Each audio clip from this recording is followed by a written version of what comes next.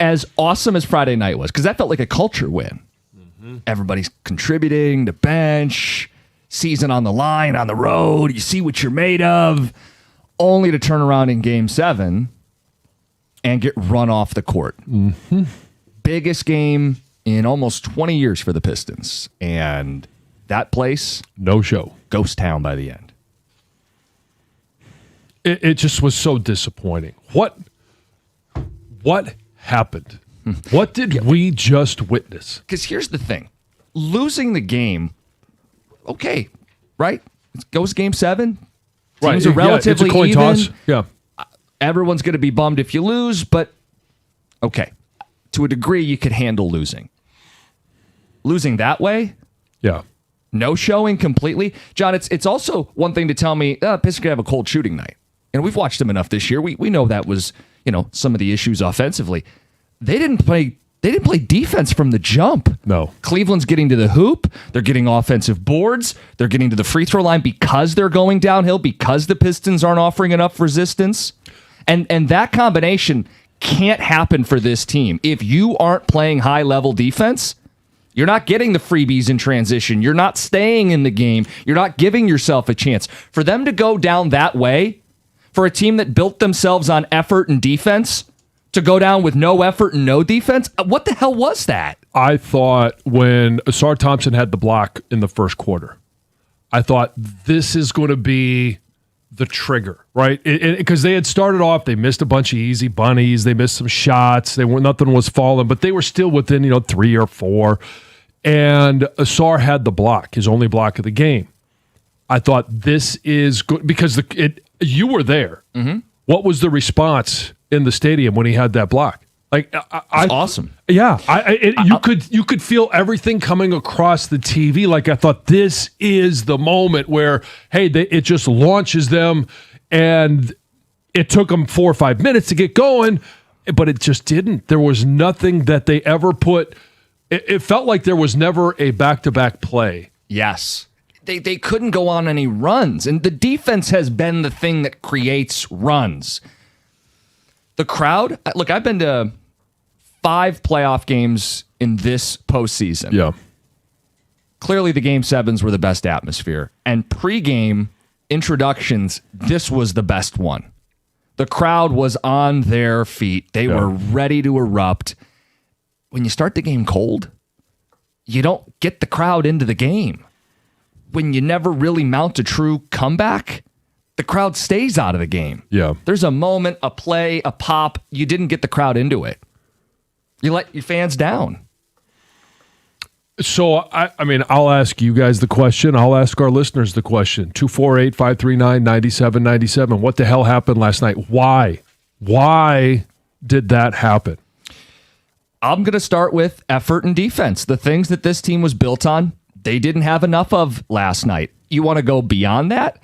I pointed to Tobias Harris. That secondary offense. At halftime, Cade was the only Piston in double figures. Far from his finest hour, but he was the only Piston in double figures. By comparison, Cleveland had 4. Allen and Mobley in the front court, Mitchell and Merrill in the back court. They had 4 guys in double figures at half. It was Cade and looks over one shoulder, looks over other shoulder. I don't know. And for Unk, playoff T, games 5, 6, and 7 shot 25% from the floor, 1 of 11 from 3, and averaged 8 points per game. I'm sorry, that's your number 2 scorer. That's your safety blanket. That's the get a tough bucket and keep me in the game guy, and he was a no-show. Well, he didn't make a shot in Game 7. That was what I said on Friday. He's not built for that. What we saw for 7 or 8 games where he was stepping up, he was that number 2 scorer. Like, that was a hell of a run for him. And, hey, we applauded him. We appreciate it. It was great. That's not a fair expectation of him throughout the entirety of the playoffs. It's just not who he is. And so to rely on that, you couldn't. Jalen Duren, you couldn't rely on postseason Jalen Duren, because even on Friday night, and I sent you guys this in my prep, I'm like, on Friday night, you're looking at his numbers and you're looking at, he's making some moves, 15 and 11. That was his best performance. But if we lowered the bar so far in the postseason that were like, hey, that's our all-star. Great job. It kind of feels like we had lowered the bar, and he cleared that low bar, and we celebrated it. Right. It was his best game of the series, and it still wasn't what he did in the regular season. And look, I know today and probably this week we're going to spend time talking about this pivotal offseason for the Pistons. Ain't no way that guy deserves a max. No. Especially if they're trying to get some other things done around him. They have to be very careful about how much money they're willing to commit to him. Right. And if so at all. when you say the defense wasn't there, and we talk about Tobias Harris, and we talk about anybody else, even Cade, the why I think it wasn't there for Cade last night, and he was not last night. Now he's a superstar. So when I say this, I'm not taking a shot at him. I'm not saying he doesn't have that dog in him. He certainly does. But that was your star player that in large part was a no-show. Why was that? I think there was, for 14 games in the postseason, there was so much expected of him. The entire team was tired, weak legs, and you saw that by some of the bunnies that were missed coming up short. I think for Cade, he ran out of gas. His tank was empty last night. Yeah. Look, Pistons talked a lot of talk about we're going to wear you down and grind you down and the way we play, and they were the team that had no juice. And for Cade specifically, look, if people call in and they want to offer up criticism, by all means, I've told you where I am on this. I'm giving him a total pass. I made my position very clear during this series.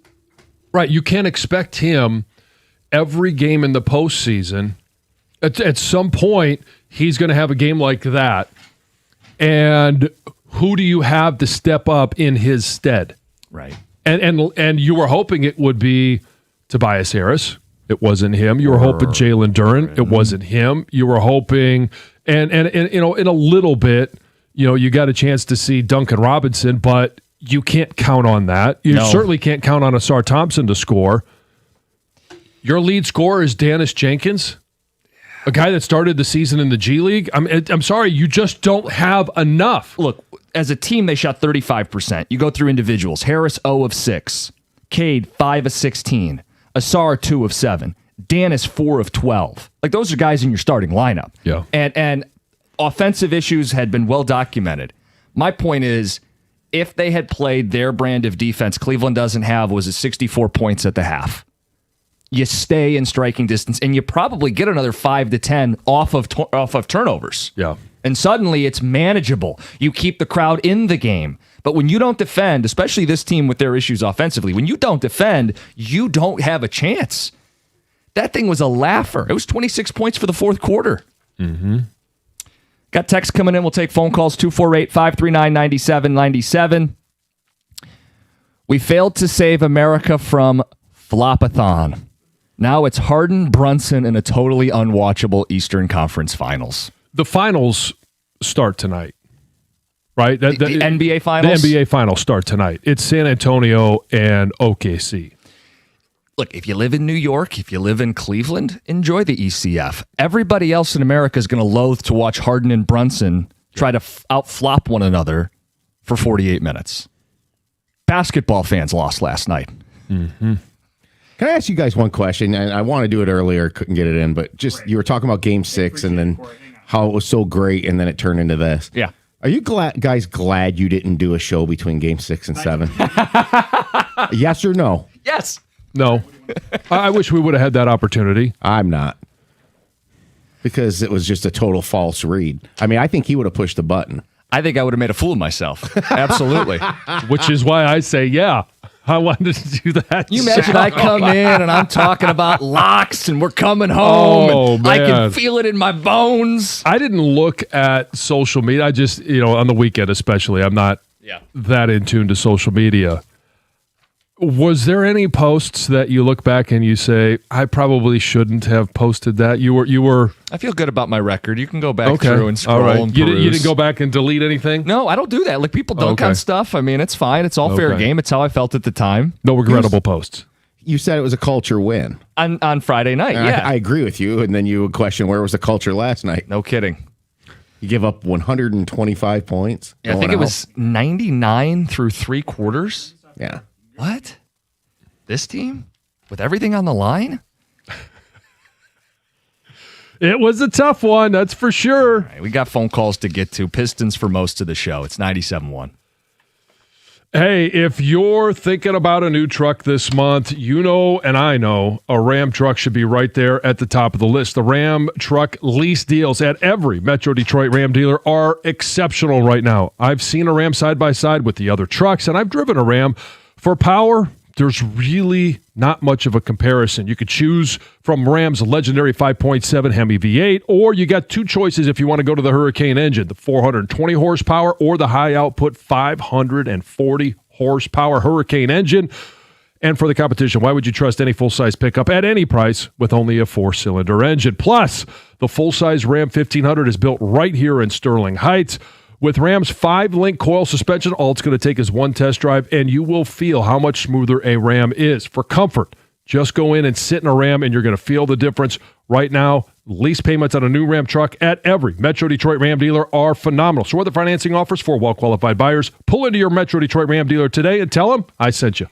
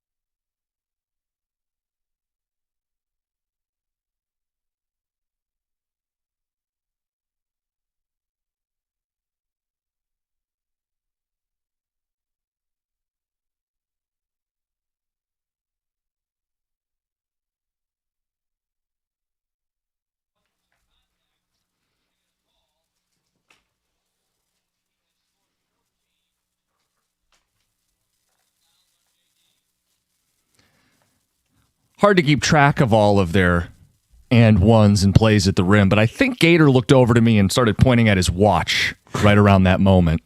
If it's the play I'm thinking of. That's Blaha on the call, and that's the season over for the Pistons. Just Olay defense. And you can point to cold shooting. It's certainly a factor, but if you don't play defense, if you don't get those transition points, if you don't keep a lid on the score sheet, you're not going to advance. And you're not even going to be competitive, which they weren't last night. Some texts. As someone at the game, it was a party for Cleveland fans from tip-off. Unbelievable the amount of Cavs fans in the house. Never experienced such an embarrassment as a Detroit sports fan. So I was listening to Rieger pregame last night. He was at LCA, and there were 25 buses of Cavs fans brought in by Dan Gilbert. Yeah. And so they walked in during his remote at LCA, and they were so loud you could hardly hear Rieger for a little bit. Yeah. They all sat. So there were good things that happened last night. They all sat together. They got a Jared Allen chant going late in the game, and then Pistons fans just started booing it to try to drown it out. Yeah. Text says, overconfidence will kill you every time. They read their press clippings and assumed Game 7 at home was a lock. No purpose, no energy. Maybe losing that way will spark some big offseason moves. Signed, Grieving Brian. Well, we've heard, Shams has talked about the Pistons going out this offseason, and, I forget the exact words he used, but big game hunting. Like star hunting. Yeah, star hunting. Yeah. So they mentioned, Lauri Markkanen and Trey Murphy and some other names in there. So I don't know that this is the motivator for it. And we could have said, well, if they had lost to the 8th seed in Orlando, okay, that was the impetus for it. Whether this is, or it's just simply Trajan, who, when he talked to us, said, hey, we haven't won a postseason series. We haven't won, at home. All of these different things. I got to find out where we are. Well, I think it's clear where this team is. It's a good team. It's just not good enough. Marcus in East Point, you're on 97.1. Morning, everybody. Morning, Marcus. Man, I got so many takeaways from the one game. I mean, the team that's been, I hate to use this term on the radio, punking everybody, got punked last night. Yeah. But we talked probably a week ago, maybe 2 weeks ago, right after the Orlando series, and I said, Cade can't dribble. Remember, everybody goes, why would you say that? But in this series, they started Sasser, who hadn't played all year. They started Jenkins. They understand that they have to go get a primary ball handler now. Or at least a secondary one. I mean, I still like Cade with the ball. No. Well, hold on, Marcus. Nope. I didn't say that they take the ball out of his hand. He just expends way too much energy, possession after possession, bringing that ball up the floor. Yeah, I'll meet you in the middle because it was clear early in that game they were trapping him and they started having other people bring the ball up. Ideally, it's someone not named Jenkins or Sasser. I get where you're coming from. So, and the fact that they started Sasser and Jenkins at different points makes me realize that at least they notice it. And hopefully that's one of the offensive moves, off-season moves. Mm-hmm. But my original thought when I called was, if you look at the series, whether you add Jaden Duren or not, Cleveland clearly had 4 of the top 5 players in this series. You will not win. You will not beat that team like that. You can't. It won't happen. I don't care if it took 50 games. They were going to come out of that series ahead because 4 of their top 5 players played better than 4 of your top 5 players. And at the same time, and even if I concede that point, they're up 2-0, 92% chance to advance. They lose their final 2 home games of the series, including a no-show in Game 7. Like, that's just hard to accept. Even if he's right about, hey, they're deeper or better or they have more varied offensive options. Up 2-0, lose your final 2 home games. Don't show up in Game 7 on your home floor. Yeah, hard to accept. The hardest one to accept is you can lose a home game, and they responded by going down to Cleveland and winning one on the road. And one that was, it was very definitive. Yeah. But a Game 7... and that is the level of energy and intensity that you have. Like the entire postseason. And if you are in a 5-game series, a 7-game series, whatever that final game is, like that's what you dream about as kids. Best 2 words in sports. Game 7. And now we're saying season over. Maybe it's fun if you're a neutral bystander. I'm curious when people turn that game off. We'll get to that at 6:35 or when they left the building entirely. Let's get to Red in Detroit. Red, good morning. Good morning, everybody. My whole point is I agree with you, Cookies, because defense is an effort is what this team built on. If you're not getting that, then they look just how they did. Even game 1, the effort and defense was in there in game 1 of the Orlando series. So I think that it's a mental thing. You have to physically move your feet. You have to do your assignments and things of that nature. And also, too, you lost by 30. Mm-hmm. If I'm not getting my effort from my starters, I will platoon even Cade to get the effort I need to stop what they're doing. Because defense leads into transitional offense. So that effort from playing defense is not there. Oh, my goodness. It looks toast. Horrible, horrific. And I will say this, Cookies and Costa. I mean, Cookies and John. It'd be kind of an annoying show if it was Cookies and Costa. Yeah, my goodness. No, if you present this product to anybody, everybody would say this is trash. Why am I? You would think that like, what am I? What if somebody tune in and say, "Hey, it's a game 7, Pistons going to win to go to Eastern Conference," and they see this, you would think they're like, "What is this?" Yeah, it was just a horrible. I turned the game off and when they got up 20 points, I turned the game off and went to sleep. It was never there from the get-go. Red, I don't think you're alone. Red, I do not think you're alone. And we're going to get into that a little more at 6:35, whether you were there or you had the remote and just said enough's enough. But first, Heather with the news.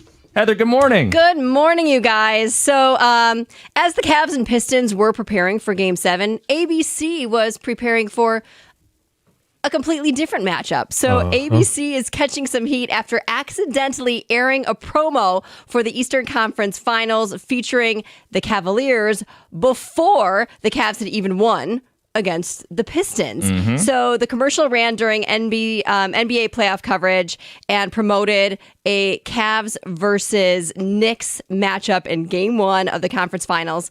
Obviously, the big problem is that they still hadn't played Game 7. Exactly. So the mistake quickly went viral on social media. Some fans joking that ABC had leaked the script, right? And others calling it just an embarrassing production error. And that's kind of what it seems to be, is that it appears to have been a simple case of the wrong promotional spot being aired too early.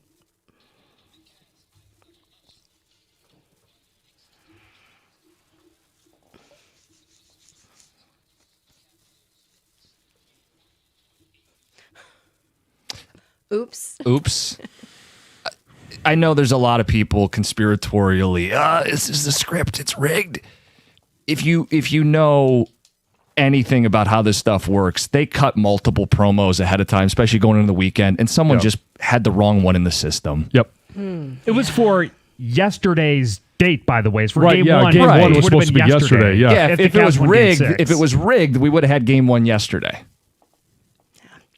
You guys, chaos erupted at Swatch stores across the globe, including a store here at Somerset, as fans lined up for this highly anticipated new release. I didn't even know they still had Swatch watches. Oh, yeah. I say it like I know. Like, oh, yeah. Do you still swap them like they used to? I don't know. I should ask Cookies. Oh, come on. Thank you, Heather. But so many people showed up for this release that it forced numerous stores to actually shut down, including the one at Somerset. So people started lining up early on Saturday to get their hands on this new exclusive Royal Pop pocket watch. And Troy police were called around 4:30 a.m. So that's how early people were lining up outside the mall. Regarding the crowd size, obviously, security, a witness says many people were yelling, pushing, trying to get through. People were banging on the doors at Somerset to let let them in. Like it sounds like it was just madness. And then due to the size of the crowd, safety concerns, the Swatch store made the decision to cancel the release. 3 people were arrested here in Troy for trespassing after they refused to leave. And then the store decided to remain closed on Sunday because of security concerns. And 8 other locations decided to cancel the product release as well around the world because of just the chaos. So it's not even a watch that you wear on your wrist. It's a pocket watch. It does have like, I mean, I looked at it. Does it go with your monocle? Sure. I mean, it's on it's, because a pocket It's on watch a is on a chain. chain. It's more Yes. of like a leather strap, I guess. All and, right. it looks like what a traditional, they're just brightly colored and whatever. They're cute. They're cute. I'm sure cute. that's what people are going for. They're cute. The boil water advisory has been lifted for Oakland County communities good. impacted by that big water main break in Auburn Hills. I'm sure they're excited about that. So that means everyone in Orion Township, Lake Orion, the northern part of Auburn Hills, parts of Rochester Hills, and a small portion of Oakland Township no longer need to boil water. However, those residents still do need to take a number of steps to remove the old water from their systems, from appliances before like actually resuming consumption. So there's a big, long list of things you need to do or should be doing online. You can jump on there to like make sure you're taking the proper steps. So I would think the biggest one would be like the water dispenser in your fridge. Yes, that's Yeah. one of them. Ice, yeah. Yes. Dishwashers, they say too, water softeners, humidifiers, things like that. So Wow. go online. I know it sounds like a hassle, but Yeah, pain in the ass. you want to make sure you're drinking and using Yeah. good water. Safe, clean Yeah. water. I guess that's what I got for now. All right. Yeah, Thank more to you. come. With the Pistons, we're squeezing you It's for all right, I time. get it. We'll get to news next hour, too. We want to talk to Pistons fans. What went wrong last night? Laundry list, Oh, wait, we got. This news is brought to you by Gardner White. of course. Yep. And coming up next, when'd you turn it off? If you were there, when did you leave? Because, hey, ain't no way I made it all 4 quarters of that mess. It's 97.1.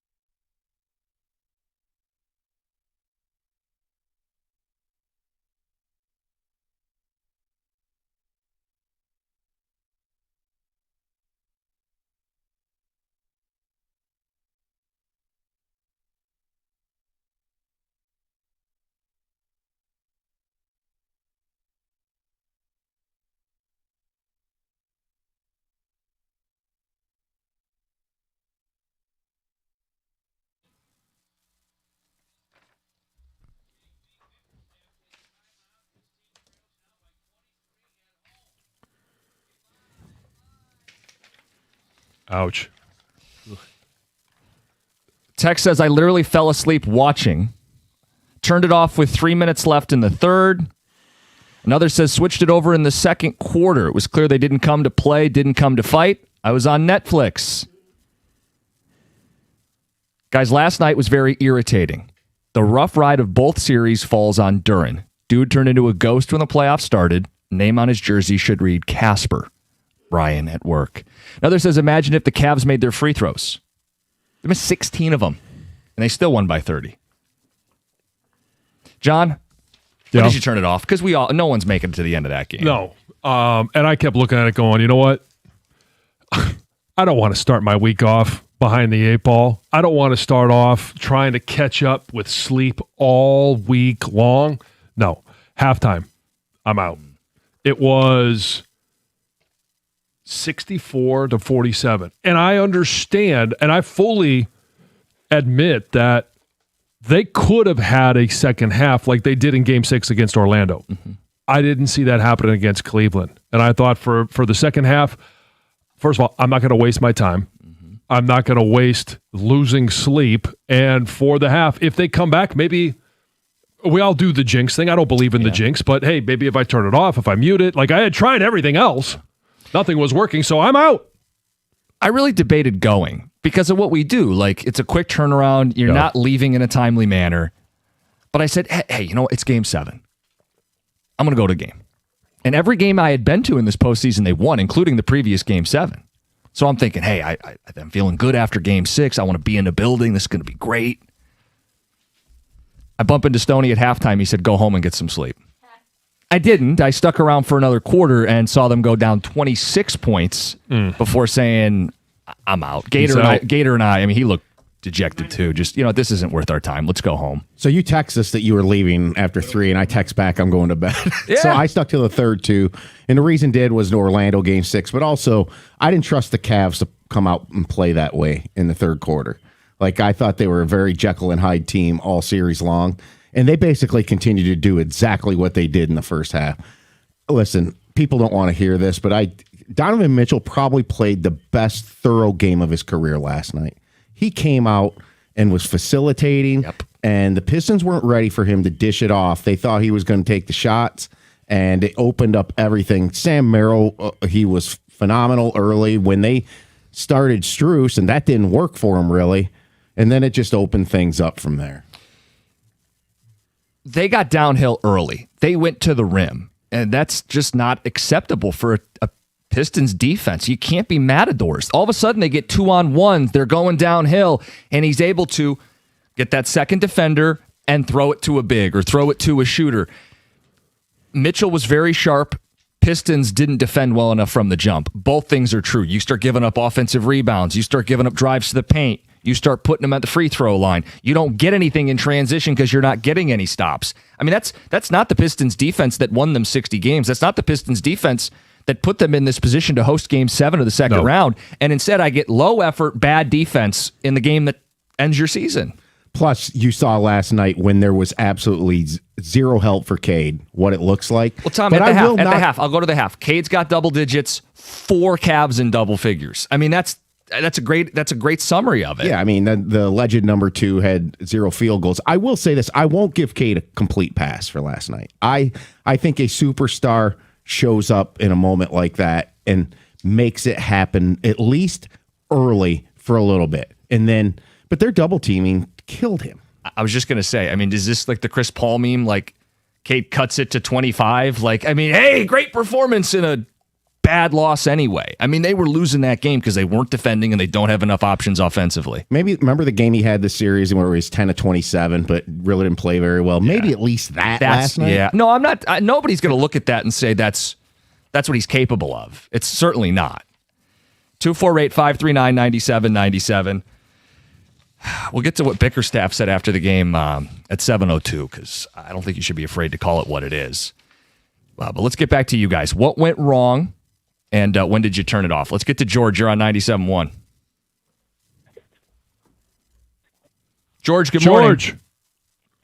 Good morning. How you doing, man? All right. How about you guys? Oh, we're doing all right. All right.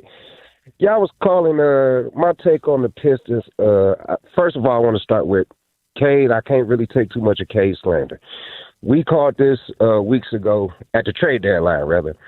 When I go back and look at the history of Detroit Pistons and what we have done over the years as far as to take us to the next level, 1989, we traded Adrian Dantley, and we went and got Mark Aguirre. The 04 Pistons, we went and traded for Rasheed Wallace. Here this year, we traded for Kevin Huerter and Daryl, what's his name? Daryl, whatever the guy's name is. He didn't even play in the playoffs, I don't think. And Huerter was a DNP yesterday. When you play in the playoffs, your playoff roster shortens to like an 8-man rotation. The Pistons was playing 10 players in the first half because we had to fish for a second option. You have to have a legitimate second option in order to go to the next level. We have to. That has been a theme for the Detroit sports to me, for the Lions, for the Tigers, and the Pistons. So I sat there as a Pistons fan. I watched it all the way through because the effort was not there, but it was clearly that offensively. Another caller just called in and said Cleveland had the 4 best players. And I agree totally. We only had, not to take away from no other players, but we played Marcus Sasser the last 2 games, and what did he have? 1 minute. He had, 6-8 total minutes for the playoffs? Right. And we had to play him the last 2 games? I just think that's where we fell short at, and at the end of the day, we were who the team that we had was the team that we had. You feel like you're grasping at straws a little bit there, right? When you're just, hey, who can we throw in here to try to save us as a life raft? And it's hard to argue with that. Let's get to John in St. Clair Shores. John, good morning. Good morning, gentlemen. Sorry we're having such a solemn Monday because the table was set, but I got to ask John, as a professional athlete, that effort and the lack of fundamentals. I mean, bounce passes are, where they should have been doing bounce passes to not, have any turnovers. One-dimensional with Cade, and then ending up throwing shots up off balance. I mean, man, the wheels got loosened. The wheels came right off. They really did, John. But I mean, as a professional athlete, what happens did their will get taken from them? Was Cleveland that good, or were we just that not interested in the basic fundamentals? Oh, I don't think it was that they were disinterested. I think by the end of the first quarter, I do think that Cleveland just took their will and crushed it. And they had made a great comeback in Game 6 in Orlando. They took that to 7 games. They made a big win in Cleveland in Game 6. And I think they just ran out of gas. I really do.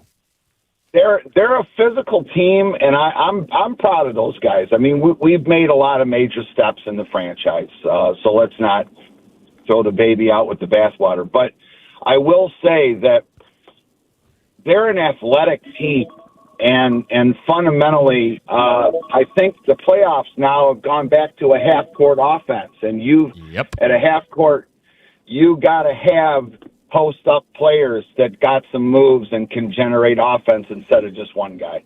Hey, John, don't be late for work. We heard the alarm going off. Yeah, time to get up. Thanks, guys. Thanks a lot. Enjoy the day. Yeah. Appreciate the phone call. Yeah. I mean, you never want to be a no-show in a Game 7. Or if it's a single elimination, like you don't want to be a no-show. It does happen, not frequently. And I said this earlier, those are the games that when you're in your backyard as an 8-year-old, you're talking, hey, Pistons, Cavs, Game 7, you take that shot and it goes in and you sit there and you cheer to yourself, I just won the game. Like, that is the moment that you dream about. And to be a no-show in that game, that's why it hurts so much. It's one thing to lose. It's another thing to play that way. It's a non-negotiable. This team should be playing with effort and defending. Yeah. And they didn't do either from the jump, and it's why the game snowballed and got ugly. It's why everybody's turning the game off and leaving. I mean, I told you, at start of the fourth quarter, down 26, see ya. And, as I'm in, here's the irony. I'm in traffic. I left early, and I'm in traffic because everybody else was leaving early, too. Sure. I mean, they all saw the writing on the wall. In terms of traffic. We're not the only ones that got to get up early to go to work. No, it's a work night for people. I mean, school night. Yeah, that too. Yeah. Anyway. So I mean, if you had your kids there, you're thinking, you know what? Hey, if this is going to be a Game 7 win, I want the kids to be there to see it. If not, hey, we're bailing because you're going to school tomorrow. Phone calls, feedback. When did you turn it off? What went wrong? And at 7:02, we got to talk about what JB said. It's 97.1. Hey, you could be a great driver doing everything right and still get hit when you never saw it coming. That's life on the road, especially with more people out in the nice weather. You got bikes, motorcycles, summer traffic's picking up. If you're injured, call David Feminio and the accident response team. They're going to help you instantly, and David will fight to get you what you deserve. He's going to treat you that way as well. When you're in an accident, get the right team in your corner. Give them a call at 855-65-CRASH. That's 855-65-CRASH, or on the web at getdavidgetpaid.com.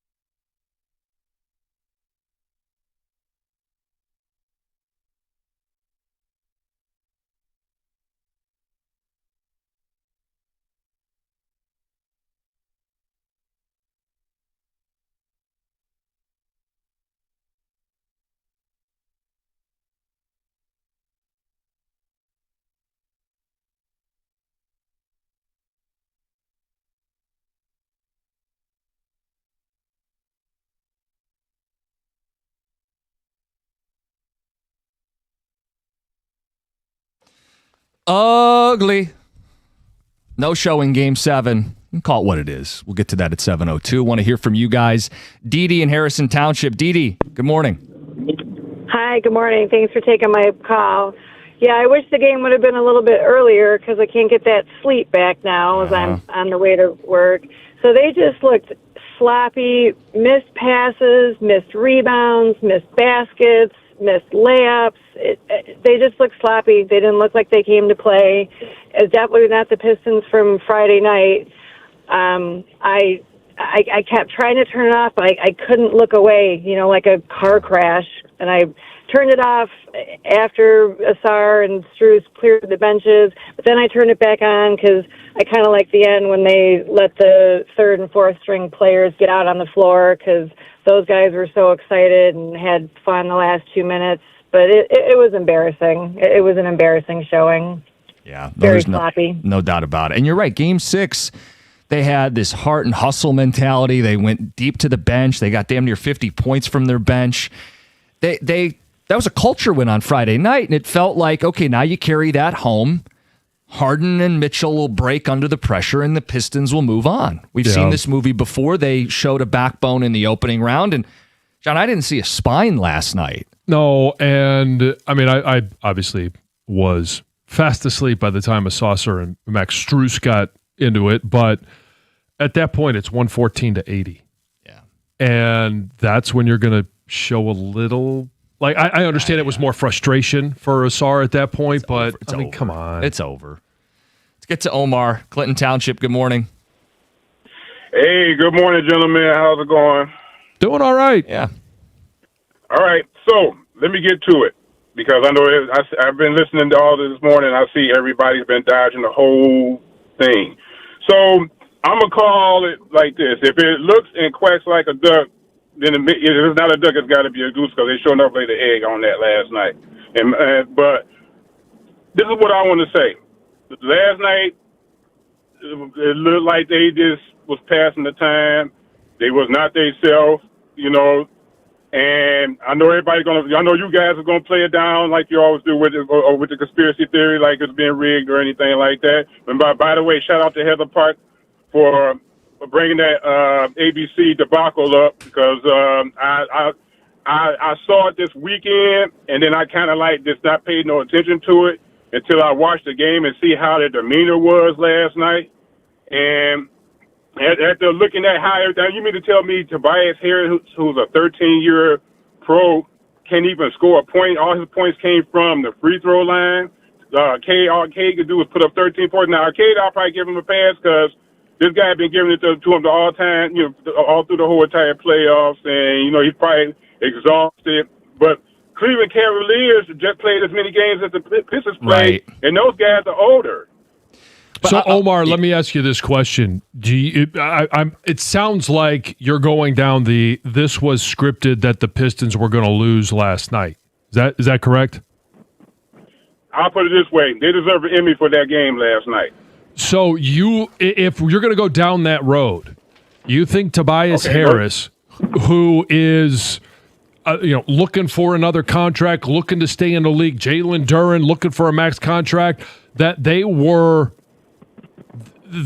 actually trying to miss those shots, make it look good, but you got to make sure that you miss these shots?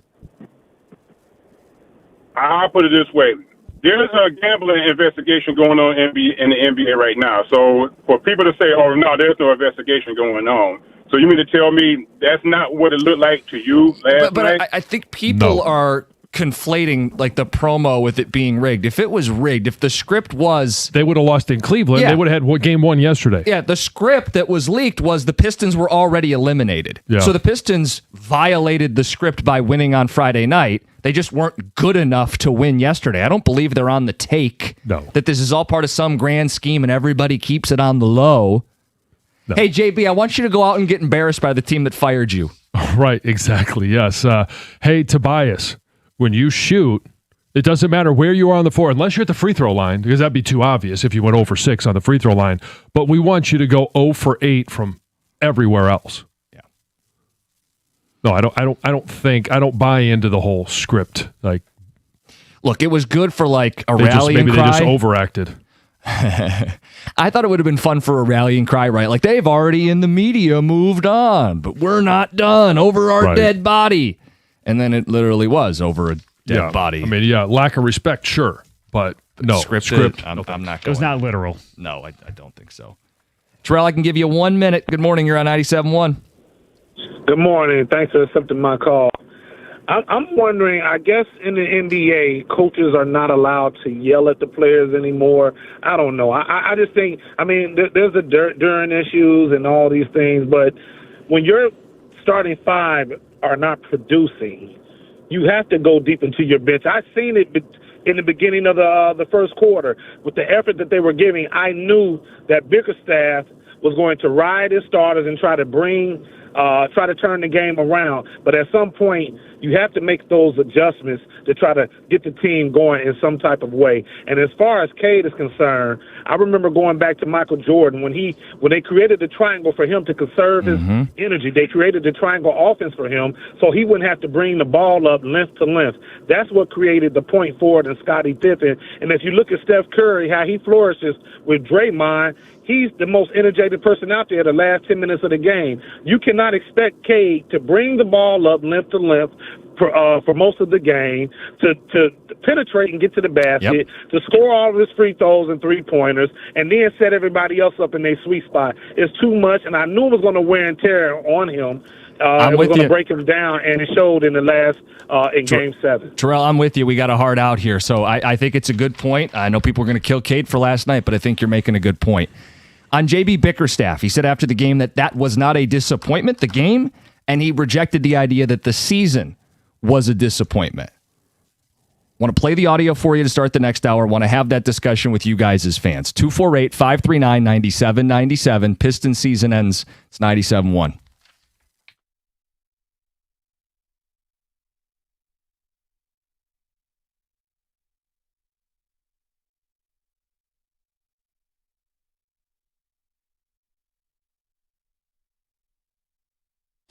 Brought to you by Moran Buick GMC of Sterling Heights. It's a dealer's choice for what derogatory adjective can accurately describe last night's Pistons loss as they were blown out 125-94 on their own floor in Game 7 against the Cavs. You could say it was embarrassing, upsetting, pathetic, sad, but J.B. Bickerstaff said it wasn't a disappointment. I have a feeling most Detroiters will disagree with the way his team performed in Game 7. Cade Cunningham put it pretty plainly and accurately after the game.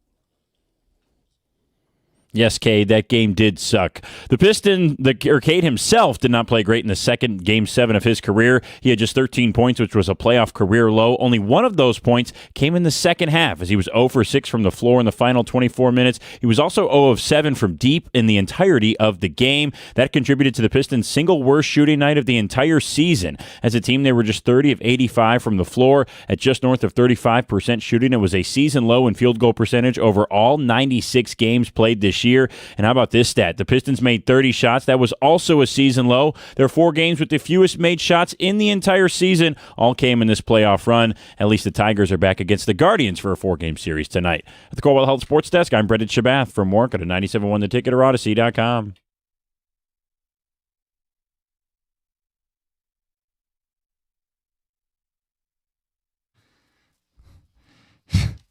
Brendan hitting us with, at least it's baseball season.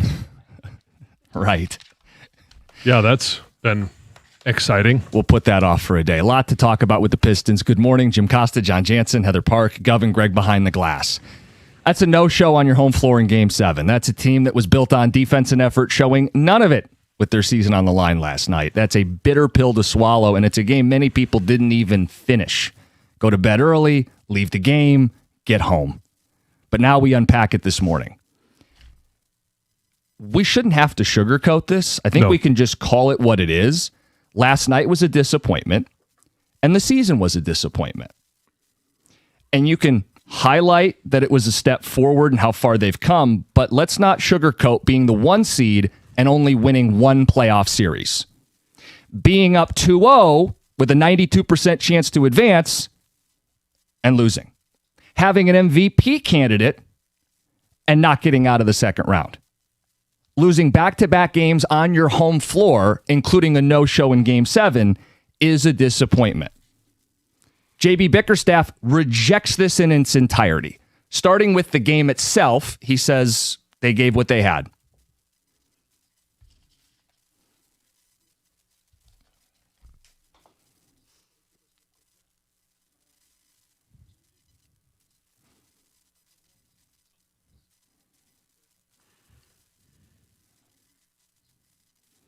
Why not? Because it's like harsh. It's honest. That is a disappointment. Ask any fan of this team if that game was a disappointment. But if you're not willing to concede that game is a disappointment, I don't think I'm going to get an honest assessment of the season. But Bickerstaff pushed back on the notion that this season was a disappointment.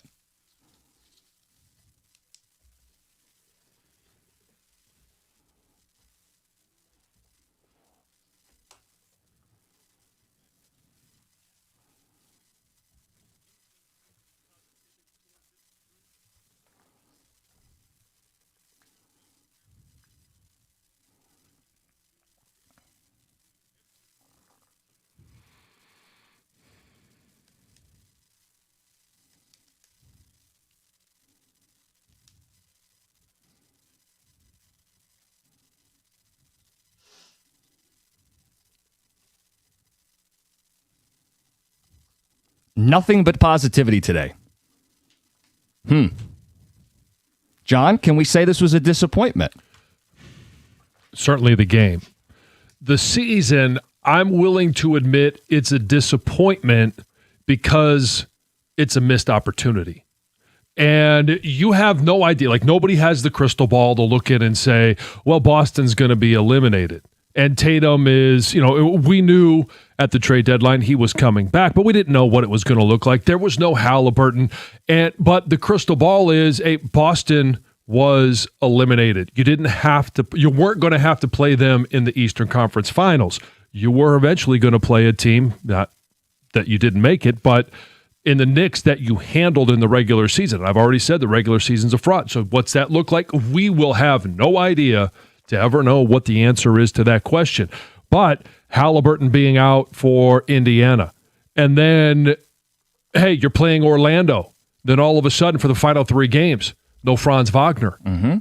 It felt like the chips kept falling the Pistons' way, yet they didn't do anything to take advantage of that. Yeah. Going and getting Kevin Huerter and losing Jaden Ivey, it's a nothing burger.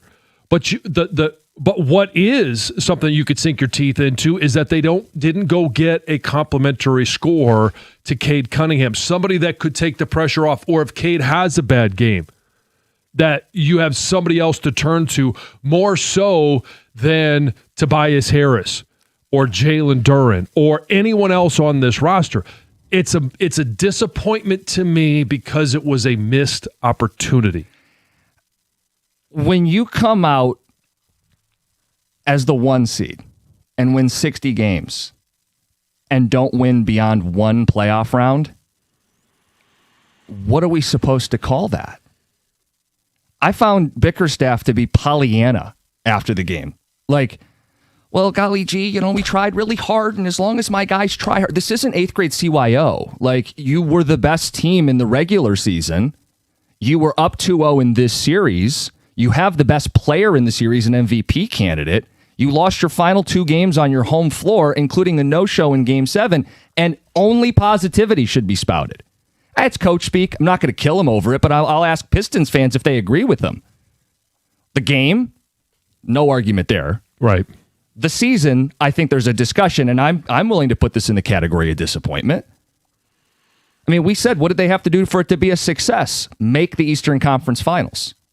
It's not a successful season. It was a disappointment. Right. Guys, don't be afraid. We don't have to sugarcoat it in kid gloves. These are professional athletes. They can handle it. No one's saying that the runway isn't there for the future. Nobody's saying this wasn't an important step.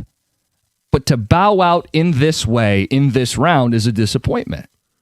And I'm not sure why you'd fight that. I don't like the tone of your question. I don't like the way your team played. I mean, that's a fair question. It is 100% a fair question, and everybody can have their own answer. And I would like to know what the answer is from Trajan Langdon. Like, what were the expectations inside that? And everybody, is going to say, well, yeah, we wanted to win an NBA championship, but what were the realistic expectations? I don't think his expectations were to win an NBA championship. And we talked to him after the deadline. Right. This was very much hey, we're going to see what it looks like. And maybe that informs how he and JB feel about this season is, well, we were never a serious title contender, so this is a success. But there's somewhere in between winning a title and getting bounced in the second round. Yeah. Again, as the 1 seed with home court and losing multiple home games at the end. And I put the expectation of making the Eastern Conference Finals.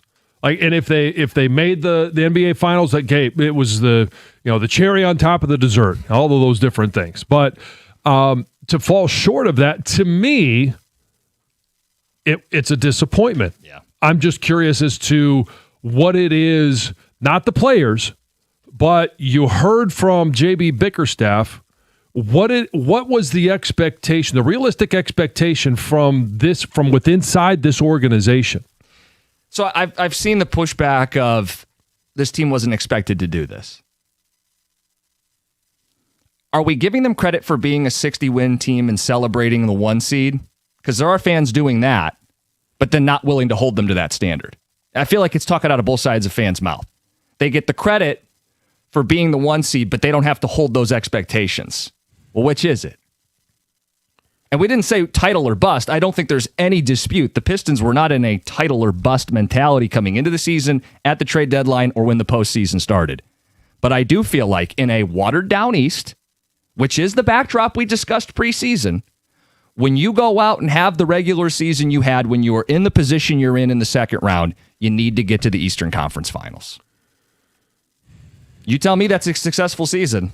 I have a hard time seeing it. 248-539-9797. Tom, you're with us, right? Like, that's a disappointment.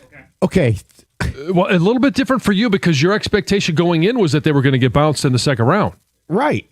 Because I saw the flaws in the regular season. Like, guys, I'm not trying to sound like a jerk here. Pompous guy, get plenty wrong. Plenty wrong. I nailed this team. I said they'd win 50-plus games. I thought they'd get to the second round of the playoffs based on trying hard every night. It's pathetic that you can say that about this league and the effort that's put in it. They took advantage of the regular season when other teams took nights off. Am I disappointed this morning? Sure. Am I really disappointed in that effort last night? Yes. But I think this franchise took a massive step this season, and the needs are clearly on the wall, and he's got to try to address some of them, like the Duren situation. We'll get into more of that tomorrow and stuff. I know that, but it's clear, guys, I brought the name up at the deadline. We kind of laughed at it, but it worked for the Lakers. What if Luke Kennard's on this team? I don't think they win that game last night because they were so pathetic in other ways, but he would have helped them. Right, but when you're a 1 seed up 2-0 and you're 92% chance to win that series, we're supposed to call it a success? To only win one playoff series. But you're asking me based in a watered-down East, that's a success. My expectations were they were going to lose this series, and I didn't pivot from that until the series kind of developed. Game 3, Doug nailed it. Game 3, they let the Cavs back in it. They could have really put a muzzle on them, and they wasted the opportunity to put it away. Phone calls, feedback, 248-539-9797. Let's get to John in Detroit. John, good morning. Hey, how you guys doing? Good. I looked up a stat, and it said that there were 63 NBA teams that won 60 or more games, and 53 of those failed to win an NBA championship. Sure. Like a great example would be this year. 3 teams won north of 60 games. Only one will win the title. Well, I suppose none could, but I think one of them likely will in San Antonio or OKC. But I want to be clear. We're not saying that the Pistons were defined by winning the title. It was as a 1 seed 60-win team. Can you get to the Eastern Conference Finals? Was that an unfair bar to set? Right. Yeah. I agree with John. I watched it to the half, and I turned it off. But the one thing I realized when I was looking at the game was these guys are playing the Pistons game. Yeah, They you're shoved right. it right back in their face. Mm-hmm. They started playing like the Pistons. I was like, did they got the right uniforms on or what? What's going on here? Right, yeah. It didn't even seem real. John, it felt like Cleveland just wanted it more last night. No doubt. Oh, for sure. For sure, yeah. After taking a beating in Game 6, you knew they were going to come back at them like gangbusters. Yeah. Shove it right in their face. Yep. So. Yeah, exactly. It was set up for him to do it. Didn't show up. Let's get to Kevin in Flushing. Kevin, you're on 97.1. Hey, guys, I'm probably older than most of your audience and all you guys. I remember early in the 80s when the Pistons first required Isaiah Thomas, and every year they'd make it a step further in the playoffs, and some years were incredibly annoying when, like, Isaiah made a bad pass and Bird intercepted, and there'd be setbacks and everything. But if you look at where we were 2 years ago, I'm incredibly encouraged. That's all I got to say. Thank you. I think there's runway for this team. And the example I would use would have been OKC the year before they won the title. Mm-hmm. They were bounced in the second round. They had a player who was on the edge of MVP awards and would go on to win one the next year. Yeah. That offseason wasn't an offseason they sat on their hands. They went out and added Hartenstein and Caruso. SGA took a leap, Jalen Williams took a leap, and they won the NBA title. I think there's still very much a bright future for Detroit if they seize the day and have the right kind of offseason. Mm-hmm. Oh, there's no question. Don't confuse this season being a disappointment with the outlook of the organization being bleak. Oh, this should be the start. Yes. This should be the start. And we talked about all of the steps that they've skipped along the way, going from a 14-win team just 2 years ago to the number 1 seed, playing a Game 7 against Cleveland to go to the Eastern Conference Finals. Like that in and of itself. Okay, when you look at it in that regard, hey, it's been a successful 2 years. Mm-hmm. But the expectations are always being reset. And when you are a 1 seed and you do have 60 wins, what happened 2 years ago? The 14, like that's irrelevant. Matter. Yeah, it doesn't matter now. For good reason. Yeah. It's 97.1. Tell you about Shaner Roofing, because if you're in the business for a new roof, if you need windows or siding, you need a company you can trust. Why Shaner Roofing? 30 years trusted service, 4.9-star Google rating. You can look it up. You see thousands of satisfied homeowners. It's a reputation that they have earned by doing the job right. And with Shaner, you get peace of mind. Every roof installation comes with a lifetime transferable warranty. And that means something because they're actually going to be around. Another company makes that promise and they're gone in a couple years. It does you no good. Shaner is a local company, family-owned business. They have a no-pressure promise, which means you don't deal with a high-pressure sales pitch. You get a true, honest assessment of your home's needs, and you make the right decision. Locally committed, while their competitors are being bought out by investment firms, Shaner's here, they're local, and they're committed to their Michigan customers. If you're ready to get started today, new roof, new windows, new siding, get a quote today, mymichiganroof.com. That's Shaner Roofing, mymichiganroof.com.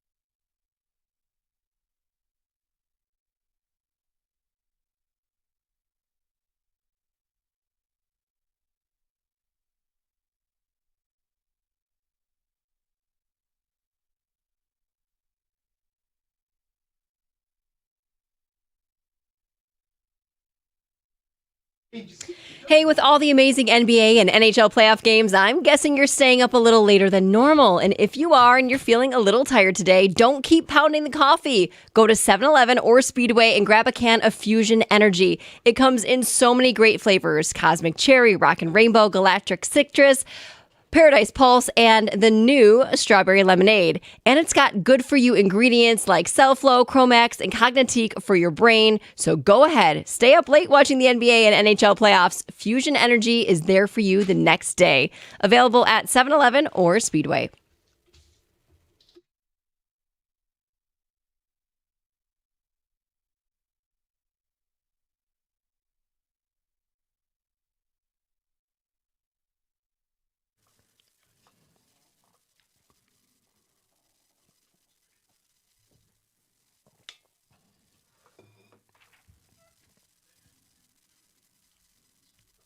That's coach speak. If you're not willing to call last night a disappointment, I can't take you seriously. Well, he said he's not disappointed in the players. In the moment, you could be disappointed in the players.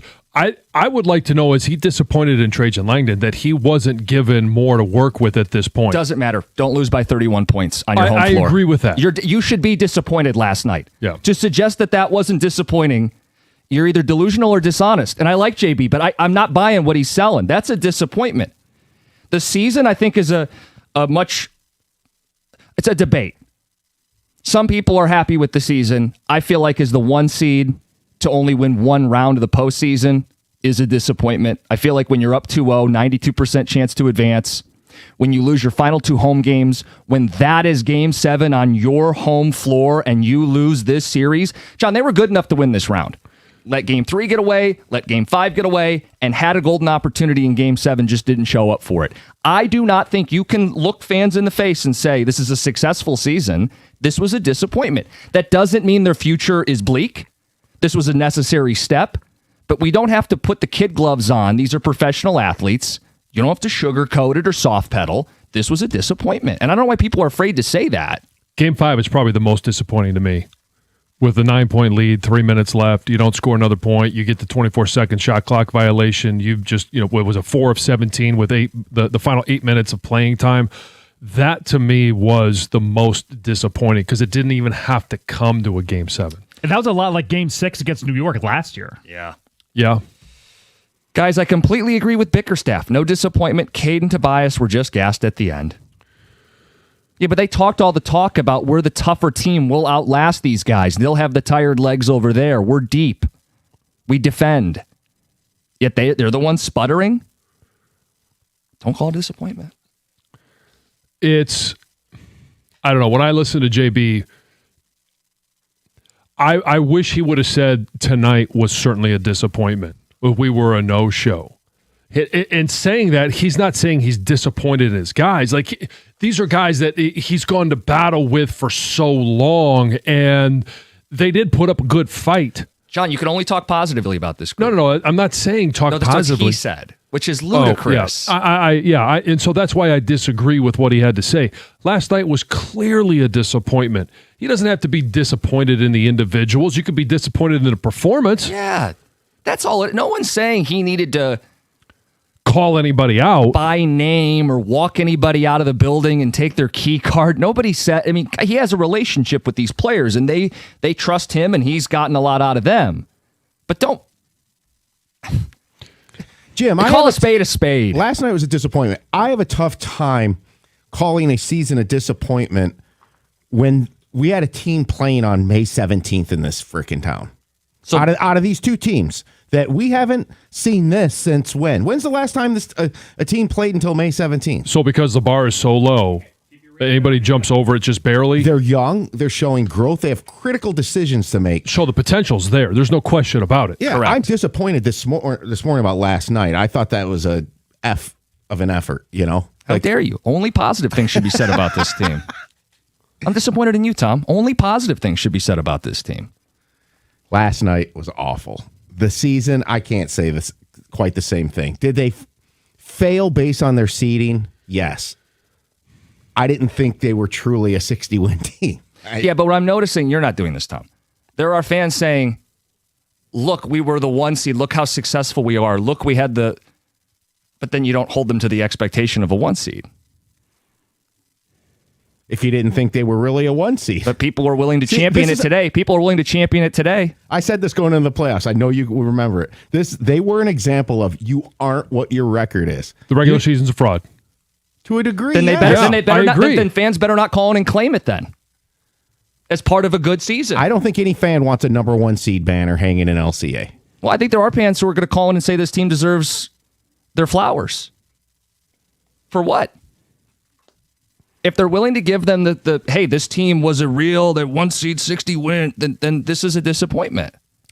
I just think the whole thing as a package isn't, because it's clear as day that they significantly are rising in the right direction, and their needs are completely so easy to see. Is it going to be easy to address? No. Sure, you could say it's obvious where they need to go from here. You can say that they have the means to upgrade. They've got all their first-round picks. They've got some big contracts they can sign or move or maneuver. It's all there for Trajan Langdon, and he set this up to learn his lesson. Yeah. Let's get to Heather with the news, and then we'll get back into phone calls from you guys. Heather, good morning. Good morning. This news is brought to you by Gardner White. Well, a terrifying moment unfolded at an Idaho air show when 2 U.S. Navy fighter jets collided in midair in front of thousands of spectators. The crash happened during the Gunfighter Skies air show at Mountain Home Air Force Base, and video, it doesn't even look real, because the video shows the jets making contact, right? It looks like they got like they were magnets together. Yeah. And you'd think the crash would have happened right there where there's an explosion. Boom. But it doesn't. So they get stuck together, and then they spiral towards the ground. Then they erupt in flames. But during all of that, you also see four parachutes pop open. All 4 crew members on board landed safely. They're reported to be in stable condition. Nobody was injured. All of that, when you say that, is incredible that they walked away from that unharmed. The air show was immediately canceled. The base was temporarily placed on lockdown while emergency crews responded, and investigators began looking into what caused the collision. But officials do say an incident like that is extremely rare, and aviation experts are calling the survival of all 4 crew members nothing short of extraordinary. The video is just wild. Yeah. Police in Berkeley are asking for the public's help after anti-Semitic flyers were found scattered in several neighborhoods. So according to investigators, the flyers were placed in plastic bags weighted with corn kernels and then tossed onto driveways and lawns over the past week. Obviously, the material contained hateful messages targeting Jewish individuals. Berkeley police say that they are treating the incident seriously, and now they're reviewing surveillance video to try to identify those who are responsible. Community leaders, local officials, they have condemned the flyers, calling them an act of intimidation that has no place in the city. Residents are being asked to go and look at their security cameras if they have any, and contact police if they have any information that could help. The Swatch store at Somerset Collection in Troy was closed over the weekend after chaos erupted during a highly anticipated watch release. So hundreds of people reportedly lined up for this limited edition pocket watch collaboration, but the event was canceled early Saturday when crowds just became too large, and then police kind of raised some safety concerns. So Troy police said 3 people were arrested in connection with the incident, and authorities described the scene as overcrowded and potentially dangerous, prompting them all to say, you know what, we're going to shut down this event. They also closed on Sunday. They were not opened at all. And this pocket watch really created buzz worldwide. The store in Troy wasn't the only store to close down. There was 8 other stores that closed as well because of the chaos that it caused. I had no idea the pocket watch was becoming a hot item. I didn't even know Swatch was still around. Apparently, it's this collaboration, right? Like with this other watch artist and Swatch that's created this, and it's apparently so. All the then again, rage. I'm not 12 anymore. I associate it more with Swatches are for 12-year-olds. Well, no, I think more like an old school kind of the thing. reference. I think more of like an old school thing. Like my dad has his dad's old pocket watch. Sure, pocket watch, yeah. Yeah. Yeah, but what I remember about Swatch watches, isn't that the one where you used to be able to change the band or the face I don't know about the colors of them? I never wore them. To me, they were always very brightly colored. Yeah. I remember my mom used to have one that was see-through, and everything was like a different color. All the watch handles. Oh, yeah. I don't know. I'm guessing maybe you can change the bands. I have no idea. Yeah. But either way, caused a lot of chaos.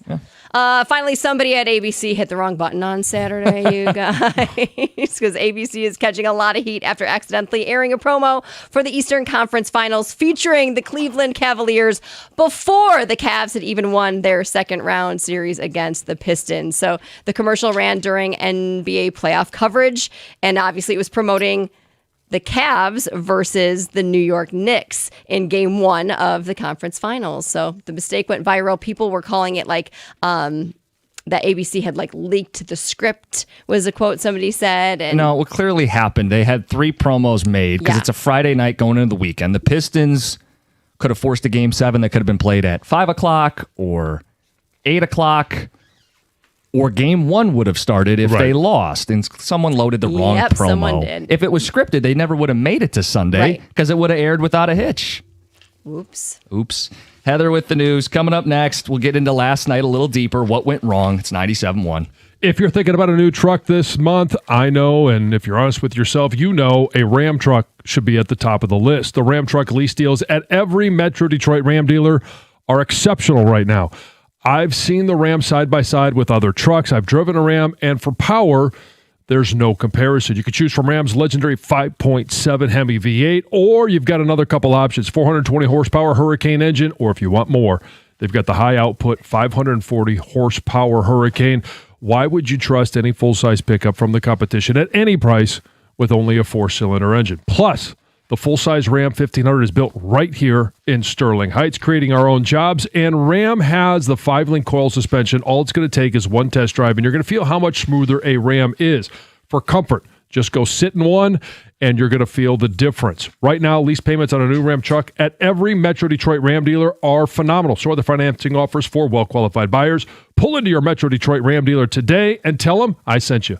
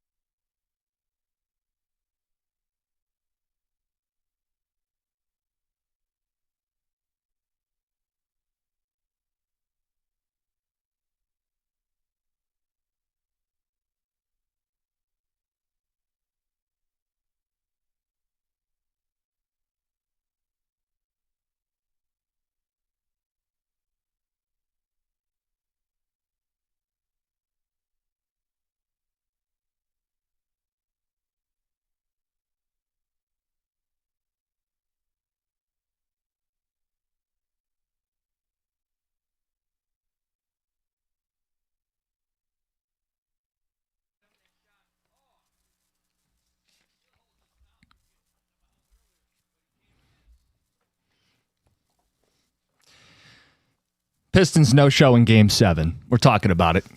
Good morning, 97.1. It's one thing to lose. This series had been competitive.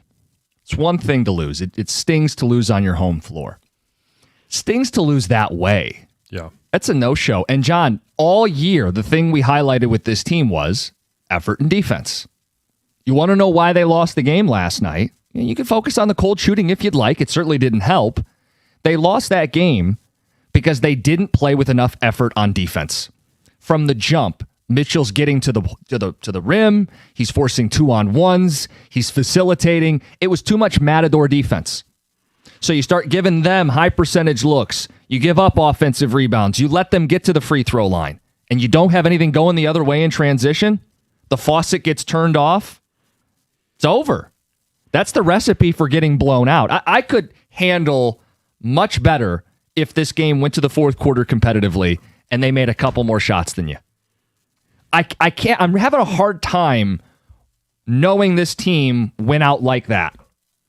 Because for as big as Friday night was, this big culture win on the road, using the bench, all in, all hustle, to see none of it in Game 7 on their home floor. Yeah. Why they lost the game, to me, it was their defense. If you're asking to go a little deeper, I mean, Tobias Harris, 0 for 6, didn't make a shot from the field. Games 5, 6, and 7, he was a 25% shooter and made one of his 11 threes. And again, they were picking on him on defense. Yeah. You tell me, John, why did they lose that game? I think they just ran out of gas. And if you're going to say it's defense, they ran out of gas. If you could say it's rebounding, they ran out of gas. If you could say it's especially at the beginning of the game, missing some of the easy shots. I remember Dennis Jenkins driving the lane and had a little floater. He misses. Like, there were plenty of options that you could point to, and I felt like their legs just weren't there. How does that happen, And I understand Cleveland is in the same boat. They went 7 in their first series. They're playing the same schedule that the Pistons are. It just felt like the Pistons last night were playing in mud. I don't disagree with the fact that if you watched, they didn't have enough juice. But I have a hard time with that because you're right. Cleveland played the same number of games. Cleveland dug deeper, and they had more to go to. Well, yeah, but they also play less guys. And the Pistons publicly talked about, we're a physical team. We're going to wear you down. Right? That was the thought process. We're a deeper team. We're the better defense. We'll wear you down over a 7-game series. And instead, they're squeezed to a pulp. That's hard to accept. I'm not buying the tired out thing either. You had energy Friday night. You would think so. And the teams, Jim's right, played the same amount of games.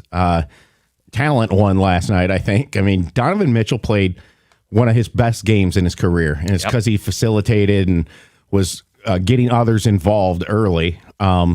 I put a little on Cade last night. A star should play better in that spot, at least early in game. You could see the dam breaking, though. Well, let's talk about it. Early in game, they did a good job pressuring him, getting the ball out of his hand. The Pistons had to have other people bring the ball up. Cade was the only Piston in double figures at halftime. Cleveland had 4 scorers. They had Mobley, they had Allen, they had Mitchell, and they had Merrill, all in double figures at halftime. Let me throw this at you, both you guys. Cleveland was 5-0 in their last 7 Game 7s. Mm-hmm. Some of the players were there, some haven't been. I don't think the Pistons' first Game 7 against Orlando did them any favors last night. Their first Game 7 was pretty easy. And that they won comfortably? Yes. And to bring false sense of security. And I think Cleveland, other than Harden, brought their A game last night for Game 7. Are you suggesting false sense of security? Yeah. As strong as they looked in Game 6 and the previous Game 7, that they came in and thought this was going to be easier than it was. They went and had they had the comeback, but it turned into a blowout in Game 6 against Orlando. And then you went down to Cleveland, kind of did the same thing, and you come back home and you sort of just mentally think a little bit. You're not quite as prepared for what a Game 7 usually brings. And and then Cleveland brought their A-game team, too. Look, I didn't turn it off until the start of the fourth quarter. And the reason was I didn't trust the Cavs to play that good in the second half. I didn't. Well, they were missing free throws. They were kind of keeping the door open if the Pistons could get anything going. But Mitchell was brilliant last night. And I also just even a minor note about him, he used his fouls. Yeah. Something I complain about all the time. If you have them, use them. Yeah. Well, I mean, the one thing I think you look at and when you say talent, I think you're spot on. Donovan Mitchell getting other players involved. When you have other players that you can rely on to be involved. Now, it clearly wasn't James Harden. Like, he wasn't shooting well last night, but when he doesn't shoot well, you have a chance that Evan Mobley does, Jarrett Allen does. Obviously, Donovan Mitchell took care of himself. Sam Merrill did. Dean Wade, who is a defensive player, was a guy that was somewhat contributing.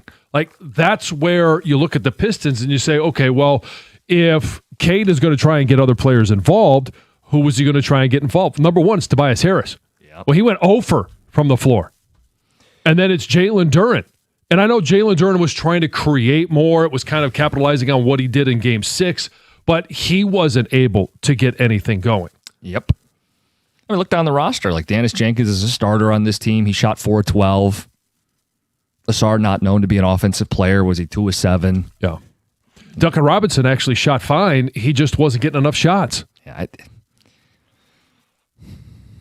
Let's get to the phones. I want to hear from fans today. 248-539-9797. I mean, there's clearly a lot that went wrong in that game. What stuck out to you? And we are taking inventory. Did you make it to the end? Like, you said enough. Enough. Yeah, I gave up at halftime. I went to the game. My thought was, Game 7, I'll pay for it tomorrow, but it should be a hell of a game. Right. That place is going to be incredible. And then it wasn't. And Stoney at halftime goes, get out of here. Go get some sleep. He knows this schedule. And I said, no. I mean, it's 17 points. I'll stick around. Start of the fourth quarter. All right, let's get out of here. They're down 26 going to the fourth quarter. I'd seen enough. Yeah. If you click the game off, you're at home, remote. When did that happen? Let's get to Drew in Roseville. Drew, good morning. What's going on? How you doing? Listen, man. With everything you guys have been saying this morning, you guys are right. You guys are spot on. You can be happy about the season in a whole, but you got to be disappointed about that effort last night, dude. You can't lay a turd on your home court in a Game 7. You just can't do that. I mean, as much as they played well in Game 6, they came out last night and it was a total team loss. Yep. I mean, there was nothing good about last night. And for JB to come out and say what he did, I would have rather him come out and said, listen, this game's on me. I didn't get these guys prepared mentally, physically.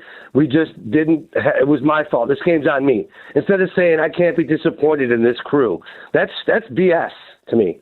Okay? Because that's the last image the fan base has of this team now is last night's game going into next season and in this offseason. So, I mean, obviously we're a work in progress. We're a little bit ahead of our skis right now, as far as, winning 14 games 2 years ago and then winning whatever we did last year and then getting the number 1 seed this year. But it's trending the right way. Like that. It's trending the right way. It's just hard to stomach. Yeah, Drew, I agree with you. Yeah, I mean, and as far as JB goes, a lot was made about this against his former team. I don't know that he wanted to go to the podium after his team lost to Cleveland and say, I lost this one. It's on me. I mean, there's already going to be that narrative. Yeah. I'm sure the last thing he wanted to do was say they were right. Yeah. And he also didn't want to throw guys under the bus because he feels like he has a decent nucleus. I just think there's no harm in admitting what last night was, a disappointment. Yeah. And he doesn't want to say the season's a disappointment. That's his prerogative. I just feel differently. I think when you're the 1 seed, you should win more than one round. People can choose to see it differently. Well, I'm not making this I think the future's bleak or anything. His description was pretty spot on. I mean, they did lay a turd.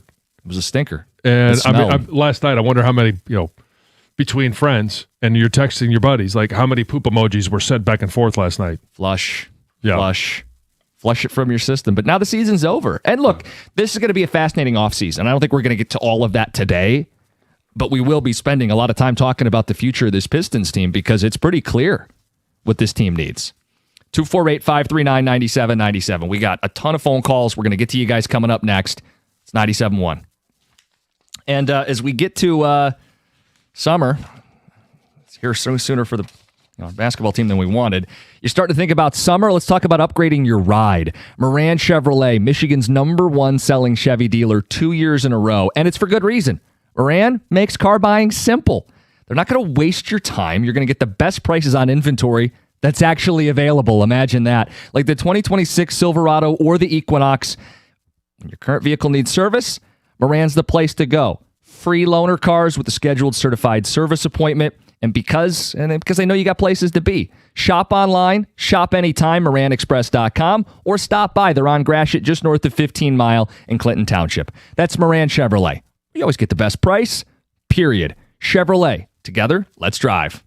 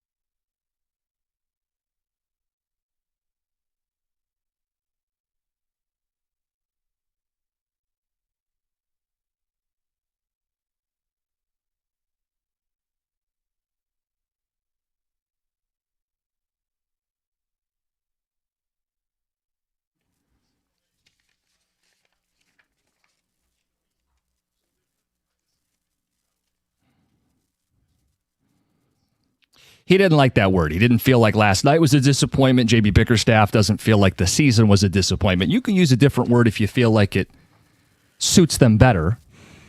I don't know how you can look at last night as just a huge disappointment. Yeah. A no-show in Game 7. Right. And he wasn't willing to go there. This texter says, of course it was a disappointment, but JB won't say it. The last time he criticized his players, he was fired. Cade's the lone untouchable. Hopefully they can land one of Markkanen, Murphy, etc. And now I have to watch the Tigers. FML, Sean the Mailman. Don't worry, we'll delay talking about the Tigers at least for another day. Valdez on the mound tonight. He's your ace. Got to have it, Cleveland. Let's go. There you go. Another text says, I'm not going to sugarcoat anything. JB made it sound like he got his feelings hurt. No crying in basketball. Somebody put a muzzle on James Anthony. The team was the worst in basketball 3 years ago. The season was a great step forward, period. Are we is judging? that your middle name? Yeah, it is my middle name. I was trying to figure out, James Anthony, am I missing something? Oh, it's... He could have been one of the guys checking in at the end of the game last night. Are we using 3 years ago as the barometer for this team? Because there's no doubt they're further along than where they were, and they've come a long way, but I'm not defining them by where they were 3 years ago. I feel like this season... they were good enough to win this series. Yeah, we have done this with all of our teams. When the season starts, you have a series of expectations or a set of expectations. By the time you get to 20 games in, 40 games in, halfway, all-star breaks, you get to the end of the season, you do have the ability to change your expectations. Our expectations for the Tigers are changing a little bit. Yeah, okay, JB says not everyone can win the title. Understood. I don't think you, me, any fan thought this was a championship or bust season. They certainly didn't act that way at the deadline. We had set the bar when the postseason began. ECF. And in this series, they were up 2-0. We know history suggests 92% chance to advance. You're up 2-0. You're the 1 seed. You have home court. You let Game 3 get away. You let Game 5 on home floor get away. And you showed in Game 7. This team, as poorly constructed as they may be, was good enough to win this round. This team that did win 60 games and had the 1 seed should have gotten past more than one postseason series win to call it a success. And look, he's got egos to protect in that room. I think that was a coach using coach speak. Fans can use fan speak with us. 248-539-9797. And there's a lot to discuss. What went wrong last night and how far you made it before switching out. It's crazy to say turning off a Game 7, but... halfway through it? Yeah, I get it. Let's get to Melanie in Southfield. Melanie, good morning. Morning, guys. Those comments by JB were just about as weak as the Pistons' performance last night. I mean, that's terrible. The one thing I have to say about this team is that the way that they're built they're never going to be able to beat the Spurs. We are on the precipice of a major Spurs run. If you don't have any outside shooting in this league, you're never going to beat Wemby. If you can't beat the Cavs, who have two, weak-ass centers, how are you going to beat Wemby? Wemby is the equivalent, in my mind, of Ohtani. He does everything on both ends of the floor. How are you going to beat this guy? They have to totally rethink how they're going to construct this team. And in my opinion, all chips have to go in the table. Trajan Langdon has to rethink this whole thing, because it's really fun basketball the way they play. We love defense in this town, but you're not going to beat Wemby the way that they play. And, that game last night grossed me out so bad. I'm still not over it. Yeah. It was so gross. Gross is a good word. And Melody, I think you're right, because if you just, to steal something that we've heard from the Lions, like draft, develop, and add to your roster that way, you're right. It's not going to be enough to ever get over OKC or San Antonio. And we are on the precipice of this becoming the Spurs league. Can I say one more thing? Yeah. Sure. I don't think I don't think that people talk about this enough, but Jaden Ivey was a top 5 pick. That was a complete bust. That wasn't anybody's fault. But the way that shook out, just really bad luck for us. That just really sucked. Yeah, think about this. They had back-to-back-to-back number 5 picks, and Asar has hit on defense. I mean, the Cavs were saying our whole game plan was just, get the ball away from Asar. But Ivy and Holland, Ivy's not even here. Holland hardly played. Yeah. You're looking for your number 2 scorer. You didn't get it with any of those top 5 picks. So now you got to go get one this offseason. Yeah. I mean, if you're not going to be able to get it in the draft, and I'm not looking this year to add anybody of significance in the draft, you're going to have to go out and trade for one or pay somebody in free agency. Text says, I believe the Pistons overachieved big time, but that scares me because Langdon might decide to bring the band back for another season. They badly need another ball handler and a big who can shoot with some consistency. I would hope losing the way they did in Game 7 would kill that idea of just bringing the band back together. They got plenty of work to do. Hey, guys, I love JB. His comments were ridiculous. You have to be disappointed with the performance last night. His comments are the result of a soft society we live in. I can't have him as my coach if that's truly how he feels. Pete in Cedar Springs. Yeah, the whole can't hurt anybody's feelings. Is Trajan done evaluating? RK working from home. And they looked like a bunch of jerseys last night. Signed Todd in Detroit. Nothing from Dylan in Royal Oak? Not yet. No? It almost feels wrong to make that comparison. How about Brad and Allen Park? Nothing? Not yet.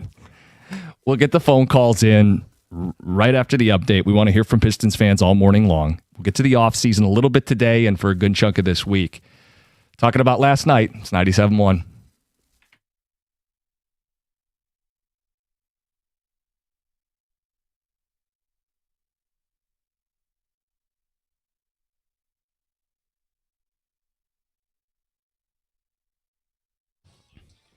Brought to you by Twin Peaks. The Pistons suffered a crushing defeat to end their season last night as the Cavs beat them at their own game on their home floor in Game 7 to the tune of a 125-94 final score last night. A 31-point margin of defeat is the 5th largest in a playoff game in franchise history for Detroit. It was the first time this century the Pistons have lost by more than 25 points in a home playoff game. Despite the embarrassing end to the year, J.B. Bickerstaff will not hear the word disappointment being used to categorize this season.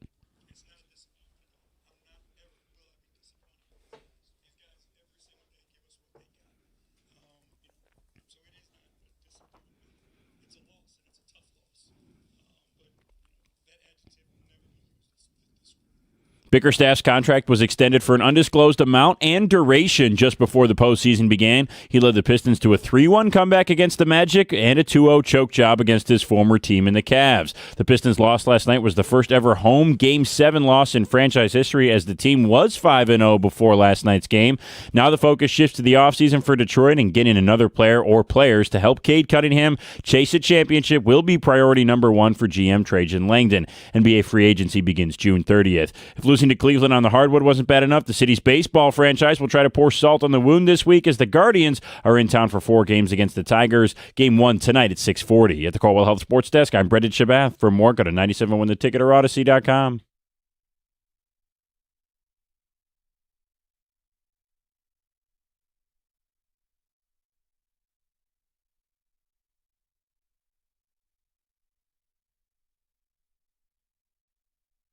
Let's get right to the phones, hear from you guys. Hussein, you're on 97.1. Good morning. Morning, gentlemen. Where's your head at? For me, I'm pissed off. I don't like the direction of that press conference that JB held. I'm not pissed off that they lost. It's in the manner in which they lost, right? No effort whatsoever. They were punched in the mouth and they took the fetal position. The collapsing defense frustrated me beyond belief. I mean, I think that's we all had that collective tune on that notion. It just happened every single game, it seemed like. Merrill obliterated us. Jared Allen just kept walking to the rim, it felt like. And then to come and just give us the, I can never be disappointed. Well, okay, I get you're the father of the group, and, you got to be tough on your children at times. That's how you build resiliency. That's how you build. They have to be able to handle pressure. And they completely wet the bed yesterday. That was a piss poor performance, and they should be ashamed of it. Cade's response was much better than JB's response. I mean, you're not going to build a championship team by telling, it wasn't disappointing. It's okay. What we did yesterday was awesome, so we can excuse today. That's just not going to work. Right. I'm completely frustrated. And for me, the nail in the coffin really happened early when Donovan Mitchell just pulled up from half court and drilled that shot. For me, I don't know why. I just felt like, okay, game over here. There was just nothing you could do to stop them. It's a big time momentum play. It zaps the room. Mm-hmm. It keeps Cleveland with a nice edge after first quarter, and then that second quarter it only got uglier. They were down 17 at the half, 26 points through three quarters. John, they gave up 99 points before the fourth quarter started. For a team known for defense and effort, to me, that's where they lost the game. I call it Matador defense. Too many drives to the hoop, too many putbacks, too many shots at the rim. Yeah. I mean, they had too many opportunities. Yeah. And I will spotlight Cade. I like his temperament. He didn't sugarcoat what last night was. And, you can highlight growth.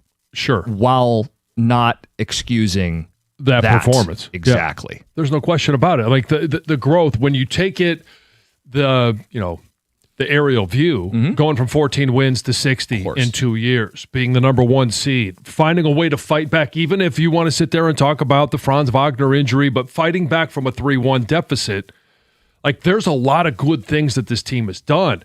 Last night was not one of them. Yeah, and look, I think the blueprint is there.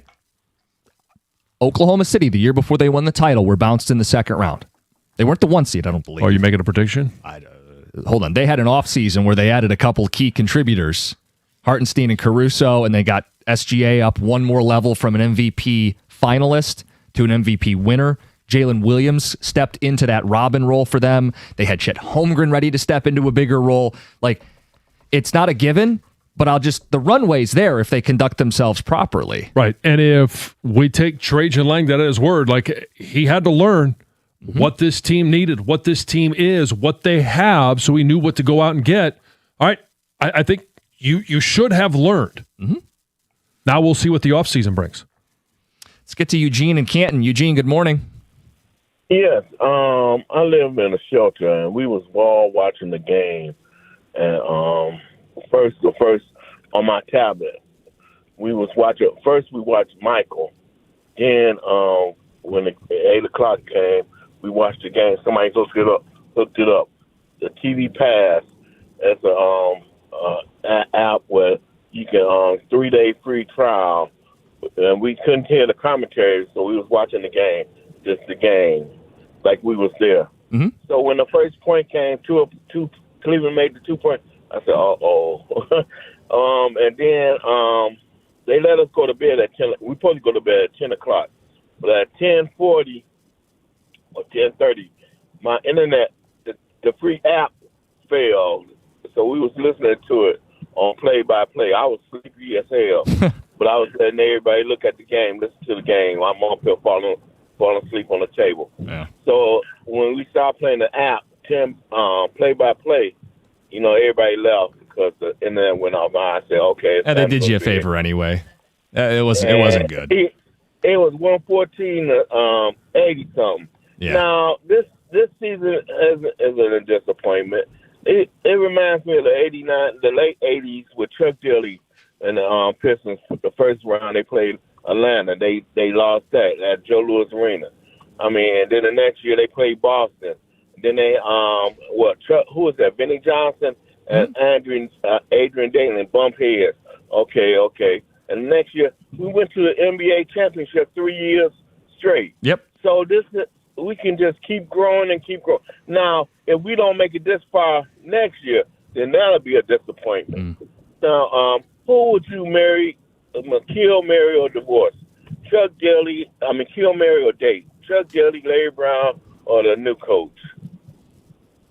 I'm going to marry Daly. I can't believe I'm entertaining this. Yeah, I would marry Daly. He won multiple titles. Who are you going to have? Larry Brown is easily. He's the biggest carpetbagger coach in NBA history. He's good for a one time, right? I just want to hear him say it out loud. No. Please. And then I guess that means JB's getting... Well, okay. You compared him to two coaches who have won titles. Right. You want to play along, John? No. I think I got it right. I asked you the question. Okay. Let's get back to the phones. And maybe we'll have some more fun games. Brian in Washington Township. Brian, good morning. Yeah, hi. It really bothers me that, Bickerstaff can't acknowledge disappointment in this loss. And, one thing that I think was consistent in this playoff run with even in Orlando was Duran's play. And I really wanted to see him get benched to the start of the game, bring Reed in, and then have that motivation from Duran, God, I got to get in this game. And then he comes off the bench and plays his ass off. But you never saw that. And he just kept starting the guy over and over. And his numbers were just awful every game. And, their window is still open here. So now going into next season, there's got to be some changes. I mean, this is what they did in 2004 and brought Larry Brown in, and it kind of put them over. But now you have a chance to get Giannis possibly in the offseason. But you know what? Giannis could look at a team like Orlando and say, I could be their final piece to putting together something, because Orlando was right on the cusp of getting there too with Wagner. And so Brian, they're both in similar situations, but they have to do something. They definitely do. So you mentioned Larry Brown coaching.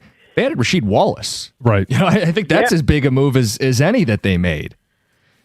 The Giannis stuff, I do worry. When it goes with him, it's going to go quick. Well, and he was banged up a lot this past year. Is the injury bug just, hey, what it is at this point of his career? And the Duran thing. And I know we got a lot of people that want to throw him under the bus. I would as well. In the postseason, 14 games, half of those, 7, he was under double digit in scoring. During the regular season, would you like to care a guess? Maybe you know. I have no idea. You have this? He played in 70 games. How many did he have single digits? 6. Wow. So postseason Duran is not the equivalent of regular season Duran. I think we learned that lesson. You talk about lessons learned. I mean, I think you learned Asar is one of those dudes that can blow up opposing offenses. You have to shift everything away from him. That's a good thing you learned. I think we saw a lot of good out of Cade in this postseason. Some closeout games, big, postseason playoff record 45 for the Pistons in the first round. We also learned a lot about Duran and how they choose to navigate this summer. I mean, can't be anywhere near max if you want to make these other moves we're talking about. I'm sorry, JB. Sorry. Never mind. Don't bring up Duran today. I think one of the unknowns this offseason, because it'll be this offseason or it'll never happen in my mind, is can Thompson develop a little bit more of an accountable shot? Right. I'm open to the concept of him becoming a 33% to 35% three-point shooter. How much you have to hold that accountable at least. Right. How much of his development was stunted because of the health issue that he had? Oh, some, I think, but you need That's more than a year ago, right? Yeah, right. But I mean, as a young player, and when he is trying to figure out what it takes to play offensively in this league, is there a world where another year can develop? I don't think he ever develops into an offensive threat, but that he can be a productive offensive player. I will use this name. Can he get close to Bruce Bowen in terms of being a three-point shooter that you have to hold accountable? Right. If he is, he's definitely part of this puzzle, and he's a starter for years. But if he can't, you gotta. You guys are wondering about Asar and whether he can shoot or not. Oh, come on. You know what I'm talking about? Seriously, though. He is spending the entire summer in the gym working on this. Hey, they grew a lot this year.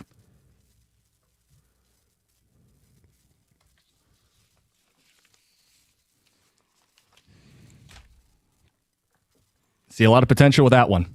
248-539-9797. Can I say something to that? Yeah. You know what these comments are doing? What? It's putting everything on him. Okay. Was it all psychological warfare last night? Because this is what we're talking about. We're not calling out Tobias as much as we would be if he didn't say it. He was over. I think we've called him out. I said first 10 minutes of the show, I made sure to bring that up. But if JB just says, yeah, I'm disappointed in what happened, then we focus on all the disappointments from the game? Yes. Look, I suppose maybe there's a PR strategy. He's in falling this. on the sword so Yes. no one else gets skewered. Yep. I also think it's like you're trying to do an exit interview. Like it's coach speak. It's 100% coach speak. Like he's speaking to his guys who he's going to have conversations with in the next couple days and doesn't want to publicly throw them under the bus. That can be his prerogative. That's coach speak. We do fan speak, right? We try to speak plainly about what we saw. Call a spade a spade. The game was a disappointment. Season? You tell me, as a 1 seed to only win one series. I don't care what they did 3 years ago. I don't care about 14 wins. This team in this series should have won. Up 2-0 in game 3. Even Doug Karsh will tell you, let that one get away. Game 5, we've chronicled it. They had 9-point lead, 2 minutes to go. And then your home game 7. Like, that's the thing. It's going to get harder. They're poised to get better, but it's going to get harder. Will they be the 1 seed every year? Halliburton back, Tatum back. Will they be the 1 seed every year? Cleveland, who just beat them this year?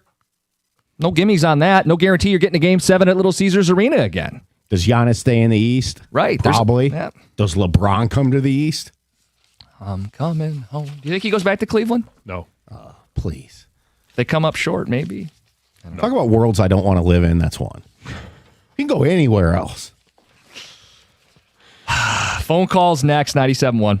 Hey, when it comes to an IRS collection or audit, Abraham and Rose has successfully specialized in resolving all types of tax problems for over 30 years. Their extensive experience means that when you're facing an IRS collection or audit, you can rely on their firm.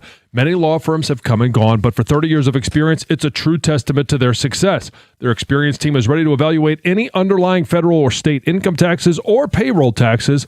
All you got to do is visit abrahamandrose.com or call 248-539-5040 so you never personally have to deal with the IRS.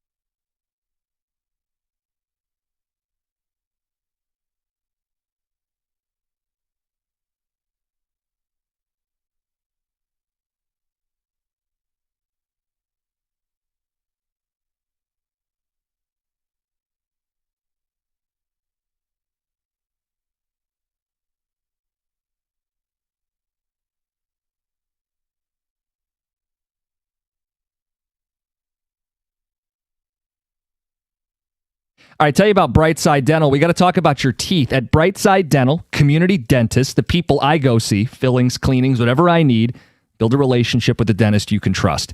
It's why I tell people if you're dealing with something, you got some problem teeth, you've been skipping foods you like, if you're hiding your smile, now's the time to get your life back. Restorative dental implants, more stable than dentures. They'll feel like your own teeth, and Brightside's been doing it for decades. From single implants to all on fours, all on sixes, full arches, they do it all, and they can find the best solution for you. No pressure consultations, and then they'll explain it in plain language, not dentist speak. Invest in your health. Get back to being you. 1-800-PAINLESS. BrightsideDental.com. That's Brightside Dental. No judgment, just care.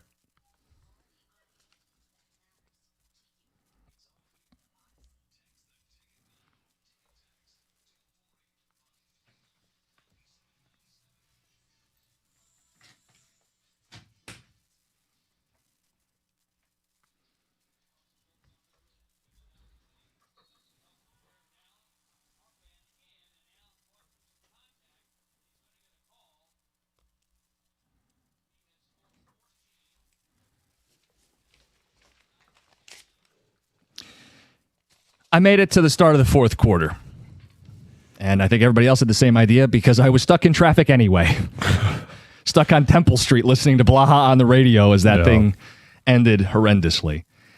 Some people turned it off at halftime. That was me. And said, I'm going to get some sleep. I'm not going to let this team ruin my week because we know what it is. If you stay up late on Monday, your whole week's jacked up. Oh, yeah. And we're not the only ones. A lot of you guys listening right now, you got to make that decision. You got to work the next day.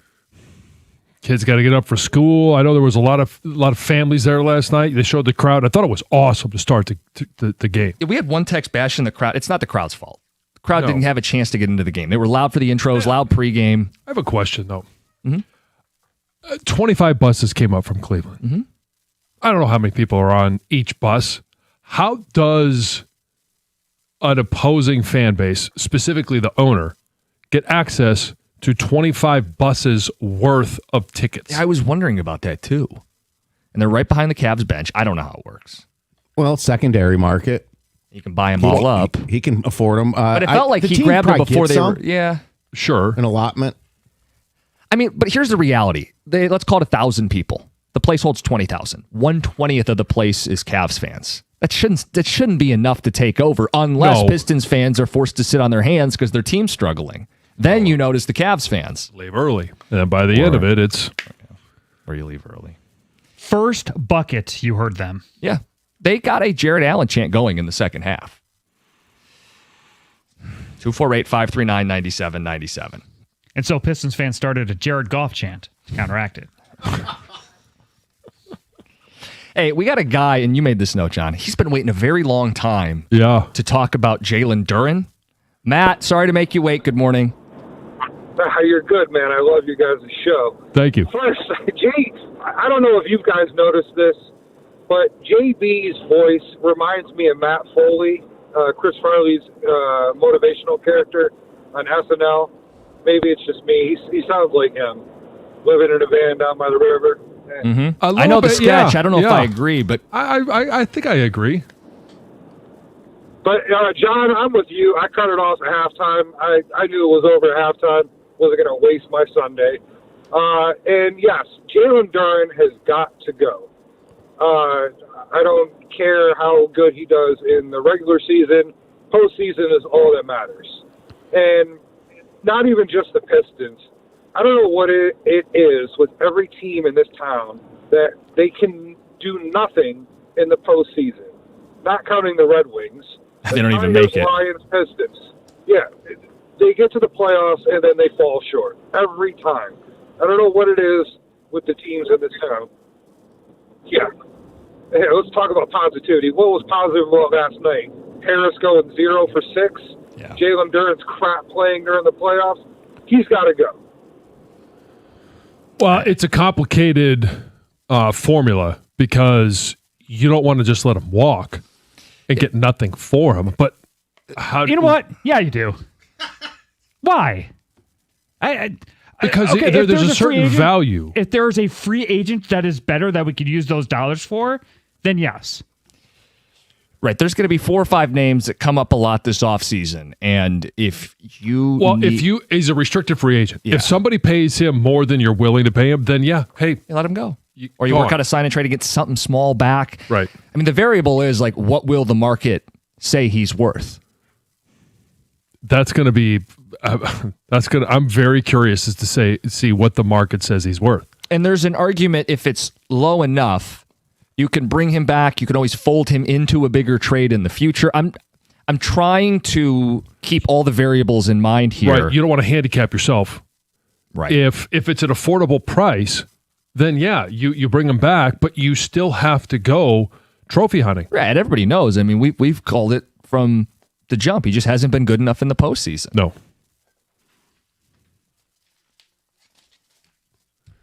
Let's get to Bruce. You're on 97.1. Hey, guys. Love the show. Thanks. Thank you. My takeaway from the Pistons games with Orlando and Cleveland was they just couldn't defend the three-point shot. And it was so frustrating because every time somebody drove the paint, they all ran to the ball like a bunch of little leaguers. And then there was a wide-open kick out and boom, nailed it. And that was just so frustrating for me. And I think that's what killed them, besides they couldn't hit it best. But I want to know what you guys think about that. I think they struggled to defend anything last night. But it goes hand in hand. Right. Once you give up dribble drives. Well, you're I in was trouble. amazed at the amount of times that Tobias Harris was getting beat on the dribble by Harden. Yep. Well, we talk about hunting Duncan. There were times they were hunting Tobias. Yeah. I don't know if his shot wasn't falling and then he... tank? I don't know. Just you see it like we talk about defense leading to offense. Sometimes guys, if they don't hit their shots, they just don't have the same intensity on defense. And it's unacceptable because this team has to play defense. Yeah. Yeah, if they want any shot at winning. And last night it wasn't there and they had no shot. Yeah, I mean, people focus on the team shooting percentage. It's not good. Look up and down the lineup. Most, if not all of them, shot poorly. They gave up 99 points through 3 quarters. Yeah. You're just not winning that game. Let's get to Heather with the news. This news is brought to you by Fusion Energy. You can go and grab one today at 7-Eleven or Speedway. So a Macomb County man with 23 prior felony convictions is back behind bars after police say he pulled off a $78,000 smash and grab burglary at a Clinton Township jewelry store. When is enough enough? My goodness. How many felony convictions? 23. Jeez. Yeah, so investigators say that back on April 9th, this man, 54-year-old Scotty Hester, rode an e-bike to the jewelry store, which was on Gratiot near 16 Mile Road, broke in, stole gold and diamond jewelry, along with an office desk. I want to see the getaway. Right, yeah. He wears the chains, puts on the rings, and then carries out the office desk? and then rides his e-bike home. Hilarious. Crazy. Wow. Anyway, police tracked the man down to his home in Fraser, arrested him last Tuesday. That e-bike was still there. Authorities say that he was on parole for 7 previous breaking and entering convictions at the time of his arrest. Hey, 8 times charm. My goodness. So he now faces new breaking and entering charges, and his bond has been set at $250,000.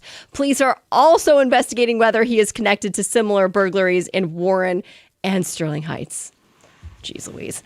This is wild. The Michigan State Police trooper had to run across 696 and leap over a barrier to avoid being hit by an impaired driver. So this was early Saturday morning. The trooper was conducting a traffic stop in Royal Oak on westbound 696 near Woodward when he noticed this vehicle coming towards his patrol car very quickly. So he was outside, talking to the driver that he had just pulled over. He saw this car approaching and he just booked it around, jumped over that barrier.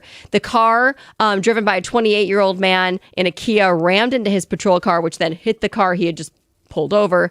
Pure chaos. Anyway, he jumped back into his car, pulled the guy over, determined to be under the influence of drugs or alcohol, was arrested. And they're just using this, police are using this incident as a reminder to pull over and slow down when you see an emergency vehicle with its lights on, right? Right, it's the law. You have to slow down and move over a lane. If you can. Yes, and without beyond a doubt. it being the law, it's also just a good thing to do. Right. Yes, look out for everyone. This is pretty cool. An Oakland County student graduated from college and won more than $100,000 on the exact same day. Well, it didn't actually happen on the same day, but he cashed in his winning lottery ticket Oh, on wow. the same day he graduated. So this I got a guy's couple of winners. Can you cash me out? this 27-year-old who is remaining anonymous won the lottery back on May 15th of last year. And he waited to claim his prize until he graduated. So he said that when he won, he knew he would be graduating from college the following spring. So he wanted to wait to cash the ticket so he could use the money to pay off his tuition and have kind of a fresh start after college. So he said it was hard to wait that long, knowing that he had this cash Sure. right there, Yeah, plus right? you don't want to lose it. But it was reassuring to know that he could have this big amount of money waiting for him after he graduated. So it's pretty cool. So he said he graduated college and cashed in this $110,000 lottery prize. With his winnings, he plans to pay off his college tuition, take a trip, and then save whatever is left over. Good for him. Yeah. Los Angeles Dodgers closer Edwin Diaz has been linked to an illegal cockfighting operation in Puerto Rico, along with two really prominent jockeys, the brothers who just won John, who won the Kentucky Derby, first and second, Jose and Irad Ortiz. They're linked to this whole operation as well. Their charges are smaller, though, right? Because they're jockeys. No charges have actually been made yet. Yeah. So according to reports, all three appeared in some like promotional materials and social media posts. And anyway, it's illegal. It's been banned, federally banned in all 50 U.S. states and territories since 2019. So, like I said, no criminal charges have been made yet. But any word on what the chickens were named? Was it or? Yes. Okay. Mm. Yeah. Precisely. That one was the bigger one. That's why in the summer when it's warmer. Yes. Okay, then. That's Heather with the news. I literally have been waiting all day for that story just because it's not been a positive show, and I just needed a laugh. We could use a laugh or two. All right, we'll get back to the Pistons. That's the story of the day. 97-1.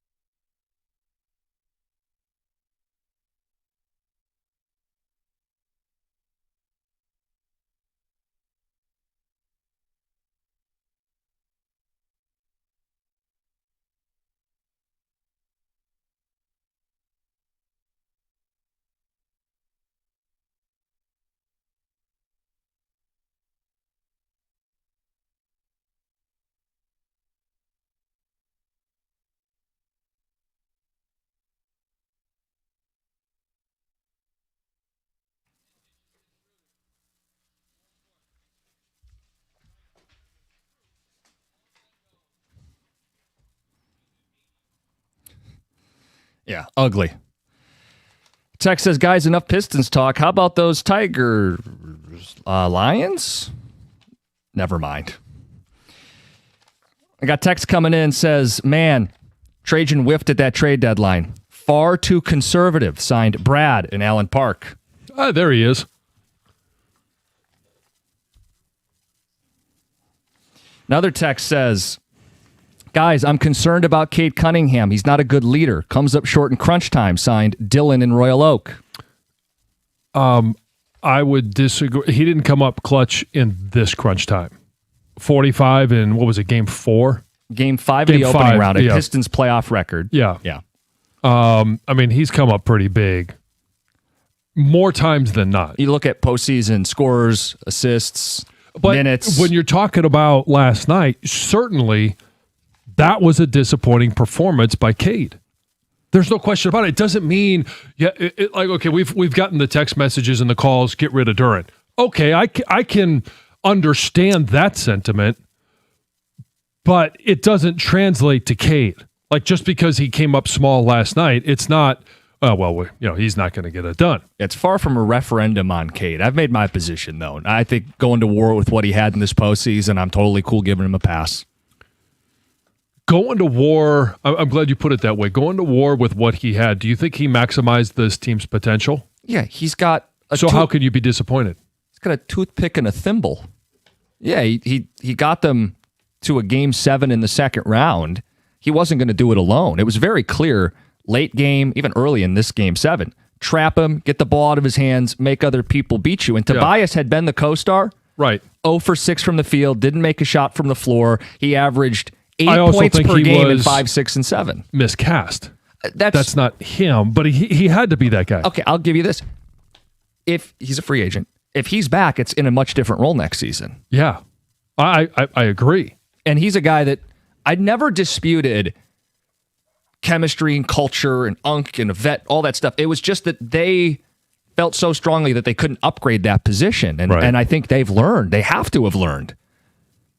Like, as we do a little bit of an off-season primer, and we'll spend a bunch of time this week and this summer doing it, the Pistons are staring down a carpe diem offseason. Seize the day. Oklahoma City was a second-round exit, won the title the next year. They added multiple veterans. They got a big-time leap from a player on the NBA fringe.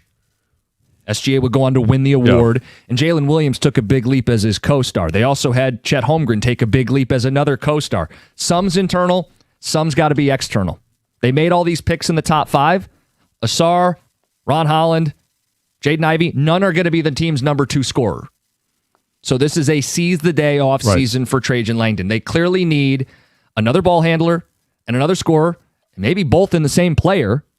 But that's the biggest need for this team is secondary scoring and someone who can run the offense for stretches. It's still Cade's steering wheel in big moments, but someone who can be that second banana, that Robin, that co-star. That becomes the number 1 goal of this offseason. Mm-hmm. And the names, you're going to hear a lot of them. The first one that jumps out to me is Trey Murphy. He's a guy who scored 20 points a game last season. He's 6'8", shoots the 3 well at volume. He defends, because that's you have to defend, a non-negotiable to be a Detroit Piston. He plays on a team that's going nowhere, a team that Trajan Langdon used to work for. That's my initial target. 248-539-9797. We'll get more phone calls and feedback from you guys. JB is talking as if they lost by 1. You lost by double digits. Guys, I'm glad they lost. They need a kick in the teeth so that they take this seriously. Without a secondary star and some players that can shoot out of the paint, we're never going to go any further than this. I do think while Cade is here, they're playing in the NBA Finals. You are entering Cade's prime now. Yeah. And you have to act as such. None of this, we're going to develop as a group slowly but surely. You took the leap to 60 wins. You've had a 1 seed. I don't know if they'll have it again, given how tough the East is going to be. I mean, this was the watered down Eastern Conference. But yeah, you got to make moves that act like we're chasing the title next year. Trying to maximize Cade while you got him, while he's in his prime, while you're going to have a real shot at this. Guys, great season, but still a disappointment. They were up 2-0 and lost 4 of 5 with an embarrassing showing at home in Game 7. Certainly. Yeah. We also got more texts saying the fix was in. Would you play hard if you knew the game was fixed? You want to hit that one? So you're telling me that because the fix was in, and is the fix, hey, they told the players you have to lose this game. Tobias Harris, you're going to be a free agent, but we want you to go 0 from the floor, whether it's behind the arc or it's driving, it's pop a shot. Like you're going to go 0 for tonight. No, they're not trying to miss those shots. No. I look, when that promo came out on Sunday during Good Morning America, Cavs, Knicks, Game 1, later today, 3:30. You got the tinfoil people who said, well, the script got leaked. The fix is in. If that's what the NBA wanted, the NBA would have got it. They didn't. It's an easy explanation. They made promos for all the scenarios, and the wrong one played. Look, it's great to do Detroit versus everybody, and it could have been a rallying cry like, oh, not yet, we haven't lost. Our season's still alive. Cool for a rallying cry. I'm not going to tell you the fix was in. The fix is in. No. Look, the Pistons were so poor last night, it wouldn't matter what the league wanted. They didn't show up. No, if the league wanted it, if that's the way it was supposed to be, the Game 1 was supposed to be yesterday. Yeah. So the Pistons screwed them in Game 6. Take that. How dare they? Let's get to Sean in Detroit. Sean, good morning. Hey, how you guys doing? Good. I just feel like we overachieved. Like I'm not as disappointed as I was. Like we overachieved. If you really know basketball, the team was flawed from the get-go. We just have an amazing defense that worked during the regular season, and our star ran a hot hand. But people keep saying, let's get a second star. That's not how the top teams are doing it unless you have a lot of money, which we traditionally don't do. You have to have a bunch of good players. You have to have a bunch of quality players. If we go get a Booker or a Trey Murphy, that may break the bank for what Detroit likes to do. And now you just got 2 guys, and still the other 7 guys next up aren't going to do much. So now it has to get real critical where we really, it has to be team building. OKC and San Antonio aren't breaking the bank with 2 expensive stars. They have hit on their draft picks, and they have 1 potential superstar. That's how it has to be. Right, but what I'm telling you is if you didn't hit on Ivy and Holland hardly played, and even Asar doesn't project to be the number 2 option offensively, so where are you getting that? This team doesn't pick in the lottery anymore. It has to be, we have to find budget guys. That's pretty much how it, because if you go break the bank, but I'm telling you, we're going to be right back here. Sean, I agree with what you're saying. You can't deplete the entire team, but I'll cite Trey Murphy again, whose cap hit is reasonable. $27 million a season is far cry from a max, and he's got 3 more years under contract. I would burn several first-round picks and throw in, your Ron Hollands and you can make a move to get a better piece externally. Personally, I like Michael J. Porter a little better. Trey Murphy's fine, but I like Porter a little better. But I just think we have to work with what we have. Some of the guys, I would, Doran probably has to go. The other guys just have to improve. And you add 2 or 3 pieces like a Caruso or Lou Dort. We got to match and kind of look at what Indiana, OKC, and San Antonio. You got to build a team. Yeah, we kind of messed up because some of our players didn't hit, but it won't be go get a big time free agent. That's all I'm trying to say. If you're saying like the Booker $70 million albatross isn't going to be able to be squeezed into this and field a good team, conversation we can have. 248-539-9797. Conversation we'll keep having with you guys, Pistons fans, talking about the season now that it's over. It's 97.1. You want to protect your home, you need a new roof, you got to give Rapid Roofing a call. I did it a few years ago, and they did everything they said they were going to do. They came, and they do most roofs in one day, ripped my roof off, made the repairs, and replaced it, cleaned everything up, and we're gone. No pressure, no gimmicks, just Otten's guidance. And they've been doing it for over 25 years, so they've got great experience here in Southeast Michigan, a great reputation. And beyond roofing, they also offer siding, windows, gutter installation. You can get them on the phone at 888-360-ROOF or on the web at rapidroofing.com.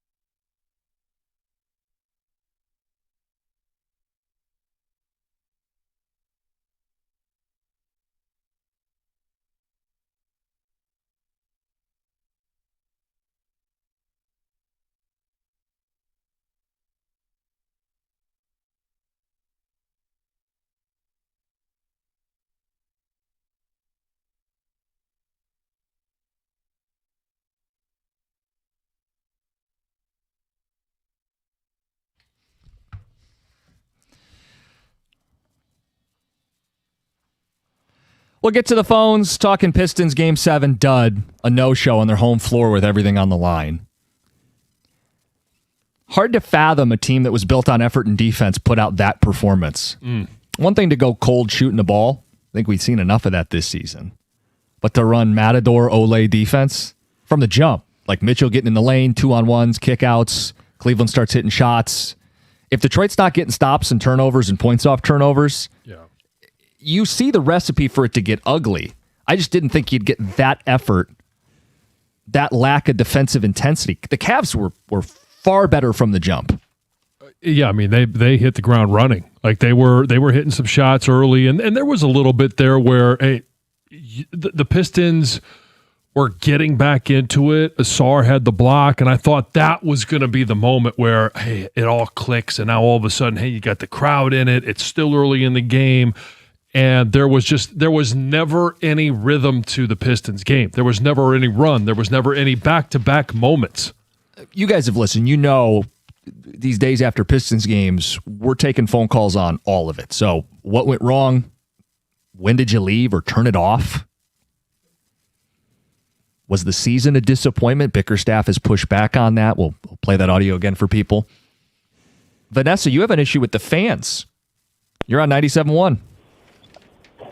Yeah, hi. I just feel like the fans were very sleepy yesterday, and that was from the get-go. So I have, a little to say about the performance because it still was poor, but the fans just, I don't know what was going on with them. The Cavs fans were louder than the Pistons fans, and that was sad to see. Is it possible the Cavs fans had more to cheer about? No, I don't think so, because they were like that from the get-go, too. They were loud, and I was like, wow, there's a lot of them in here.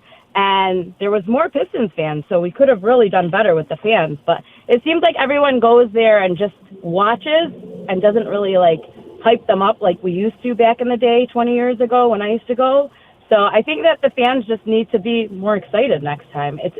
I've never seen it like that.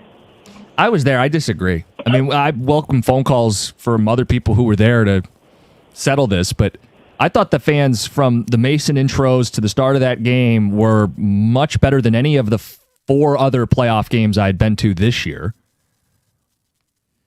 And I think the crowd got taken out of it. I'm very hesitant to rip fans for being quiet when the team doesn't give them a reason to cheer. Cleveland fans had more of a reason to cheer. Mitchell hits that buzzer beater at the end of the first quarter. The lead balloons up in the second quarter. I'm not really sure. Pistons fans are supposed to cheer as their team clanks another shot, gives up another shot at the rim, gives up another offensive rebound. You would look silly if you were standing and cheering that. Well, and they never went on that run to close it to 3. Yeah. Or to, a possession to take the lead. That's when the fans would get more involved. They just never went on that run. Yeah. Brian in Detroit, you have an interesting spin on this. Good morning. Hey, good morning, fellas. Vanessa dreaming. They ain't have nothing to cheer about. And, fellas, this is no second-round team. If France played out in the first round, they have a long way to go. They might, Cade need more help. For him to play like that yesterday was just atrocious. Don't act like this team is close to a championship. They are not close to a championship. And people think Durham, we just go let him walk. He's terrible. They better figure out what's wrong with him and get him going. Because if he off this team, they in a world of trouble. And people think, how will come up with the plan of let's have somebody else or trade him? If you hate him, what you think somebody else want him? The Pistons are in trouble if Durham don't come through. They go just let him walk.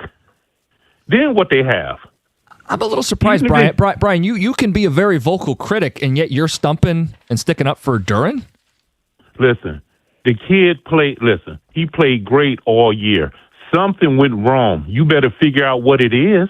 That's what Brian, that management is. I think I know what went wrong. The lights are brighter. You can scheme away what he does offensively because he doesn't have a true post-up game or a face-up jumper or a three-point game. It's easier to scheme up for that. You can't scheme it away if you get another playmaker on the floor. Oh, but I think some of the challenges when you only got one playmaker, Jim, and then we could just jump on Durham. There's nobody else that can take over. They have one playmaker in that whole organization, Period. That's a mistake. Trajan Langer went past that trade deadline like he knew what he was doing. This is a first-round exit team, and they're in trouble if they let Durham walk. They better figure it out, come to some agreement. But the answer is help. upgrade. They better do something. Well, the answer would be upgrade if, in fact, he walks. And I don't know if they share the opinion of fans in sports talk radio, but Langdon famously didn't extend him before the season, and I think would get a discount at the very least. But if they move on, the thought is they're doing it with an upgrade in mind. You're not just going to let him walk to walk. You're not going to go, hey, we'll pack a duffel bag next year. Yeah, no. They would only let him go if it was sign and trade, or they're going to use that cap space and weaponize it immediately to get better. Like, in no planet does it make sense to take a regular season all-star, even if it's only regular season, and just vaporize him. No, and there's a path that he is on this team. It's a matter of how much does it cost. Yeah. And what does if it costs you too much, what does it limit you also from doing? 248-539-9797. Wes in Detroit can give you a minute. You're on 97.1. What up, though, fellas? How you doing? I'm all right. I just wanted to say last night, I turned it off after the first quarter once Donovan Mitchell hit that shot. They just didn't have no energy. They wasn't hungry enough. J.B. Bickerstaff should have played Ron Holland for a little bit more energy. I kind of don't like when these guys get drafted and then they sit on the bench like you drafted them for a reason. Play them. You got rid of one of your top 5 picks. Don't let the other one go to waste. Trajan Langdon, he's already making moves. He's already bringing a guy from overseas next year. He shot about 38% from the 3. As far as Duran, I don't want to get rid of him, but I'm definitely looking at all options. And me personally, I think Bam Adebayo will be perfect for the Pistons. He fits the mold, everything that we need. Yeah, I mean that's about the things I could think of. But yeah, I really think if you do decide to make a move and when you break this team down, you got to look at all options. I mean, it's a business. You got to make the best of your business. So I like Duran, but he's not a defender. People don't point that out. He don't really have a go-to move. I'm not sure what he worked on in the offseason. Wes, I think that's some of the challenges. People will say he could always develop it. He's 22 years old, but you're about to make a max commitment. You want to know you've got a little something, that it's not just on potential. Right. I know he's not making the case to max him, but just I think that's important to say when everybody rushes to a defense. He's 22. It's not guaranteed that players get better. No. You'd love if that's just how it worked. Pistons energy was low from the start. Felt like I was at a regular season game. There's one text. Wow, can we blame fans when we don't show up? Signed Dylan in Royal Oak. I just hope Trajan gets an edge rusher. It's all we need to get over the top. And a right-handed shot. And a right-handed shot. There you go. Pistons season was not a success. They were the 1 seed and didn't make the conference finals. Well, we can play what JB had to say. He spoke about the game, said not a disappointment. Same for the season. 97-1.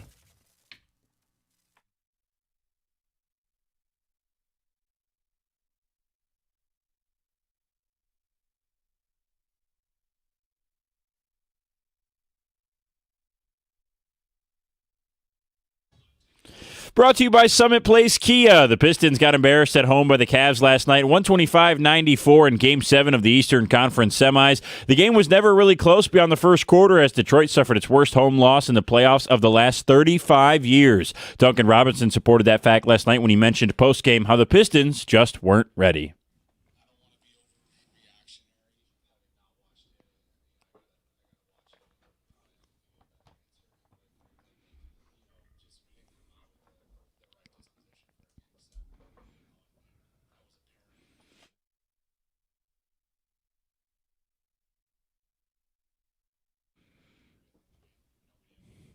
Robinson was one of only 4 Pistons to score in double figures last night. He had 13 points in 22 minutes while knocking down 3 threes. Danis Jenkins was the leading scorer on the team with 17 points. Cade Cunningham had just 13 as he struggled mightily in the second half, only scoring 1 point at the free throw line. The Pistons look ahead now to the NBA draft on June 23rd. They have 5 tradable first-round picks and are one of only 10 teams in the league that control their next 7 first-round picks. As of right now, Detroit will pick 21st in the upcoming 2026 draft. The struggling Tigers are back on the field tonight as well. They lost to the Blue Jays yesterday, suffering their 10th loss in the last 12 games as they are now 7 below 500. First pitch against the Guardians is right here on 97.1 at 640. At the Corwell Health Sports Desk, I'm Brendan Shabath. For more, go to 97.1 The Ticket or Odyssey.com.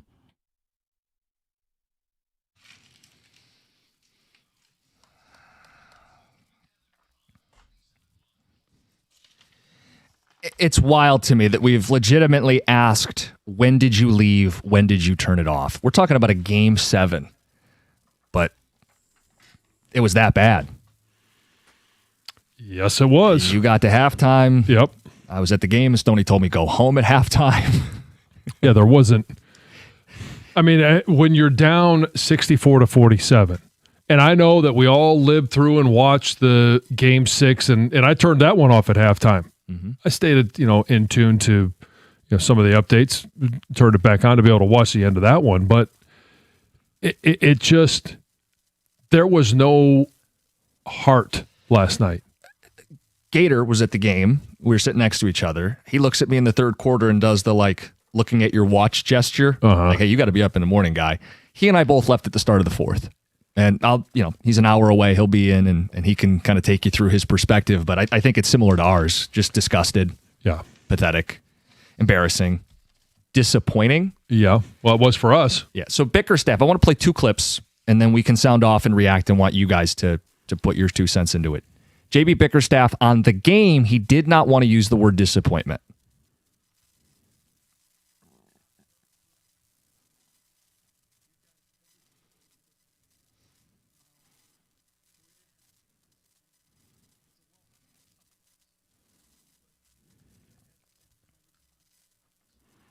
I mean, hard to sell that to people, but the follow-up question was, okay, but like for the season, did you guys not achieve what you were capable of? Was the season a disappointment?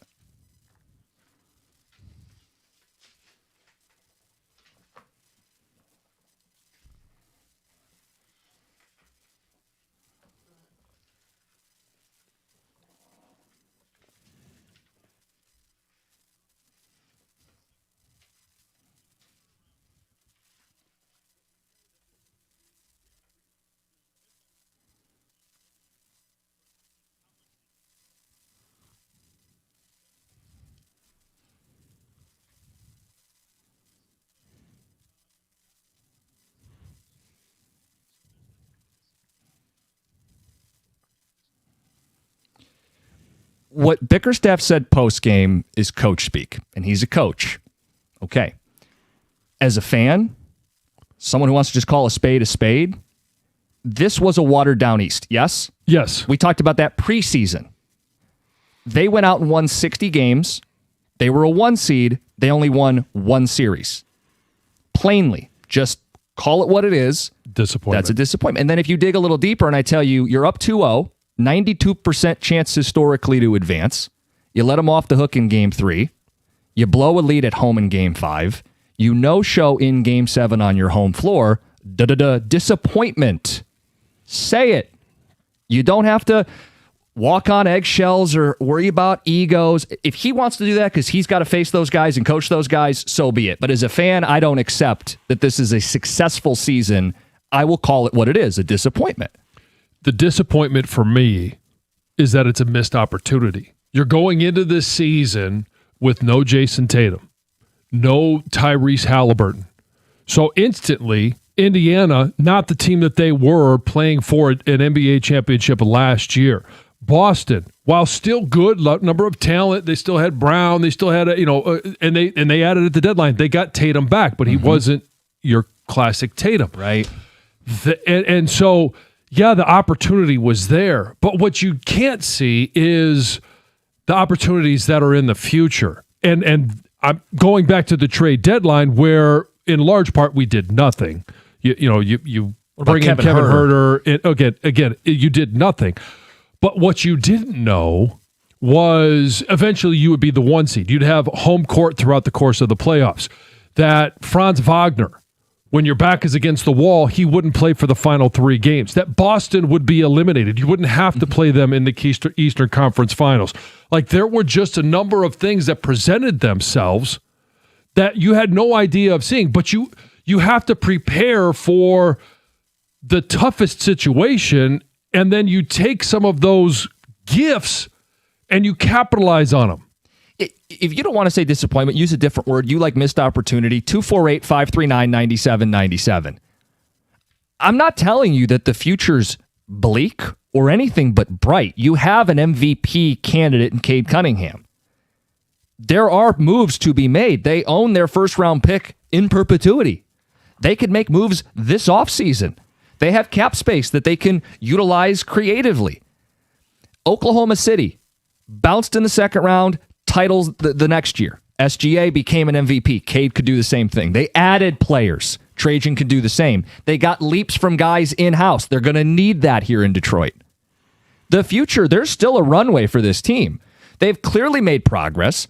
There is a need to highlight that today, but that doesn't mean the season is some success when you bow out the way they did in the round they did. Yeah, the future does look bright, but it also looks tougher. With all those guys that I just mentioned, Halliburton coming back, Indiana's going to be right back, I would think, to where they were last year. They took a year off, and they're going to get a high-level draft pick to go along with Halliburton.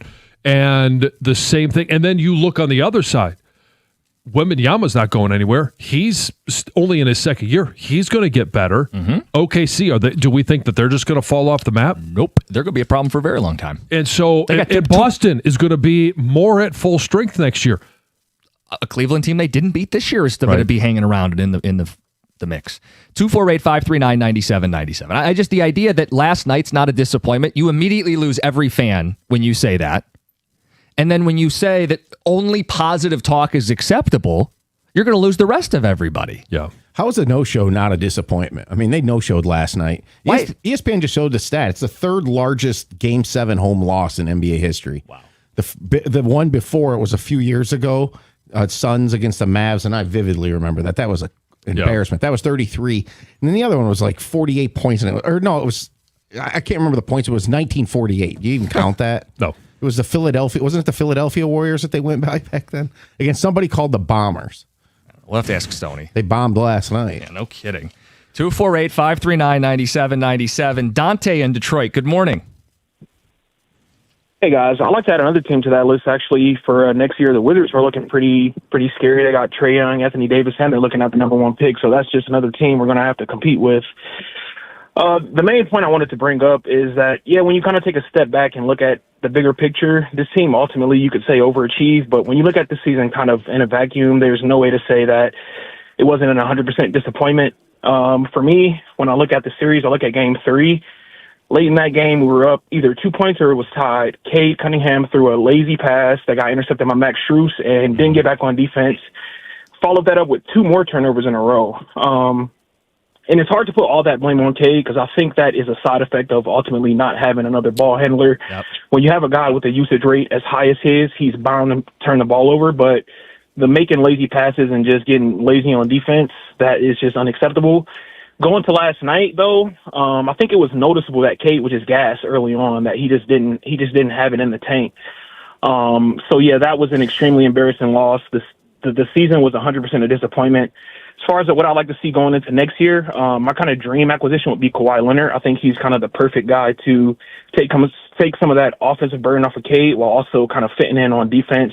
And he'll have the luxury of not being the first option on either side of the ball for the first time in maybe 10 years. So those are kind of my thoughts on it. Extremely disappointing. Hopefully we can bounce back. But like John said, it's only going to get harder from here. So appreciate the time, guys. With Kawhi, I suppose there's an argument to rejuvenate him, take the burden off him. He'll be 35, and he struggles to stay healthy.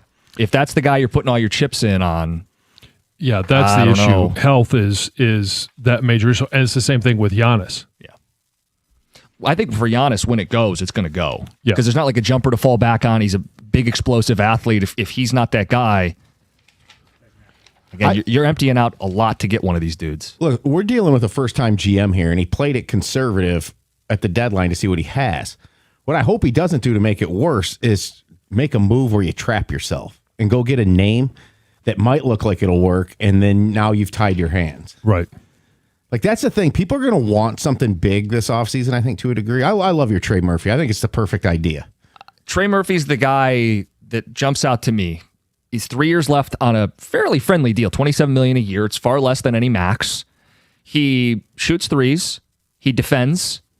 He's 6'8". I mean, is this not all of the things we're talking about? Maybe he's not a true, dribble the ball up the court, but you can get a Schroeder type of player to pair with, and all of a sudden you're putting together a more comprehensive product for next season.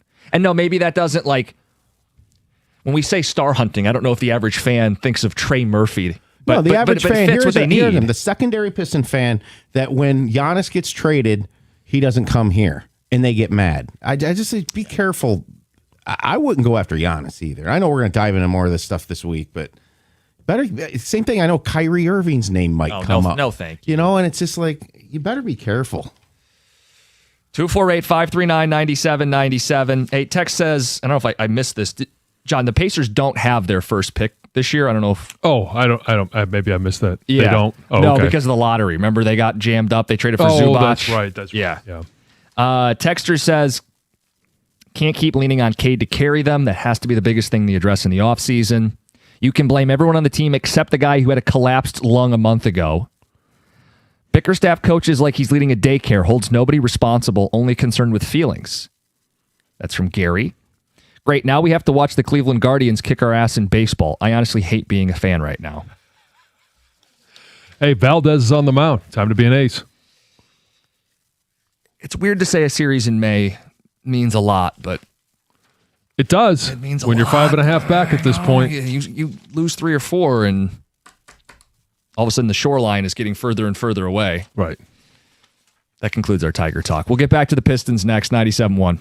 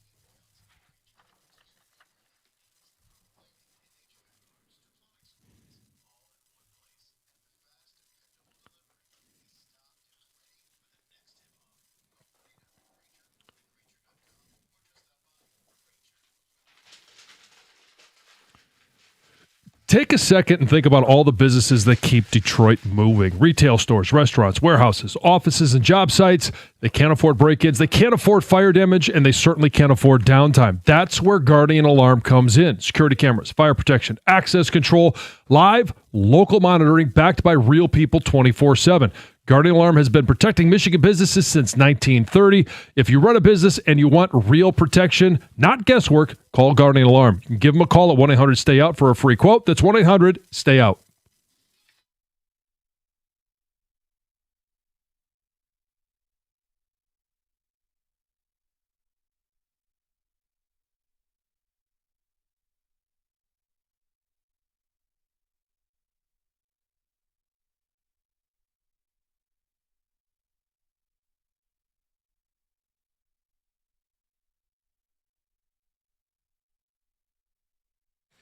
Blaha on the call. Piston season ends.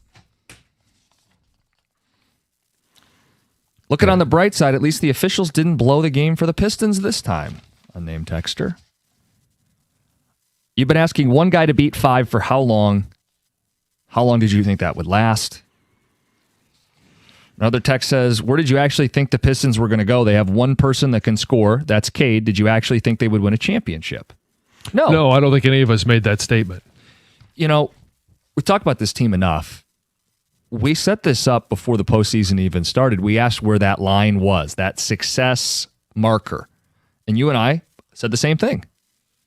Eastern Conference Finals appearance was a successful season. Anything beyond that would be gravy, house money. We weren't going to put a ceiling on it, but we felt like this team could and should make the Eastern Conference Finals. They came up short. And that was knowing, hey, Cleveland could be a tough matchup, but you have Game 7 at home. Well, about that. Mm-hmm. And honestly, I mean, I think that the NBA Finals begin tonight. I think you're right. Spurs, Thunder, whoever wins that one. I mean, you look at Cleveland, that we just had a chance to get a good look at, and you look at the Knicks, who I know I've said the regular season's a fraud. I don't think they're built to win an NBA championship either. If whether it's Spurs or if it's OKC, does it even go 5 games?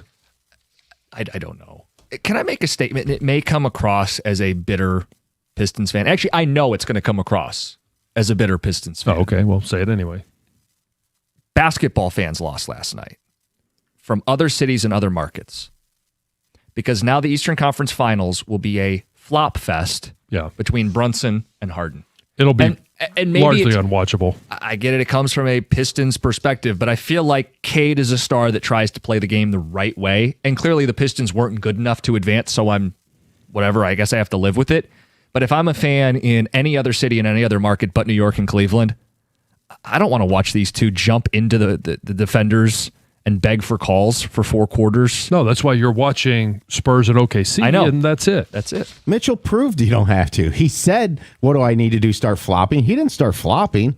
Maybe his comments got them some calls because the officiating and the whistle swayed after game 1 significantly. It didn't decide the game at all last night. No. He was brilliant last night. But you did see several Harden plays. You know what I'm saying? Yeah. But Mitchell proved you don't have to become a flopper. That's kind of my making your point with Cade. Yeah. What was it, Dennis Jenkins, that had a hand on his arm, and it looked like he gave him a right punch? That was unbelievable.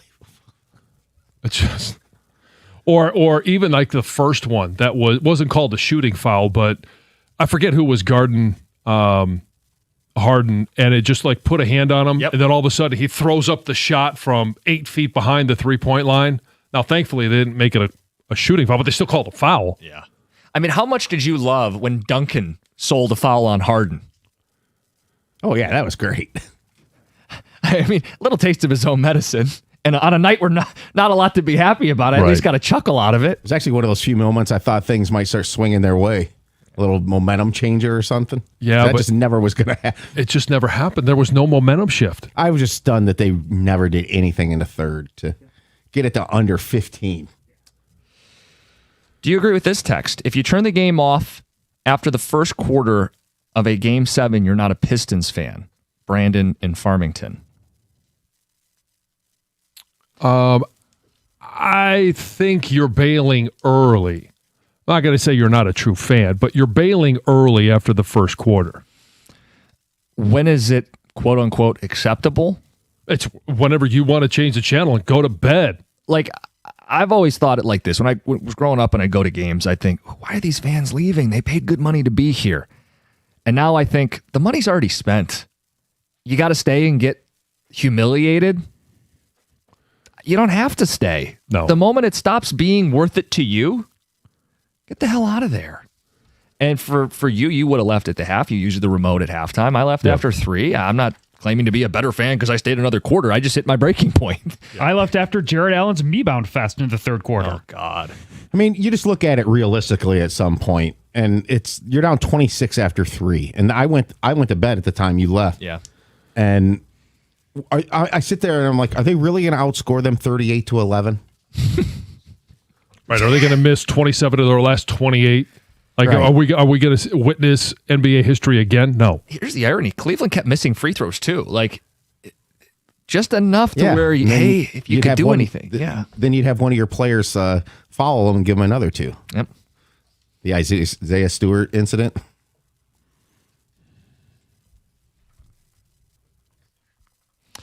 Russ and Tecumseh, you're on 97.1.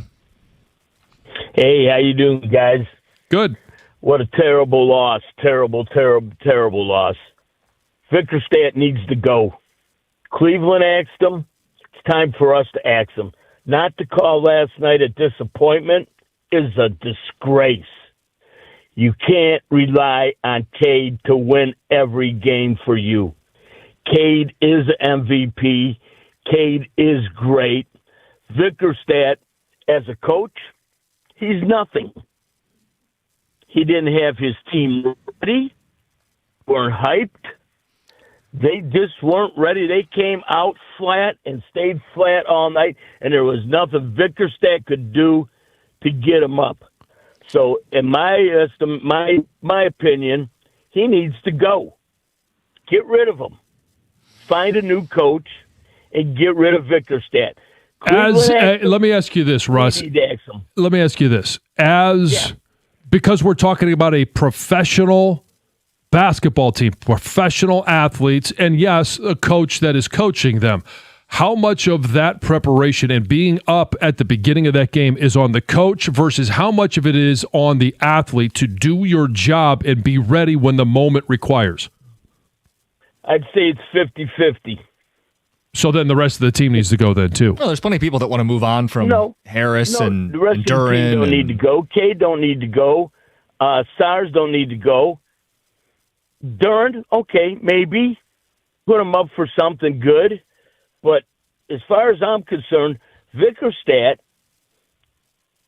all through this playoff, I've never seen Vickerstaff. Bickerstaff. Okay, It's all good. Anyway. It's all. I'm not trying to beat you up on it, but Whatever- for the whatever third his time, name I just is, want to make sure. I don't care. As long as he's coach, I will never attend another Pistons game. Okay, proclamation. Mm-hmm. You do feel like, and we've listened to more Cleveland radio than I want to. You do imagine today they are reveling in this a little bit, right? Absolutely, same as we would be. But specifically the Bickerstaff stuff. Oh yeah. Yeah. Well, but again, on the flip side, we would have been, hey, look, You the coach fired you him fired. early. Yeah. Yeah. Well, we So knew that sure was we would be. a huge storyline. 248-539-9797. All right, let's get to Heather's news. This news is brought to you by Bet365. So the nation's 3 largest wireless carriers, that's AT&T, Verizon, and T-Mobile, are teaming up in this rare partnership to tackle one of the biggest frustrations for cell phone users, dead zones. Oh, yeah. So the companies announced this agreement to create a joint venture that will use satellite technology to provide service in remote areas where traditional cell towers cannot reach. So the goal is to nearly eliminate areas with no signal, especially like rural highways or in national parks or on How a about boat or in the national major disasters. cities? Like there are areas in Canton where Oh yeah, I know. I can have tell you no signal. specific spots that I Yeah. know it's going Yeah. to drop out. So this new system will rely on direct-to-device technology, which allows satellites to connect directly to smartphones without special equipment. Everything's still being finalized, no timeline yet, but hopefully we'll all see some benefits from that in the future. Oh, two fighter jets collided in midair and crashed during this air show in Idaho on Sunday. And remarkably, all 4 crew members ejected safely and are listed in stable condition. It was all caught on air, and obviously thousands of people were there to watch this air show. And it's crazy because they basically collided and stuck to each other. Yeah, got tangled in each other and then spiraled down to the ground and blew up into flames. Yep. And then you could also see the parachutes open. A former pilot says that the planes were flying at a very low altitude, also relatively slow speeds when the collision happened. And he said that the margin of error for this type of ejection for the crew members is incredibly small. And he thinks it basically came down to luck. They all got very, very lucky. Air show was immediately canceled. The base where this was at was temporarily placed in lockdown. Still, obviously, the crash is under investigation. Of course. Tom Brady has added another title to his resume. Runway model. John rolls his eyes. The 7-time Super Bowl champion made his catwalk debut on Saturday night at the Gucci Resort 2027 Collection fashion show in Times Square. Yep. Yeah. I couldn't think of a place less John Jansen than the place you just described. The Gucci Resort 2027 fashion show. Fashion walkway, yeah. He walked the runway wearing an all-black leather outfit. It looks so uncomfortable. But he looked good. I thought it I'll looked take good. your word for it. It just, it looked unwearable. Lots of attention from the, everyone there. There was lots of celebrities there in the audience. And fans on social media kind of loved it. They liked the unexpected appearance. And there you have it. Good for him. Yep. Pizza Hut is leaning into the nostalgia by bringing back many of the features that made the chain this family favorite back in the 80s and the 90s. And I'm not talking about the Book It. We already talked about that. They're bringing back this fan favorite Book It, but they're also, it says more than 80 restaurants are going to be remodeled, including that iconic red roof design. They're going to bring back those red plastic cups, the checkered tablecloths, those stained glass lamps that they had hanging over the table, arcade games, salad bar. They're just going to tap into what it used to feel like. And bring back the Miss Pac-Man. Sounds like that's what a lot of people are seeking. They're looking for this retro dining experience and they want to have memories of their childhood. So people are really excited about it. Okay. Why not? I get it as a strategy. Give it a shot. People aren't going as it is. Why not try something else? And I've seen some buzz. People do want to flock to it. It's at least going to generate some foot traffic. Sure. Yeah. To begin with, it'll be something that you haven't done, a lot of us, since for a decade maybe, or even longer. So maybe you haven't been there since you were a kid. Yep. Heather with the news. We got people on hold. Want to talk about Cade, discipline, disappointment. More of that next. 97.1. Hey, life moves pretty fast. Maybe you're outgrowing your starter home, building your dream home from the ground up, or helping your kids move across the country. And trust me, I know because I've just done about all of these. And hey, when it comes to financing, don't leave it to some random out-of-state lender that you've never met. Do what I did. I used the bank I already knew and trusted and have been recommending it to you for a number of years. First Merchants Bank provides home financing not only here in Michigan, but in all 50 states. So whether it's a forever home down the street or a vacation home across the coast or up north, they've got you covered. As a Newsweek and Forbes top-rated bank, they bring personal, attentive service to every transaction. From new construction to leveraging your home's equity, they provide the local touch with national reach.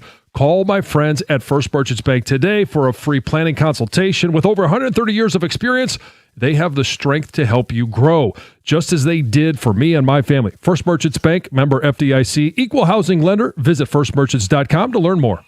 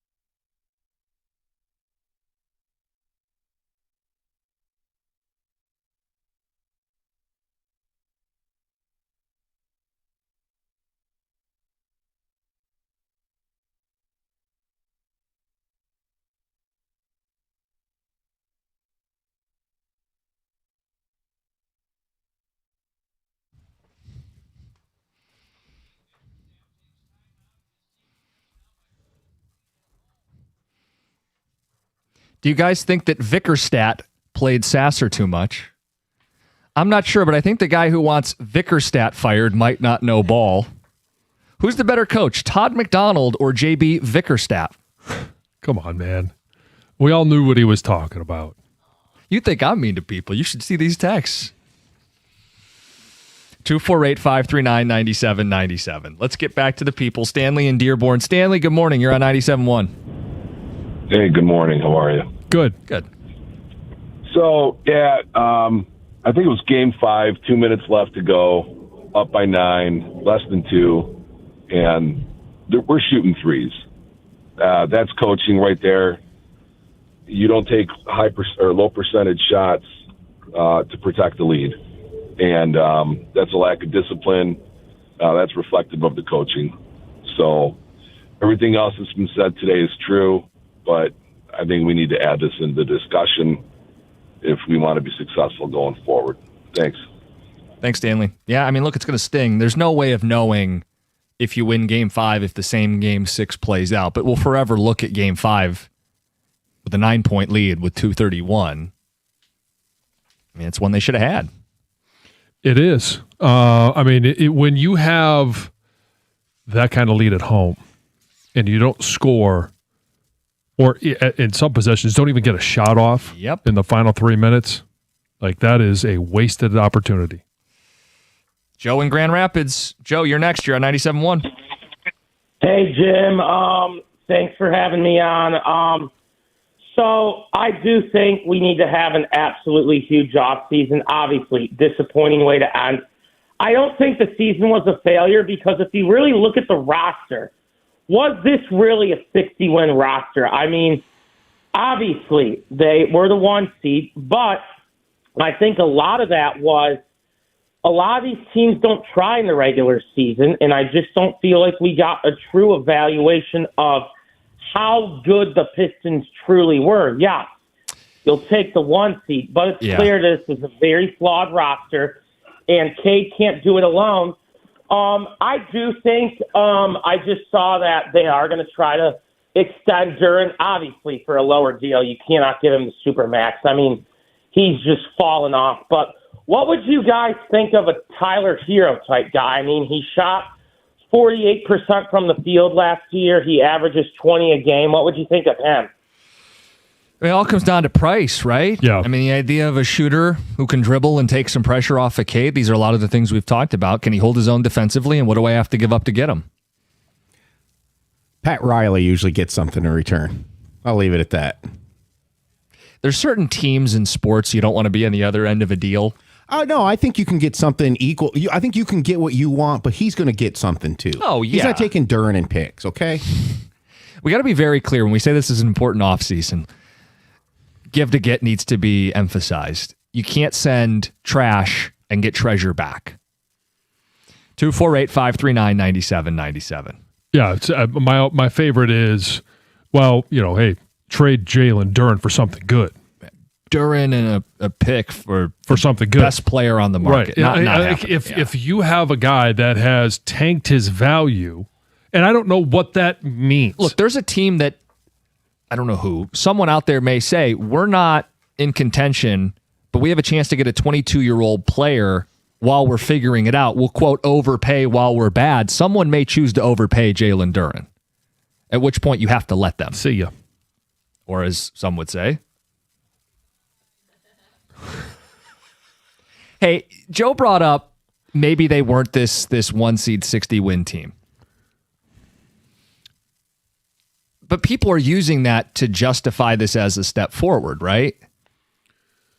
In totality. Yeah. So what I'm saying is if you're going to give them credit and say... You also have to give them blame. Yeah, there are expectations that come with being a 60-win 1 seed. And we didn't even say, like, it's you got to win the title.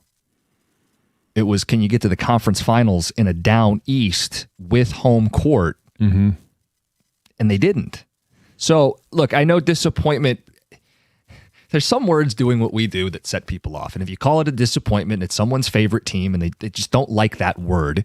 But It's not a success. Were you disappointed in what you saw last night? Right. I don't know that anybody was sitting there going, well, yeah, it was okay. There was nothing okay about it. I don't think anybody's fighting, well, Bickerstaff is, that last night was a disappointment. The season, I think we get more pushback. I don't know if that word is just like they don't feel comfortable saying it as a fan because there were steps made. Like, I think you can say and highlight, and it's important to highlight, that was a tangible step forward for the organization, while also highlighting they did not live up to the expectation of a 1 seed, specifically with control of the series. Mm-hmm. And the guy already highlighted Game 5. I think it only fuels it. Let's get to Anthony in Madison Heights. Anthony, good morning. Hey, what's up, guys? I'll tell you what, there was a lot of disappointed fans who bought tickets to go to that game last night. I thought I saw it was the most expensive Pistons ticket ever, so... you want to talk about disappointment. There's a lot of fans who went to that game and left early. Cade's performance was definitely upsetting, disappointing, but again, what can you do when he's playing 13 games by himself? My take is kind of on the role players. You know, the Pistons thrive when the role players are doing what they need to do. Toby, 0 for 7 or 0 for 8, didn't make a bucket. It's hard when, I'm 33 years old and our number 2 guy is older than me. Not many guys older than me in the NBA. But again, you look at Asar Thompson, like an offensive liability from rim to rim. Like, he can't make buckets. He can't make shots. The ones he does make, unfortunately, get called back somehow. The guy plays his tail off on defense, and I've never seen anybody perform like him on the floor. But coming from the G League Academy or whatever program he came from the NBA, it's really concerning to see that type of play come out of him. And again, he's going to be a guy who I think we keep around. So you talk about, trades and whatnot. Star hunting, to me, it's like, Duren, the whole saga with Duren, flip him for as much as you can, if you can. But at the end of the day, it's like the season as itself, to feel like you let Cleveland have a bench player have a career game at home in Game 7 where they put up 100 points by the third quarter. It just feels like that's the culmination of where this season was heading, I just don't. Okay, you feel that way. I didn't feel like with the way this team had defended all year, with the effort that they had played with, albeit in the regular season, that's what we would get in a Game 7. The idea that they could lose the game was certainly on your mind. It's Game 7. It goes to the brink. But for them to come out that way, to be down that big, to give up 99 points through 3 quarters, I didn't think it was headed that way. No. And with Asar, I'm Team Asar. I'm a big fan of his game. I don't know that there's another player, though, in the NBA that's a bigger 180 on one end of the floor to the next. He's a player who, Kenny Atkinson brought up yesterday, blew up their game plan. Their adjustment was wherever he is a dead zone on the floor. Like, he evaporates space. He gets blocks, he gets steals. If he's a help defender, he closes. If he's on ball, he can smother you. He is the best perimeter defender in basketball. The only 2 players who finished ahead of him for Defensive Player of the Year were big guys, Wemby and Chet. You've got that guy. To win an NBA title, you need stoppers. I very much view him as part of this. At the same time, watching him like miss bunny layups, watching teams sag off of him offensively, it's painful. It is. And, obviously, this offseason is going to be key to him to add something offensively. Yeah, even if it's a little mid-range jumper. Some of the challenges, the ways you want to use him is in that dunker spot, and you use him for screen and rolls or dribble handoffs. The problem isn't Duren also a guy who has to play that space on offense? And you're getting a little bit... You would like him to. In theory, they both need the ball in the same places and don't have a variety of offensive moves. Right. So... And if I'm keeping one or the other, it's clearly the dude that's a defensive force. Oh, well, there's no question about it. I don't think it has to be an either or, but... No, but if you're saying spacing is an issue and they both need the ball in the same spot and push comes to shove and one's expendable, it's not Asar. Right. Phone calls. Yes, we'll get to it. We'll get your feedback as the show wraps up. Karsh and Anderson will have their takes on the game and the Pistons offseason. That's coming up at 10. It's 97.1. Hey, if you're thinking about a new truck this month, you and I both know a Ram truck should be right there at the top of the list. The Ram truck lease deals at every Metro Detroit Ram dealer are phenomenal right now.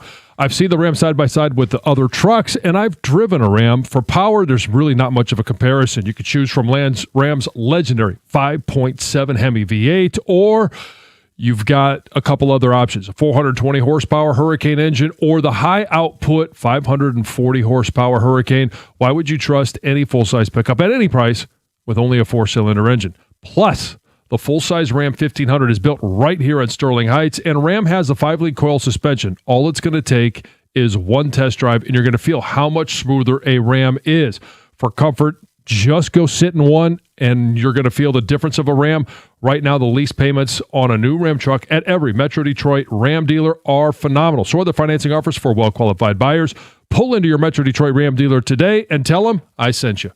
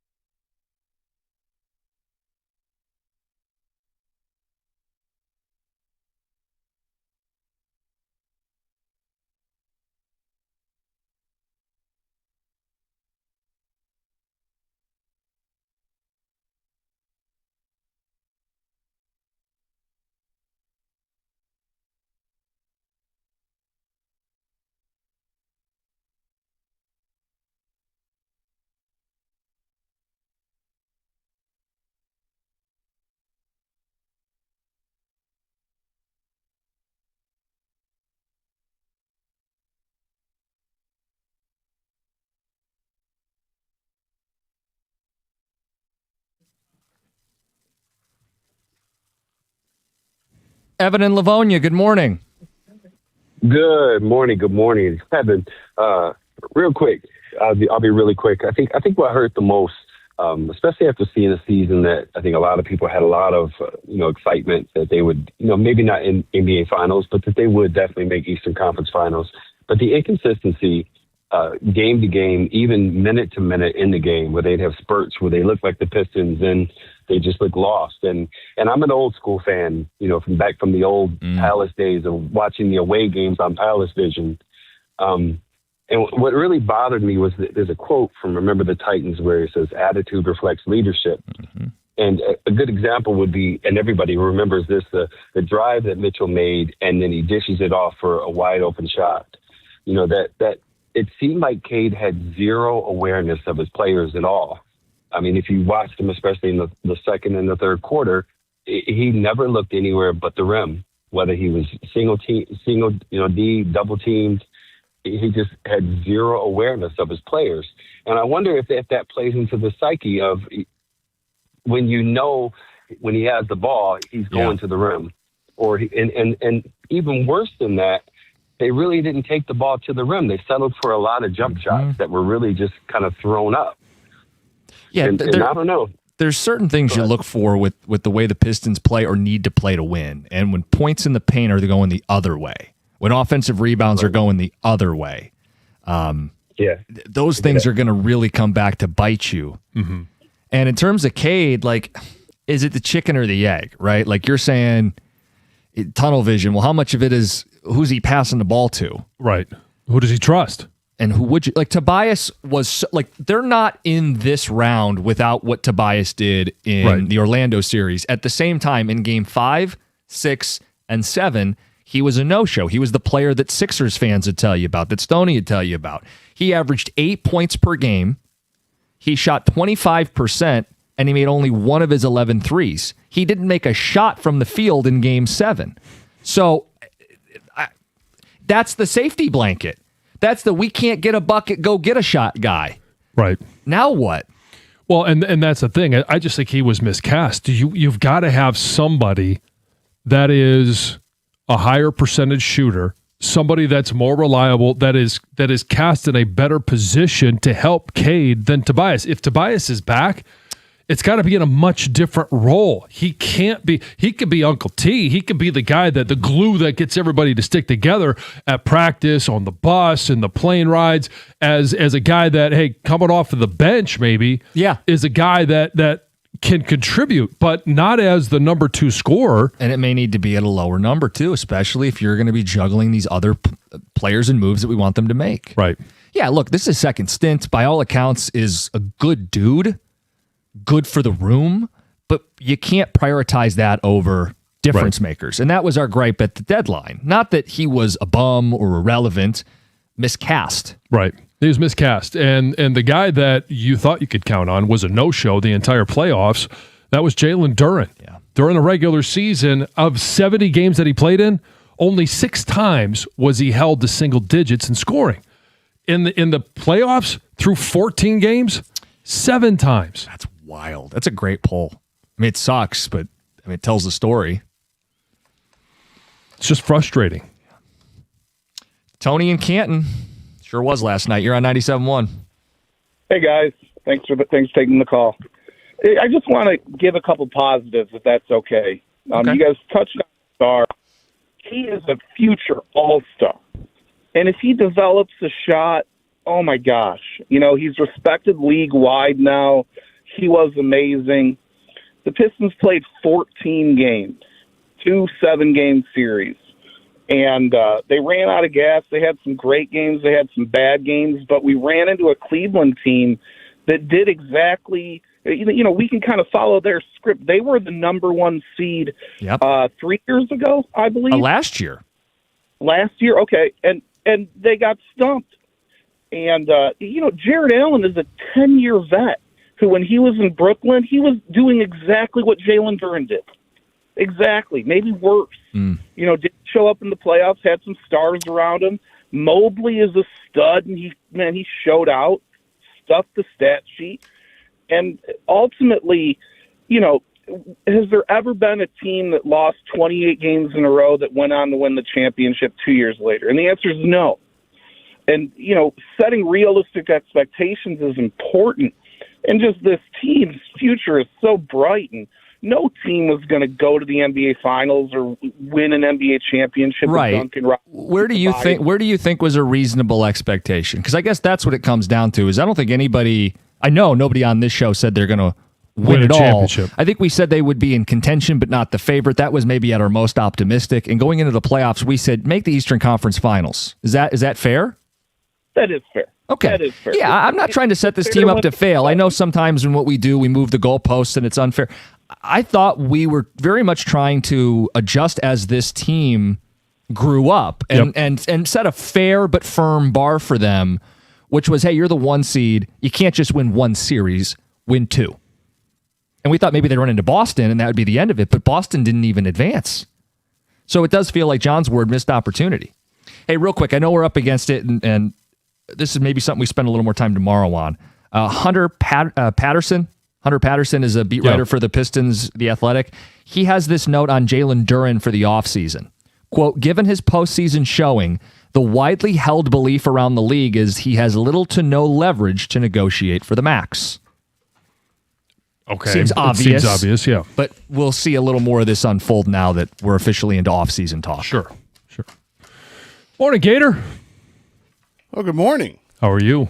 Oh, great. Yeah. Well rested, rejuvenated. Yeah. Well, I'm better rested than I should be because I did leave after 3 quarters last night. That was just horrendous. Did it seem like a chore to stick around that long? Yes. Like almost like a responsibility. Like I can't leave. Yeah. I mean, I frankly wanted to go at halftime, but Jim wouldn't walk out with you. No, Jim had disappeared at halftime. But he came back. He came back for the third quarter. I didn't see where but Jim went off and I stayed up. Got a refill on the drink and a quick bite to eat, and then you get stuck on those damn elevators. I actually climbed the 5 flights of stairs to get back up. For Piston games are ridiculous. Yeah. For Red Wing games are fine because they keep the one for the media. Yeah. But the Pistons, it's a whole different ballgame. Yeah. No, that was horrendous. Yeah. Look, like we had said, it's one thing if they were to lose. It's a pretty tight series getting to Game 7. It's to lose that way. I mean, non-competitive. Yeah. Just not competitive at all from, 2 minutes into the game. You're done. It had no life. I thought after the Asar block, like there might be a little bit of juice. Maybe they could capitalize on that moment, and they could never string anything together. No. At least we got Tiger baseball. Hey, Valdez on the mound today. Today's a new day for baseball. Mm-hmm. Hey, the weather's finally getting nice. How about that? There you go. Yay. It was nice. Carson What is Anderson, 97.1.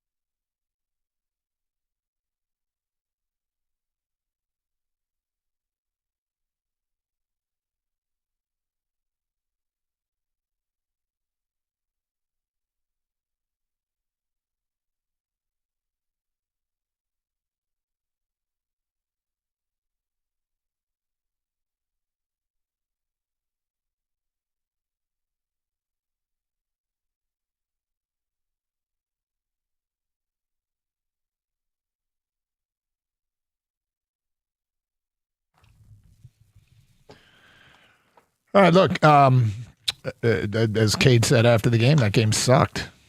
And it was highly anticipated. Detroit was amped up. And unfortunately, it feels like one of the greatest letdowns in the history of Detroit sports to have a Game 7 at home. And as you put it there in the crosstalk, uncompetitive, Scott. And no, they never made a run. They never made it interesting. That was horrific. It was awful. I kept waiting for that run. I think they got it to 15. That was the best they did. This was not the team that we had seen, certainly during the regular season. It was not the team. We haven't seen that team play that badly. They didn't play that badly in any of the playoff games. I mean, there were some games where they were disappointing, but not. I mean, that was. I left after the third quarter, and I'm in my car. Oh, I should say I'm waiting to get out of downtown Detroit because it was a gridlock traffic for a minute there. And I heard George give the score, and you know me and math, it's not good. But when I heard that it was 110-80, well, that's easy math. They're down 30 points in the fourth quarter of Game 7 at home. It's a clown show. And Cleveland rubbed their noses in it. I mean, they really did. It was a tough in so watch. many different ways. I mean, you had what seemed like thousands of Cavalier fans that were there was one thing. They were a vocal group. I don't know if there was anywhere, probably between 1,000 and 3,000 Cav fans because they had the reported 25 buses or whatever. But that's bad enough.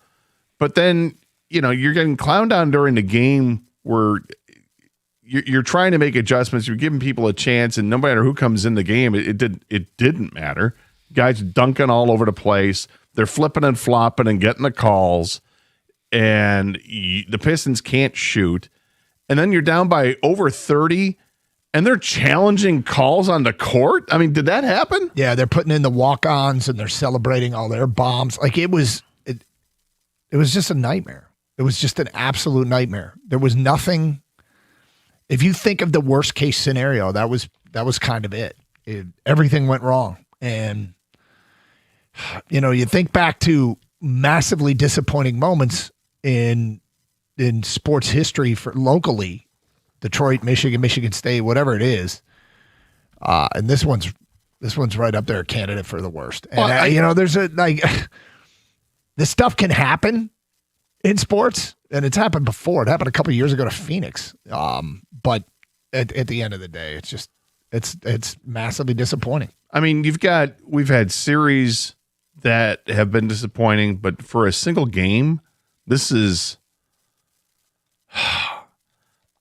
I'm trying to reconcile if it's worse than losing Game 7 of the Stanley Cup Finals. Okay, but because I remember that, I mean that's for a championship, and this is just to advance to the next round. But I mean, at least in the Stanley Cup Finals, you're losing to the team that actually won, and they won, and it sucks that they won in your home ice and all that. But and the Red Wings didn't really show up in that game. That was the most boring. Was it 2-1 or something? You know, for people missed or don't remember, 2009 Game 7 Stanley Cup Finals at the Joe. The Red Wings and Penguins had played this really pretty competitive series, and then Game 7 looked like a completely different game. The Red Wings looked like they were skating in mud, but it was a close game. It was 2-0 till was it Maxime Talbot scored? Did he score both goals? He scored both, and the Red Wings about 10 minutes left made it 2-1, but no pressure. But in the end they hit a post. They pulled the goalie, and didn't Lidstrom hit a post? And it was like and so whatever. I mean, it was one of those deals where it just wasn't in the cards, but the game was close on the scoreboard. Even though they played horrifically in that game.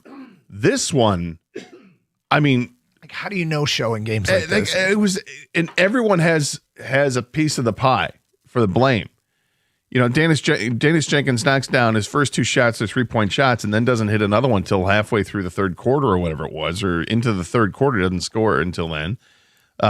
Cade Cunningham didn't have a very good night. That's putting it mildly, going 5 of 16 for the field. He was minus 32 in the game. Tobias Harris didn't make a shot. And, for the guy who had scored 8 or 9 straight games with 20 plus, it was awesome. What a great turnaround story it was. The last 3 games he played were terrible. And this was the worst one of the bunch, going 0 for 6 from the field, only making free throws in the game. Asar Thompson was nowhere offensively. Jalen Duren went back into his shell.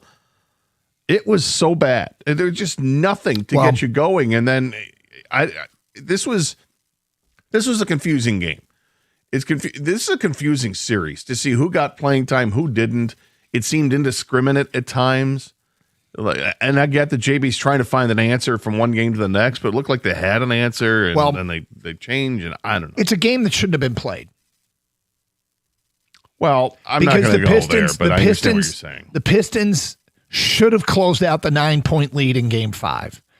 The Pistons should have taken the 3-0 lead in Game 3.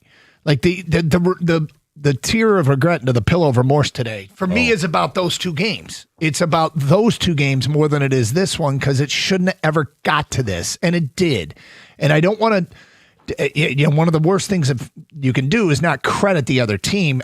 Cleveland deserves credit for winning those games, but you think back to even no matter how good a team is, to have a 9-point lead with a couple minutes to go and not close them out when any one of a play on the offensive end or defensive end would have finished them off, and the Pistons couldn't dial that play up. In Game 3, they had charged all the way back. They had gotten Cleveland. All the pressure was on Cleveland, and all the momentum was with Detroit. And in the last couple minutes of that game, Cleveland made plays and Detroit didn't. And that was, those are the more regrettable things, because this game never should have been played. And, got there. And yes, requisite check the box. Credit Cleveland for what they were able to accomplish. And there's parts of Cleveland's game that are just, to me, I don't appreciate certain styles of basketball. No. Let's just leave it at that. Sure, but I will say this: defensively, they were stout last night, and Detroit wasn't. What the hell? How many free runs did they have at the rim where Detroit would abandon somebody who would get a dunk? It's funny when you look at Cleveland in this series. It feels like they were just shooting lights out from 3-point, and they were not. Throughout the entire, even last night, they knocked down 11 3-point shots, 6 of them in the first quarter, by the way. But they only knocked down 11 all game. They were 11 of 34. That's 32%. That's not why they won. They won because of everything else. Because they dominated in the paint, that's the Pistons' domain. And when you thought you had something after Game 6 with the combination of Paul Reed and Jalen Duren with the 32 points and 20 rebounds or whatever it was between the 2 guys, boy, that looked awesome. Here we go. Let's bring it on to Game 7. It was just horrendous from every aspect. I don't want to say there was nothing redeemable about last night, because that'd be offensive to like Duncan Robinson, who shot reasonably well. I mean, knocked 3 out of 5 3-pointers and had 13 points, was better than 50% from the field overall. But I mean, honestly, there's not much to do. And this was just horrific all the way around. Well, there was very, very few things to latch onto. And now, look, we sit at a bit of a crossroads. There are tough decisions to be made. And now we find out how good Trajan Langdon could be. How good, because there's a lot of teams in this league that build competitive squads. But how do you take it from being a competitive team and turn yourself into a legitimate championship contender? Or whatever you want to call the next step. Maybe they were a legitimate champ. The label doesn't matter. He's got to find the move that gives him gas to take him higher up the mountain. Yes, but I don't feel like this is something where you've got your palms up in the air like, I don't know what to do. I think that there are plenty of ways that you can get there. It's not going to be easy to find the right mix of players that you need, but at least through these 2 playoff series, the 14 playoff games that they played 14 playoff games, man. And 5 of them were elimination games. But in the 14 playoff games, I feel like now you've got a real handle of what needs to happen. It's one thing to win in the regular season, to get the 60 wins, and it was awesome. A lot of that was what you guys did. And some of it was circumstances based on injuries that other teams had in the conference, but that's part of it. Pistons had their share of injuries as well. But now that you get to the 14 playoff games, this team experience is going to be the most valuable tool that this team takes into them in the offseason. Last year, okay, they only went one round and they lost to the Knicks, and they were unhappy about it because they felt like they should have had a chance to win it, and they should have. They didn't. They turned it into 60 wins. They struggle in the first round, but come back historically from 3-1. Here we go.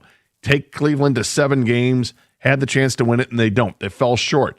More experience gained. What do you do to take the loss last night and turn it into a positive for next year? Unfortunately, we got to wait a whole year to see how that's going to pay off because, by our eyes and our feelings, I don't care about the regular season anymore. Yeah, win enough games to qualify for the playoffs, and I don't even care what seed it is. But it was a cool run. It was a great run. Sure, it was. And it's a lot of fun to watch that, play out during the regular season. But we all know all that matters is playoff success. So the waiting game begins. Got to wait 365 days before we're at the end of round 2 next year. And, okay, it's conference finals is the goal. I mean, the ultimate goal is the NBA championship, of course. But this team has to get to the conference championship in that round at the very least, so that we can feel like they're making real progress and step by step, which is what so many examples which in is Detroit what the sports. previous teams have done. So this many is examples in falling line Detroit there. sports history of seeing that. So that's a template that ideally this organization follows. But it's a big offseason for Trajan Langdon. 248-539-9797. It's Carson Anderson. We'll get to some of those ideas as the show progresses. And, of course, want your thoughts on what just happened, what turned out to be a pretty disastrous night at LCA for the Detroit Pistons.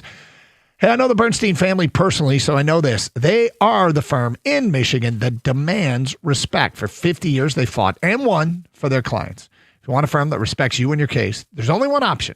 1-800-CALL-SAM.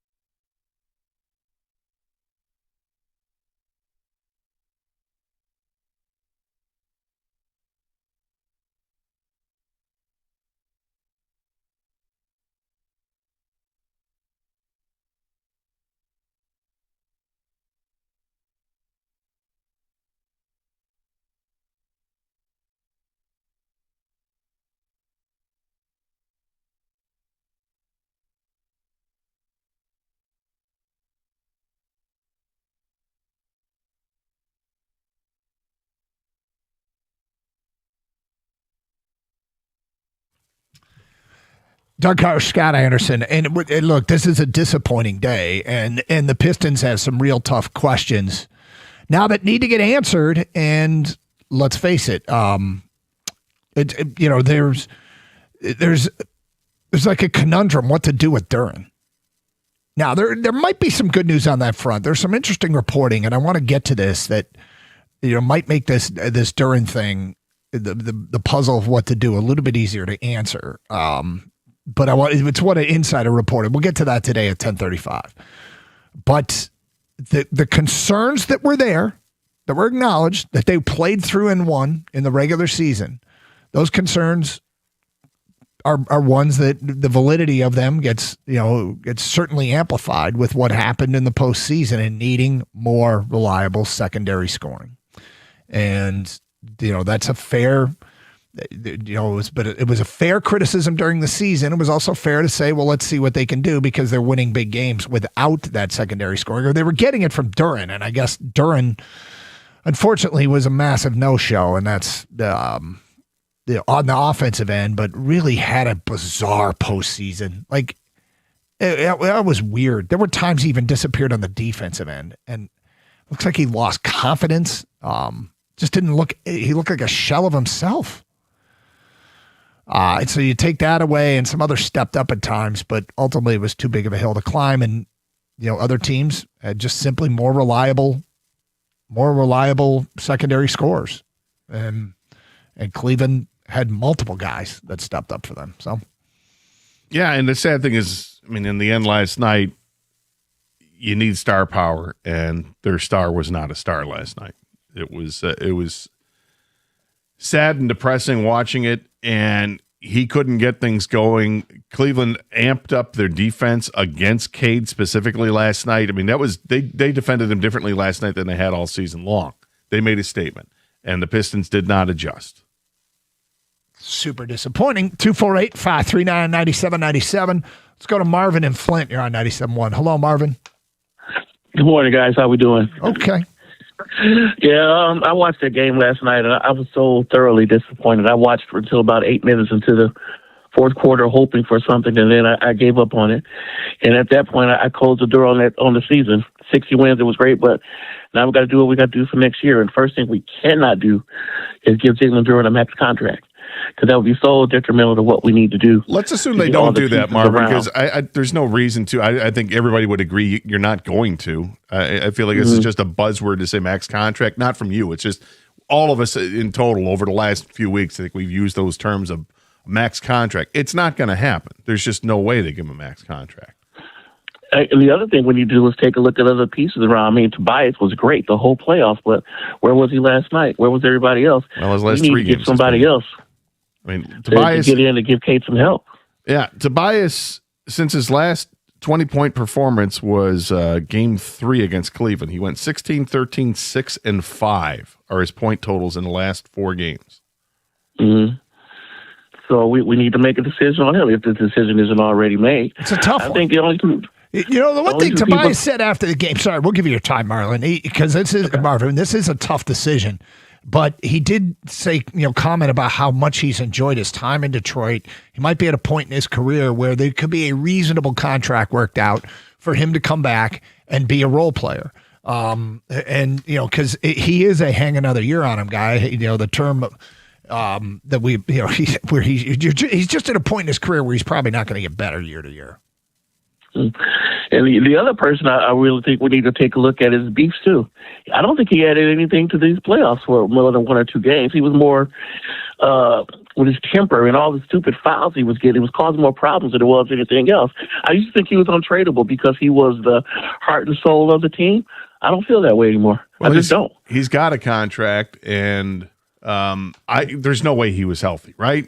There's no way. You don't go from being a guy who might be a starting player to sometimes not playing at all or just playing single-digit minutes. He was hurt towards the end of the season. I have to believe there's something that lingers with that limited him. But I don't even think a healthy beef stew is going to matter in this series against Cleveland. I think the one thing that I was impressed with, I thought Duncan Robinson raised his stock a little bit because he stepped up, started playing defense, started hitting key shots until he got hurt.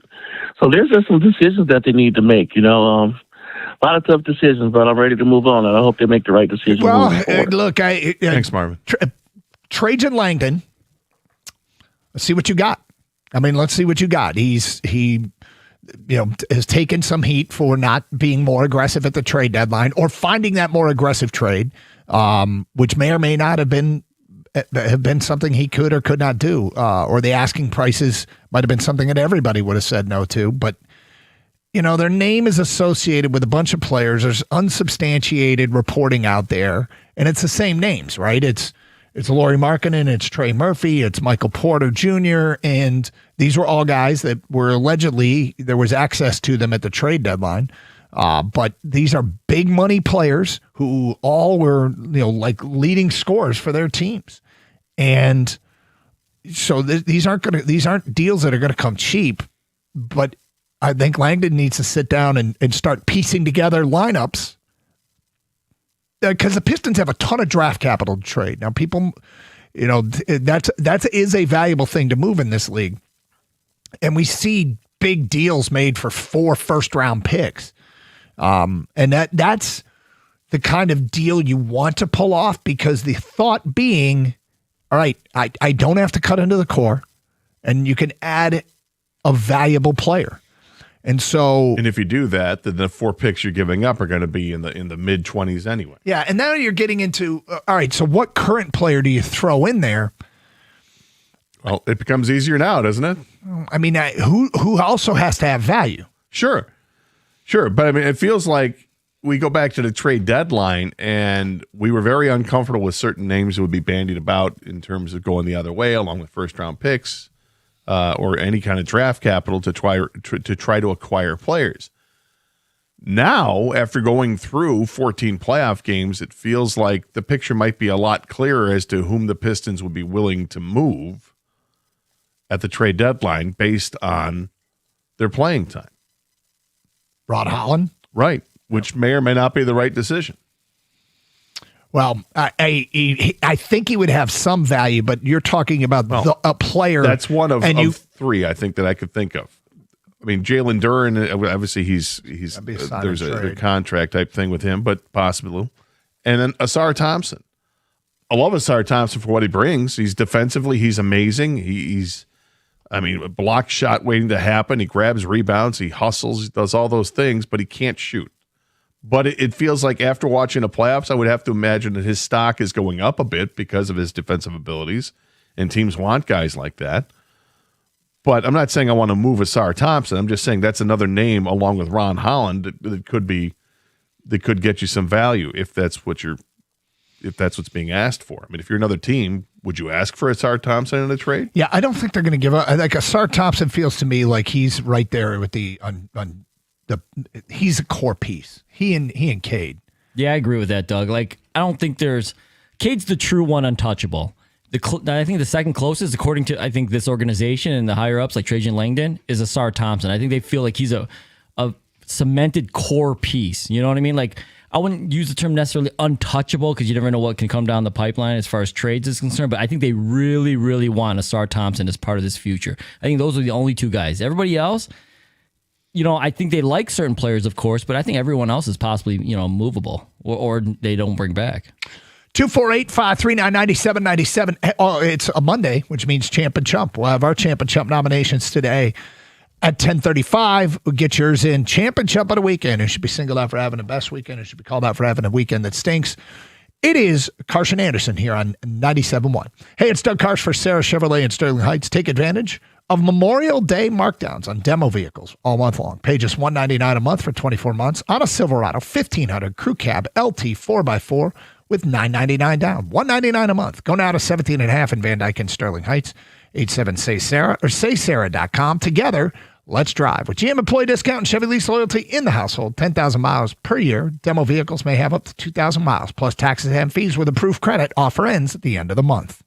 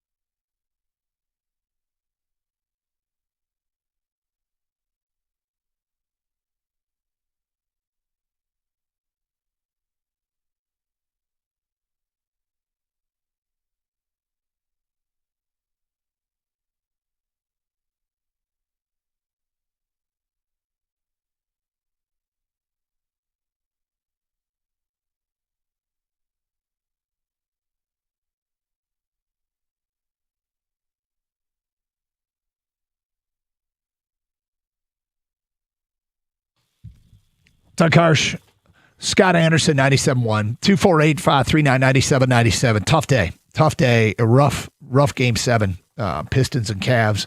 And look, it's a good young core. It's been overall a pretty gratifying return to significance in this city, and return to the consciousness of the Detroit fan of NBA basketball. But that's a massively disappointing showing in a game 7, and there's steps that need to be taken and some tough decisions to be made.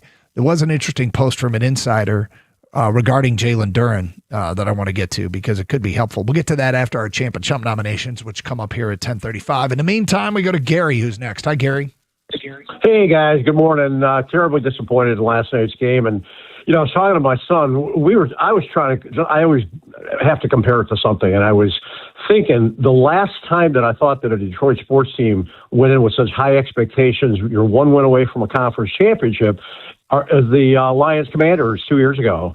And the similarity just doesn't end there. I think that the best player, the player that each team needed to come through big each game, did not. Jared Goff picked a bad time to have 5 total turnovers, 3 picks, 2 fumbles.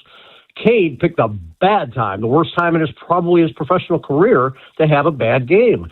And you just kind of think about the expectations going into both games. We're one win away from from a conference championship. Same thing last night. And I can't help but go back to that and what the Lions have not been able to do since. They haven't looked like the same team, and I hope for the Pistons' sake that they don't fall into that, because you can't run it back with most of the same roster. Don't you agree? Yeah, I mean, they definitely need some changes. I think it's more than tweaks. I think it's changes. And Gary, it's a great comparison. I think you're making some really, really good points. And I remember saying, and you hit on something that was very relevant after that Washington game, and that was they picked a really bad day to have a really bad day. And Jared Goff did. Cade Cunningham wasn't really bad, but he wasn't his normal self. He wasn't what the Pistons needed him to be. And I think there's a lot of truth in the way that you articulated that, and I concur. Yeah. And the Pistons, as I look at them going forward, it seems to me that it's much easier to address when you're a football team like that and you've got multiple positions. But basketball, get him a running mate, get him a wingman, right? Yeah. and you can understand a bad Cade game and to pick him up. Yeah, and maybe it can be had easily with maybe it can be easy just by hitting free agency in the NBA. Yeah. I mean, if you're a player, a free agent player, you're looking at the Pistons. Right. That's a team that won 60 games. That's a team that went to Game 7 in the second round. It's obvious what they need, and if you're that player that provides what they need, you consider coming to Detroit. Time for our Champ and Chump, and Gator, my champ is Aaron Rye, the PGA champion, the 68-foot putt on 17, shoots a 65 to win the major. Seems like just an all-around great dude, and everybody loves him. Congratulations to him. Yeah, it was awesome, and he's committed to the Rocket Classic right now, which is cool. That's really cool. Hopefully he honors that commitment. From what we saw last year was J.J. Spawn that won the tournament and then backed out. I hope that doesn't happen here because it is a great story. My champ, Casey Mize, went 6 shutout innings and gave up just 2 hits, no walks in his first game back. Sadly, the Tigers lost that game in extra innings, but awesome to see Casey Mize back and pitching as well as he did. My chump of the weekend, I feel dreadfully guilty about doing this, okay? But the weekend includes Friday and Sunday. And in those 2 games, Tobias Harris went 2 for 13 and scored 11 points. And including an 0 for 7 yesterday. This is, I feel guilty because Tobias was great. But his champ and chump of the weekend, and some of the guys that get champ that didn't show up yesterday did show up on Friday. Yes. I'm not sure Tobias did. So. No, I understand. And I think with a chump, it's just take your pick from the Pistons, right? If it's easy pickings, I'm sure the Tigers are easy pickings too, but the Pistons just got knocked out of the playoffs. So I'm going to go with J.B. Bickerstaff.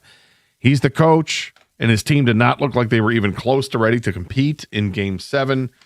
You shouldn't need much motivation, Doug, and they looked absolutely careless, listless, confused, and defeated all before the first quarter even came to a close. Get your Champ and Chump nominations in. We tally them up and post on our website on Tuesday who the people select as Champ and Chump of the weekend. All right, I promised a little nugget from an insider regarding Jalen Duren. It is from The Athletic and Hunter Patterson, who wrote the following regarding Duren. He recorded just 10.2 points and 8.5 rebounds per game and 51% shooting in the playoffs, far off the 19.5, 10.5, and 65% he earned him an all-star nod. Duren could make an all-NBA team, which would make him eligible for a 5-year max contract worth 30% of the salary cap. Given his postseason showing, the widely held belief around the league is that he has little to no leverage to negotiate the max. Okay. Now, interesting to see that report.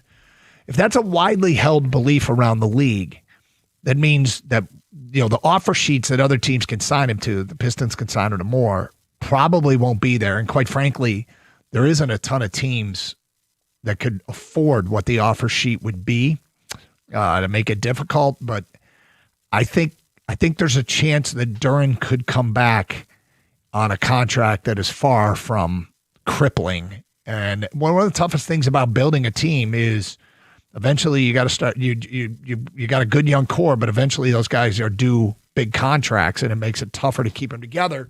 But if a player can be had for the right price, a more team-friendly price, it could play itself out this way. Well, something that I'm going to say here, I feel like is something that has to be remembered throughout until we actually, hear the answer, if we ever hear the answer. And that is, I'm always leaving room open for, was somebody hurt? Because Jalen Duren's play in the playoffs paled in comparison to what he did in the regular season. When he was a 20-10 guy, you counted that every night, and it led all the way to 60 wins. But in the playoffs, he was literally half of that from the scoring standpoint. It was below that with the rebounding. So I still think he's part of the core of this team moving forward. They need to add to this team, but I don't think you add by subtracting Jalen Duren unless it involves a trade for a big that can do things that he can't. And then I'll concede that's fine. But he's 22 years old. He has a ton of potential. We've seen it realized through much of the season. And I head scratching what happened in the playoffs. Only the guys in that room know what was going on in the playoffs with these teams and their health. And maybe he was completely healthy. Maybe he just wasn't there. I don't know. But I still consider him to be a piece moving forward. Is he a max contract player? Absolutely not. Nor would anybody say that. So when the negotiations begin, there could be some tough negotiations for Jalen Duren, because if you were hoping, if he had a good playoff, that you'd be looking at a max contract. Now you're not. We'd be talking about it. Okay, yeah, sure. Hey, Tom Gores, he'll take on the extra money. He doesn't care if they go over the cap to sign their own players. He'll do that. Well, you're not doing that now because he's not deserving of it. He's going to have to earn a bigger contract in the next one based on how he plays in the contract over the next several years. Get your Champ and Chump votes in, brought to you by Sarah Chevrolet, Sterling Heights. Champ and Chump on the weekend, as we will post on our website on Tuesday who the people select as Champ and Chump. More of your phone calls and feedback. We want to bring Kang in on the conversation, of course, dialed in with the Pistons all season long, and there's really, really tough decisions moving forward. So what is next for this Detroit team that unfortunately had about as bad a Game 7 as really recent memory provides? It's certainly for a Detroit team. There was the Phoenix team in 2022 that had the best record in basketball that had a Game 7 in the second round against Dallas, and they got blown out. And that Phoenix team, had gone to the NBA Finals. That Phoenix team has not been anywhere close to the NBA Finals since. And so that's how important it is to take the proper next step to make sure that whatever you need to do, you take care of. Because Trajan Langdon has seen it now with this core that he didn't dip into. So now, what's the next move? 248-539-9797. It's Carson Anderson, 97.1.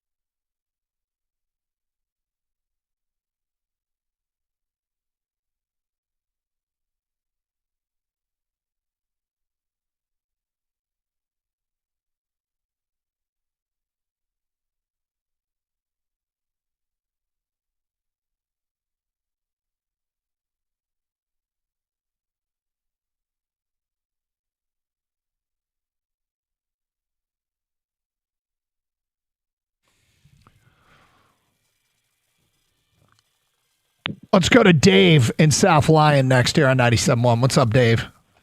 Good morning, gentlemen. How are you? Okay.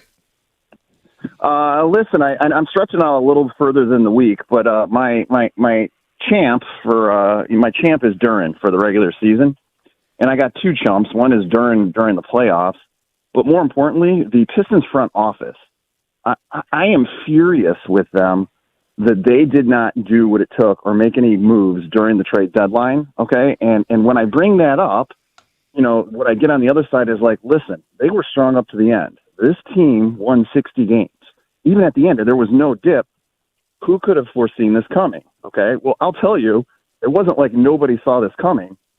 Las Vegas knew exactly what was happening because they didn't even put the Pistons in the top 3 to win the East. Okay, so we made no moves at the deadline. And now I have to ask you, because of the playoff showing, which of the players have upped their value, trade value, okay, in the playoffs compared to during the trade deadline, with the exception of Thompson, which I'd prefer not to move. So now we're in a scenario where we lost some trade value on some of our players because I can't see it going up. As you guys have pointed out, the opportunities just to get there, it was squandered. And I put a lot of this on the front office for not making a move. And I can't take, we didn't see this coming as an excuse when Las Vegas from the top said Hang on, they're not Dave. even If you're top. just going to base it on Vegas, I guess, then go ahead. But as far as they did make a move at the deadline, it wasn't a big splash move, but they did make a move. The other thing is we don't know what was offered or what was available because there really weren't many moves made at the trade deadline that would get one of those players I think that we all coveted. Michael Porter Jr. sounds great, but we don't know what the asking price was. Everybody would have and he loved to didn't bring get in moved. better players. Yeah. Everybody, the idea of getting a better player that could help you at the trade deadline is one that I think everybody would co-sign on, given a reasonable price. I don't think there's any doubt about that. And Dave, the frustration is real. But the problem with trade deadlines and why I can't co-sign on being as upset as you are is it's literally a store. You don't know what's for sale and you don't know how much it costs, but you want to buy. And I get it. I get it. It's frustrating, and that's the GM's job. But it's really we don't know who is actually being sold, and we don't know what the cost actually was. Yeah, and I don't think Vegas knew that Jalen Duran was going to go from being a 20-10 guy to a 9-8 guy. But maybe it was even a team that Vegas didn't think was worth investing in. No, but they also had Boston as the top seed, and they got knocked out early. Yeah. Oh, I'm not always saying they're right. But it was like I was shocked by that, and I was like, how are they? They just won 60 games. A lot of these teams they beat up in the Cleveland. I know they split. I will give it to you that, like, listen, you can't improve your team if there's nothing in the store. You can't buy something if it's not available. It was just like I said. It's frustrating, I'm not gonna put it all on- I tell you what else doesn't help. It shouldn't be a factor at all. It's that trade deadlines have passed in a bunch of sports here, and Detroit teams haven't made that massive splash move. Right. And that doesn't help the perception, but they're completely unrelated. And just in terms of we've experienced them all together, but The Red Wings made a move. They made a decent move to acquire Justin Falk. It did not pay off in the term of making the playoffs. it was praised in the moment. But yeah. All right, Kang, you've been sitting, listening, and of course you're as dialed in as anybody when it comes to this team and the NBA, and well-respected voice on this show. Overall, what do you want to emphasize today? Well, I'll just touch on the game last night, first of all. Obviously, I agree with Cade. It just sucked. It absolutely sucked. The Pistons sucked. And I'm disappointed they didn't move on because I thought like their ceiling this year personally for me was the conference finals would be the ceiling. But I also think that, they lost to a better team. So there's no shame in that. With that being said, you can accept losses, but you just can't accept going out the way they did. And they didn't go out on their shield. Now, if you watch the Pistons all year long, whether it was game 23, game 44, game 62, or game 77, they play defense, right? Their offense has kind of been up and down depending on depending on how the game is going, but they could always lean on their defense to get them back in the game. And it's a lot of times because they won 60 games, Doug, they would either win by 7 points or maybe win by like 20 points because of how good their defense was, right? Yep. Their defense was nowhere to be found to start that game, and that's what's really disappointing for me.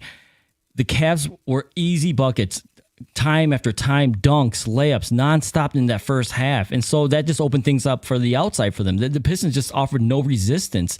And the one thing that this team always you could count on was they were resilient, and they never found their rhythm. So the defense, once that was going bad, they couldn't get it going offense. And obviously the avalanche just happened. They never got their run. They never, because in the NBA, everyone knows it's game of runs. You'll get it back maybe to 12 at some point, and it seems acceptable. Even at halftime, if you're down 20, you could tell yourself, cut it to 10 by the end of the third.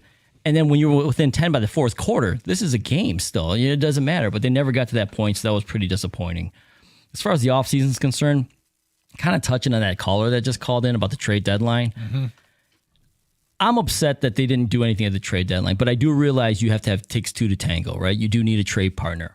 So my issue, though, is more that I don't believe personally this organization was looking to be aggressive at the trade deadline. And that's fine, because I think what Trajan Langdon did, and contrary to that caller's belief, is I think they knew within the organization this was not a championship team. They were okay with that because they wanted to see what they had. Trajan Langdon mentioned himself, they had never even won a home playoff game yet. So what do you want me to go out there and make these big moves for? I don't even know what I have. So I really think the organization wanted to see what they had in Asar, what they had in Cade, what they had in Jalen Duren, what they have in Marcus Sasser and Jenkins. He wanted to see what they have. Now we kind of know, right?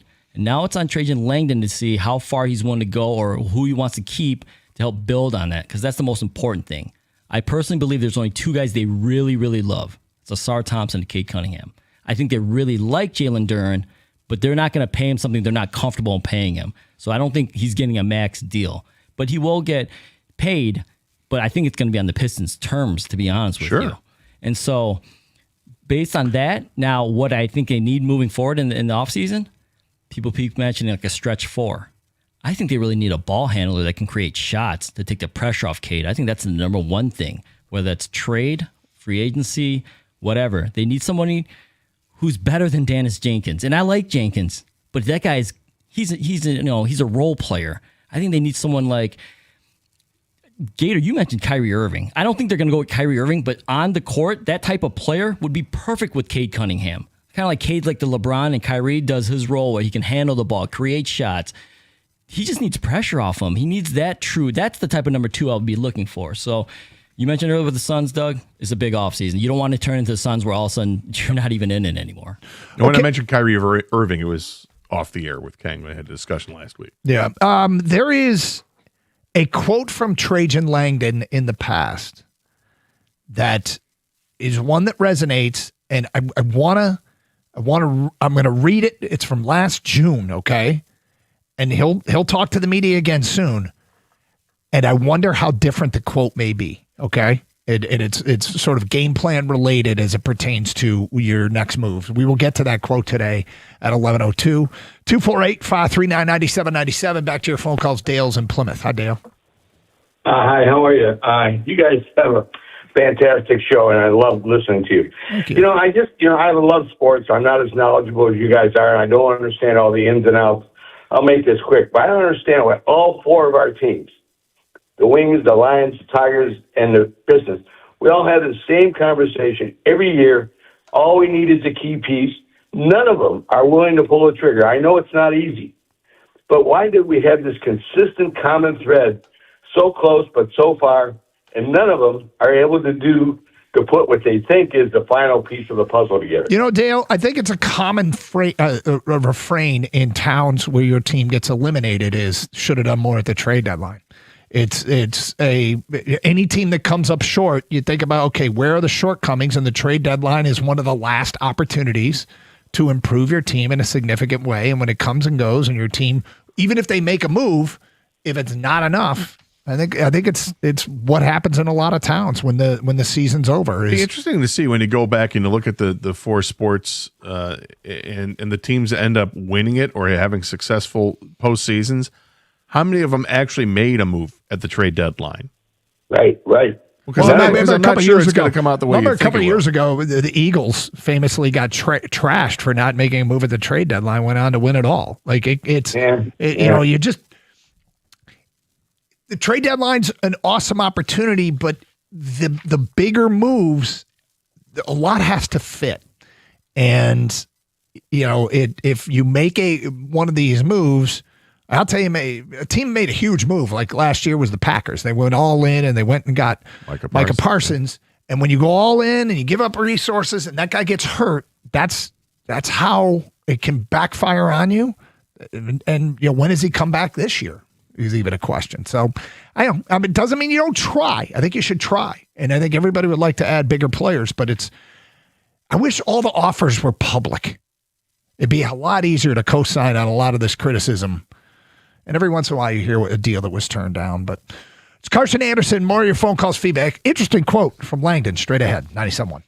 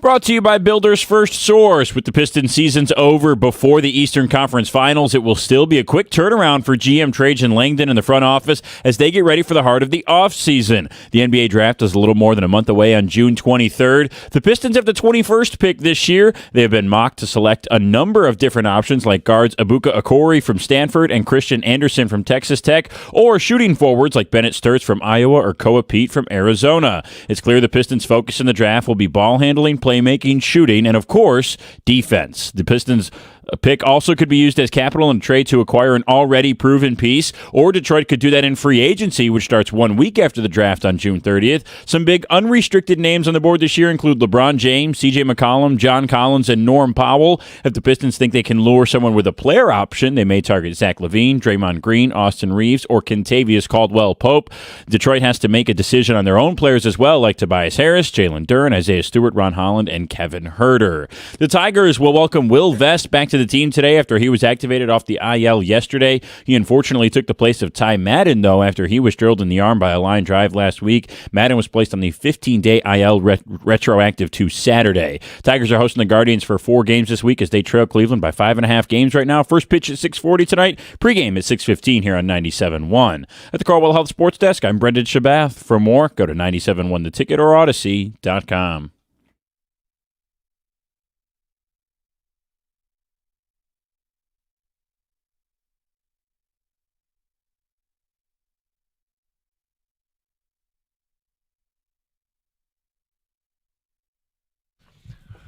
It was the first time all year the Pistons lost back-to-back home games.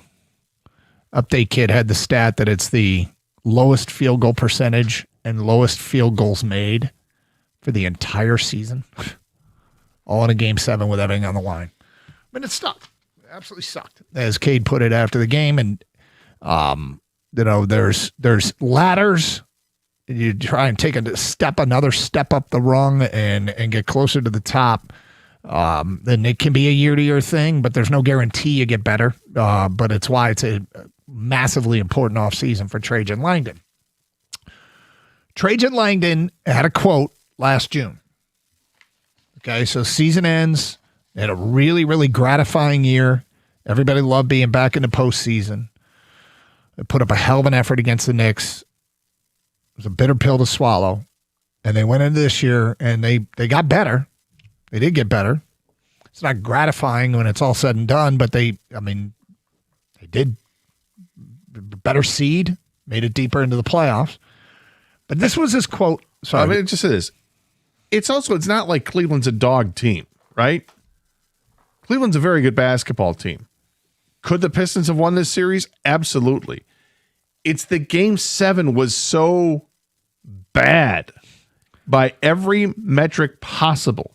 By the eyeball test, by analytics, by everything. It was so appreciably awful that it's hard to, it leaves you, frankly, just speechless with how to explain away what the hell happened.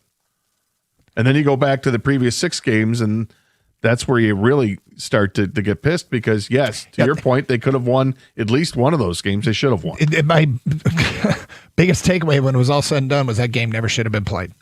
There never should have been a Game 7. And that's, unfortunately, there was. And to have the Game 6 that they had and followed up with the Game 7 they had could not be two more diametrically opposed games. Right? All right, but here's the quote from last June. We're not going to be super aggressive this summer, I don't think. It's just developing from within and hoping to keep a couple of vet pieces that we had on the roster this past year. If we can add around the margins to get better, we will. That was last June. We are approaching June. He will speak again. And a year later, how different will that quote be? When asked a similar question about the next moves, do you think he says something different? So a year ago, adding around the margins meant, okay, we're bringing in Duncan Robinson because they had the whole Malik Beasley situation that they were trying to work through. What else did they add to this team? They added guys Danis Jenkins and Javonte Green, Paul Reed, Javonte Green, Karis LeVert. Yeah, I mean that's definitely around the margins. I would imagine that he can't say that again this time around. I would think. I think he needs to be careful because if you come out and say we're going to be hyper aggressive or going to make a big move, you get yourself you paint yourself in a bit of a corner, and I think you need to be careful with that. Well, I don't think he's going to go all the way there. I think he's just going to say, well, we have to. I think he's going to be very generic when he speaks, and not tip his hand one way or the other. I think he might say something like, obviously, we fell in the playoffs and we were expecting more, but we've got to find a way to to be more competitive and leave it at that, without, because he's not going to give away what he's going to say. No, but if you start putting that into perspective here a little bit in terms of that was what he said a year ago. How different do you think that needs to be? How different does the approach need to be? Because it feels to me like, all right, cool, but it's got to be different. I think it's obvious that what changes need to be made, or at least what needs to be added to this team. What type of player? I'm not going to say specifically who the player is, but they obviously need someone else to score, to take some of the scoring burden off of Cade Cunningham. That's clear as day. They, I think, also clearly need to have the ability to shoot better from beyond the arc. That is clear as day, because they don't take that many three-point shots compared to the rest of the league, and the three-point percentage is, I believe, less than average. And yet it also feels like maybe some guys are starting to develop that, but the problem is, are you going to count on Marcus Sasser getting more minutes because he can knock down threes? Is that what you're going to go with? You start thinking about Sasser and Danis Jenkins, who, shown a little bit here and there, but are they really going to be guys you're counting on to even compete for a starting job? I don't think so. I think they're nice guys to have come off the bench. I think Danis started the last couple of games because of necessity, because of Duncan Robinson's injury. Yeah. But, he fell flat a little bit yesterday, too, after knocking down the first two shots, and then was ghosted until the third quarter. And then even then, the rest of the game just didn't compete much. So I worry about some of the in-house solutions that they may have. Don't rely too much on that. It's the old line, don't fall in love with your own guys. Mm-hmm.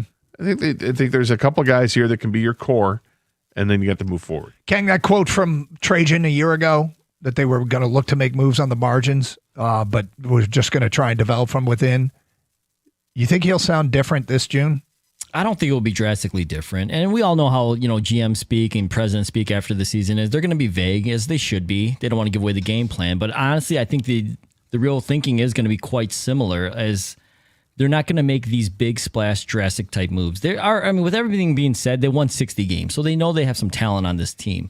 It's how do they improve on that talent without giving up what got them there and what they want to build on. They're building through Cade, and they're a defensive type team. That's why I really feel like Asar is a guy they're very high on, and he has room to grow because he's so young. What can they do to help? Because I think you were right on Doug. I think was at the beginning of the series where you're like, Cade looks like he's getting worn down. Mm-hmm. Look at what happened in Game 7. I don't think he made a field goal in the second half. This is the second consecutive Game 7, and if he didn't score, no one else did, literally, right? Tobias had that great run, 7 or 8 games, but that was kind of like, you knew that wasn't going to last. And then when that doesn't last, who do you lean on? So I think Trajan knows what he needs, Doug, but I don't think he's going to abandon what also got them where they are, which was kind of operating on the margins. And no, he did not make a basket in the second half. He had a free throw. I think it's required to do more than on the margins. I think so too, but he won't say that publicly, obviously. Okay, fair enough. But you think the actions will actually show that? I don't know how you could watch that series. Why would a logical person who knows the game not want to have a more aggressive offseason than he did a year ago? Let's think about this, okay? And I'm workshopping this. If you're Trajan Langdon, and Trajan Langdon knows more about NBA basketball than everybody here and everybody out there, okay? It's probably a safe assumption. Why would you not want to have a more aggressive offseason and do something more than on the margins? What makes sense? The only thing that would make sense to me is that you're thinking, 2 steps ahead or 2 years ahead, and you're looking at a free agent class a couple years from now and saying, the free agent class of 2027 is a heck of a lot better than the free agent class of 2026, and you want to stockpile for that. I haven't looked ahead. I don't know if that's the case, but that's one thing that might be logical. Mm-hmm. Another one, just throwing out the ideas because we're workshopping, right, Doug? Yep. Is maybe they think Chaz Lanier or Marcus Sasser can be a lot better than what they were. They've seen enough behind the scenes or whatever, hey, because for me, I want like a ball handler that can shoot, right? Yeah. Maybe they're like, well, we have that guy. He just hasn't shown it yet, but we really believe in him. And that's where the margins come in. We're like, hey, we have him in-house. you have to believe that certain players are going to get better, right? Well, and Is that I'll tell you another what, thought? and I'll give you another one. They may believe that Jalen Duren can be a lot better. He's only 22. It's not illogical to think that a player who's 22 years old still has a lot of chance to grow. And as frustrating as Duren's postseason was, and perplexing as Duren's postseason was, is it illogical to think, okay, now we might get him on a more team-friendly deal, and we think he can be much better? Yeah, is that flawed thinking? I'm sure they think that what we saw in the playoffs isn't the real Jalen Duren. Maybe it's somewhere in between, though, the regular season and playoffs. I'm not sure. But this is not a playoff roster. There's a reason, I know we mentioned earlier, like, Vegas is just Vegas, right? They're trying to get money on both sides. But there is a reason why the Pistons were not favored in the top 3 to win the NBA championship. There are clear holes in the playoff roster of the Pistons. And I'm hoping Trajan Langdon sees those and does something about them. I just don't know how drastic it's going to be. 248-539-9797. Pistons entering into a really important offseason. We just had that quote from Trajan Langdon from a year ago in June saying it'll just, we're going to develop from within and make moves on the margins if we can help ourselves that way. Does he need to commit to being more aggressive this offseason? And what would make sense if they aren't? How would that make sense? Or would it just be illogical? Which, look, I mean, I don't look at people and go, okay, they're idiots and they're illogical. Why do they make moves the way they made moves? And I mean, some people just think they're idiots. That's why. But it's going to be fascinating when he eventually does speak. Given his style, I don't think he'll promise anything big, but I think it might sound a little bit more. He might be more open to stuff this. I think it's going to sound more than, hey, we're going to build on the margins. Yeah, I think it's going to sound more than that. It's Carson. It has to. It's Carson Anderson, 97.1. Looking to upgrade your outdoor space? Well, Builder's First Source has you covered. With 4 Metro Detroit locations, they specialize in top-quality composite decking. Brands that you trust, like Trex, TimberTech, and AZEK. So whether you're a DIY enthusiast or you need a certified installer, their expert team will help you build the perfect deck that stands the test of time. Visit one of their locations today in Lapeer, Auburn Hills, Clinton Township, or Shelby Township, and discover why Builder's First Source is your go-to for decking. Quality service and unbeatable value, that's the Builder's First Source promise. Search buildersfirstsource.com.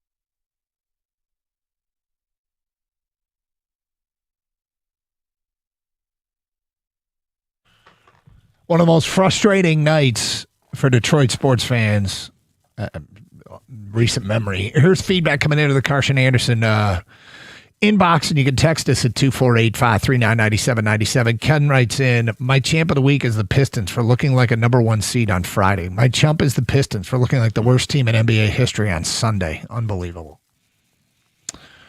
Here's an interesting one, and this is obviously a question that's only individuals can answer. This unnamed texter writes in, this is worse than the Lions losing the 2023 NFC Championship game. No. I don't agree with that. I don't agree with that. The performance, the performance was infinitely worse. Yes, but the stakes to get to the first Super Bowl in Detroit Lions history, I think those stakes, unfortunately, make I comparing which rash you like the least. Which unexplained rash was worse. I guess thank God for football because it comes down to just a couple plays that you can point to and say, and unfortunately there were epic plays in the second half of that game that you're like, okay. Yep.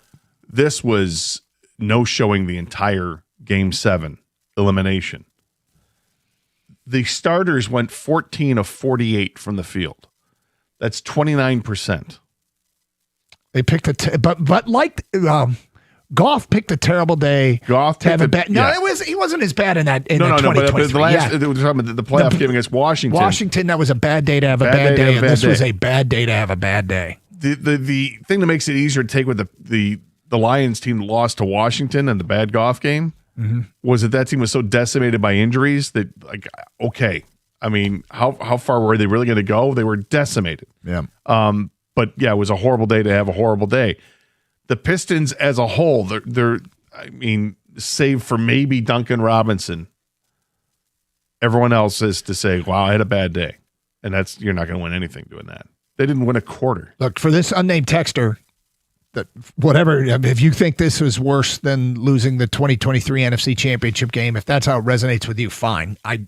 Not for me and not for you. They had to just win one of the next 3 once they were up 2-0. That was a reasonable ask. Yeah.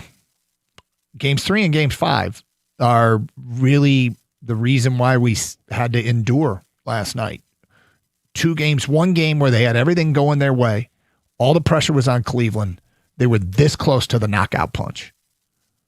That was Game 3. And then the other one, take command of the series with 9-point lead late and let it slip away. Kenny Atkinson praised the Stars defense, and that's great, but the kid needs to get his tail to the gym and lock in. We can't keep playing 4 and 5 on offense. Well, I disagree. I don't think the Pistons are playing 4 on 5. I think many of the times they were playing 3 on 5 on offense. I think you can get away with 4 on 5. I think you can have a defensive lockdown guy out there, but then you have to have threats from the other 4 positions is probably one of the lessons to take from this. Absolutely, Doug. Did the Pistons win a championship with Ben Wallace? Yep. He was strictly defensive. Like, the guy had no moves offensively, but they were able to piece it together because the other guys around him. You can win. I mean, first of all, don't get me wrong. Asar does need to develop a better offensive game without a doubt. When he gets inside the paint, someone that athletic should be able to shoot a floater. Like, I'm not asking him to become Steph Curry from 3 all of a sudden, but he should be able to get in the paint and do something. With that being said, though, yes, we know his mark on the game is defense. And you can win when one guy is that elite defensively. But you got to make up for it elsewhere. Right. And you can't just count on, no offense, like Karis LeVert or anybody else, but those guys were stuck with the grenade in their hand trying to do something. Like, that's not going to work. No, Dennis Rodman was fantastic because he was just this great defensive guy, rebounding guy. But you had Isaiah Thomas, a true superstar. You had Joe Dumars, who was going to knock down shots. You had Aguirre, Buda, all those guys. Bill Lambert was knocking down quality shots. I mean, that was such a complete team. However, that you could have the one guy just be defender. Let's be clear. If he can get in the gym and get better offensively, we're not against it. I think the upside is with him, because he's so young, is that he can only improve on his offensive game. It can't get worse. It can only improve. 248-539-9797. Let's get back to your open line calls. We go to John in Southfield. What's up, John? Hey, how you guys doing? Thanks for taking my call. Sure. Yeah, real quick, one thing I just wanted to put out there, I think with Trajan in the offseason, I think he is going to at least try to make a move to replace Jaden Ivey. I think going into the season, the franchise was still a question mark. How is he going to come back off injury? And I think, in a perfect world, him and Duran I believe both of them will be up for a contract this summer. And that would be a decision they'd have to make. And so I think Trajan knows that he needs a backcourt mate for Cade, and I think that he's going to try to do that. And I think if he can't do something that doesn't, break the bank, if you will, then he'll probably will go around the margins. But I think he knows that. I agree with Kang. We need a guy to replace Ivy. We need like a Kyrie Irving. We need that Joe Dumars, that Klay Thompson. We need that backcourt mate. Titles are won with perimeter players. I think it's an exceptionally good point, John. When he had that quote from last June, and for people just joining us last June, he basically said, we're going to try and develop within, and if we can make some moves on the margins to get better, we'll do it. And that was the game plan. A very good point by you that when he said that, he was probably counting on Jaden Ivey being a real asset for this team. And Jaden Ivey's not here anymore. That is definitely changes the dynamic. That didn't work. How much more aggressive will you get because of that? It's a good point. It's a really good point. 248-539-9797. Al is in Southfield and next. What's up, Al? Yeah, we're coming from the nightmare, but I want to pivot on what about the Pistons defense. I think one of the reasons why the Pistons defense just completely disappeared occurred in the transition. They spent way too much time whining and complaining about the referees in Game 7, which was the opposite. It was a different situation, and I just noticed in the body language in the fourth quarter, they just seemed like they just gave up. They just said, "Well, we're not getting the benefit of the doubt from the officials, so we're just going to fold up our tent and go home." I think a lot of it was transition because the Pistons didn't make any shots. So instead of getting back defensively because you made your shot and the other team's going to take time getting inbound in the basketball and all that, it wasn't. It was all transition. I don't know that I agree with the premise. The conclusion, they did look they didn't look good at all. That's the obvious part. I don't know if it was because they were spending too much time complaining. Both teams look at the officials a lot. One of them does a far better job of manipulating the officiating. Yeah, I want to quickly get to my champ and chump. My champ is Fox 2 Sports Work, Dan Miller, and Tim McCormick and Jeff Riggin, and especially Tim McCormick. I thought he made a very accurate comparison between Oscar Thompson and Dennis Rodman. And my chump of the weekend out of Detroit Pistons. I mean, their performance is just a complete nightmare. Thank you, and you have a good day. You too, Al. 248-539-9797. Bernard's in Detroit and next. What's up, Bernard? Hey, guys. I got a couple statements. I believe you can't fix this year, next year. I believe everything is fluid. And I believe the time to him to make the changes was this year, not next year, because next year we're going to have a whole new set of problems. So that leads me to think that, say that I feel that's the problem with general managers in the city of Detroit. I don't think none of them have any vision of what they want their teams to be. I think they all have a let's see what we got situation, which leads to me to say that you have no vision. You have no Bernard, let me ask you a be. question. Because they can't, you're right, they can't fix last year, this year. What would you do? What would you do now? See, that's the part. He made it tough. I mean, I probably would go in and replace Tobias Harris. But if you look at the free agent availability, there's not a lot out there that we can do. And to get a player off another team, we're going to give up assets. Yeah, it'd be a trade. So the time to move was this year when you could have got players that they were moving. Now they're looking at you and say, well, we're not going to help you win no championship. What are you offering us? Well, what players moved? Yeah. Huh? What player got moved? What you mean? What? At the trade deadline, we heard where there were names being thrown about, but in the end, the only one that got moved was James Harden. I know, but see, Langdon wasn't willing to give up pieces to get those players. He chose the let's wait and see routine. This is going to be. Thank you. This is. I mean, it's an endless cycle of trashing the trade deadline, and there was outside of Harden. What was the biggest move? It was a lot of moves on the margins, but what else? I mean, Luke Kennard was one that someone brought up, and he did well in the playoffs He as did far as do a well. shooter. But it doesn't have to just be the trade deadline. Jaren Jackson Jr. got moved. Yeah. All right. So, that's another big name that got moved. And I'm not saying that I wanted Langdon to go get him, but it doesn't have to just be the deadline, too. It doesn't have to be. 248-539-9797, 97.1.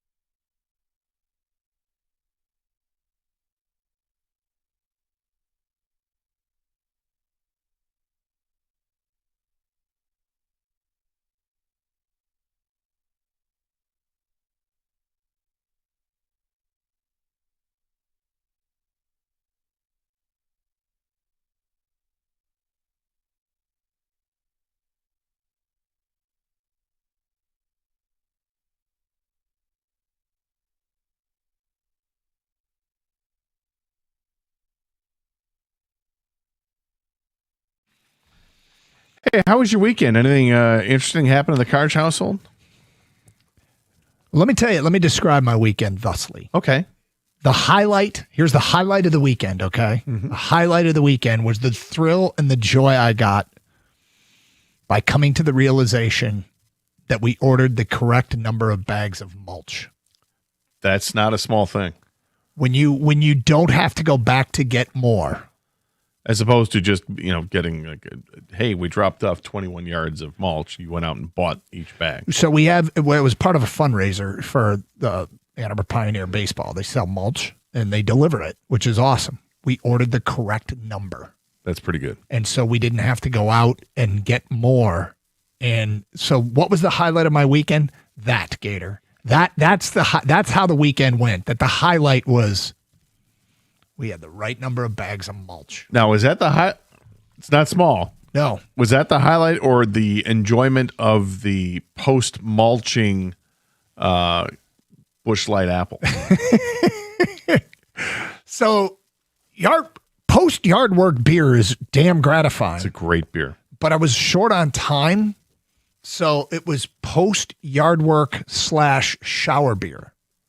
That might even be better. So yeah, it was a good thing. It's combining two great beers.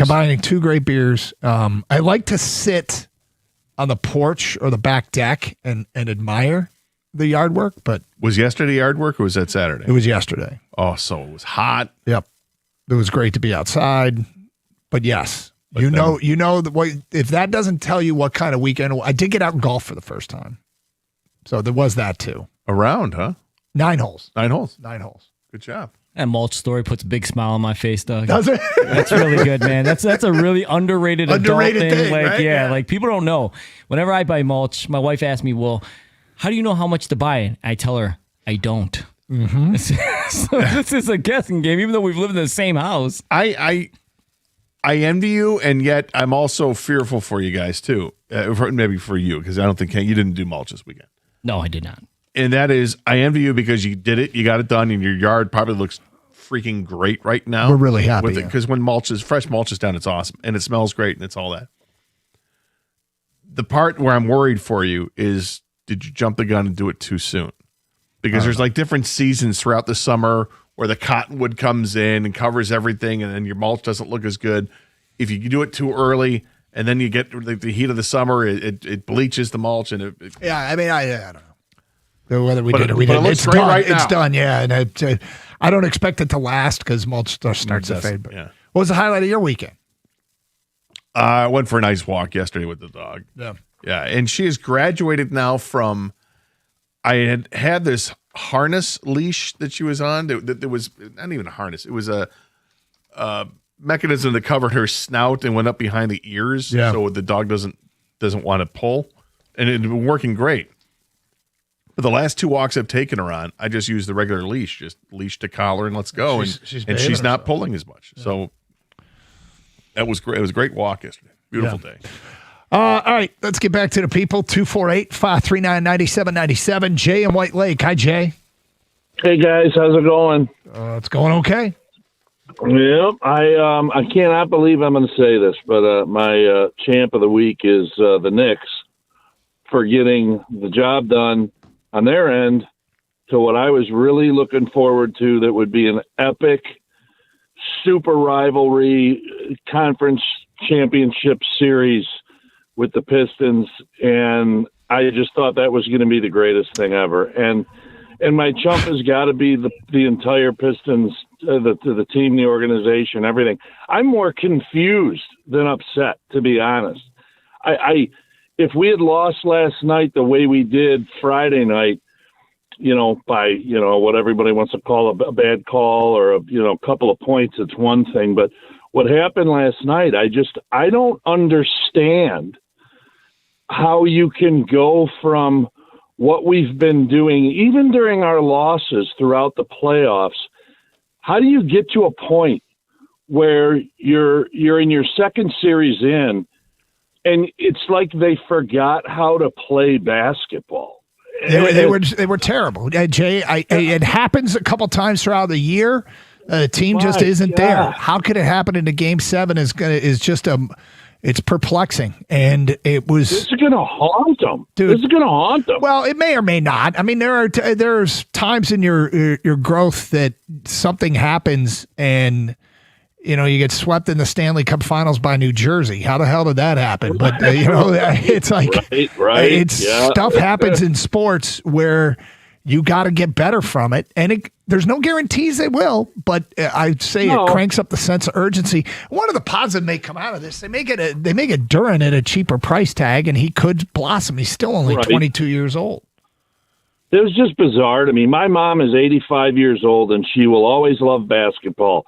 And she sends her good juju to the Pistons every game, and most of the time they win. And she stayed up so far past what her bedtime would normally be and called me last night because she was so upset. This is an 85-year-old woman. And I was the same way. I'm like, it was bizarre to me. It was just a strange game. I hear him. I don't. Jay, thanks for the phone call, 248-539-9797. Bill's on a cell, and he is next. Hello, Bill. Hi, guys. What's up? Hello. Hi. Hey. Oh God. Yeah. I'm going to echo a little bit with that I don't know how you go from what we did Friday night to what we saw on Sunday. I don't know how that happens. I agree. Confusion is a really good word to describe that. Now, just real quick, one other point. It's clear Cade needs a number 2. I think Andrew Wiggins is someone they should look at. He's got a player option with the Heat for $30 million, which means we would have to go over that to get him to come here. But he's the perfect type. He's the type of player we need. I know he's got his consistency issues too, but he'd be a true number 2. And then going outside the box, how does Oklahoma City has 2 picks in the first round of the draft. What if we? And I'd like to keep Duren. I really would. But if you're thinking about a trade, I agree with what King said earlier. Right now, I would keep Asar over Jalen Duren. What could we get Oklahoma City to give us their first round draft pick for Duren and maybe draft? I doubt it. Yeah, I know we'd probably have to do. Well, they'd have to want to sign him, and Yeah, and right, and so I don't know. But to move up and get maybe even Yaxel, because Yaxel would have a chance. Well, here's what they have. The biggest resource that they have is probably they own their next 7 draft picks.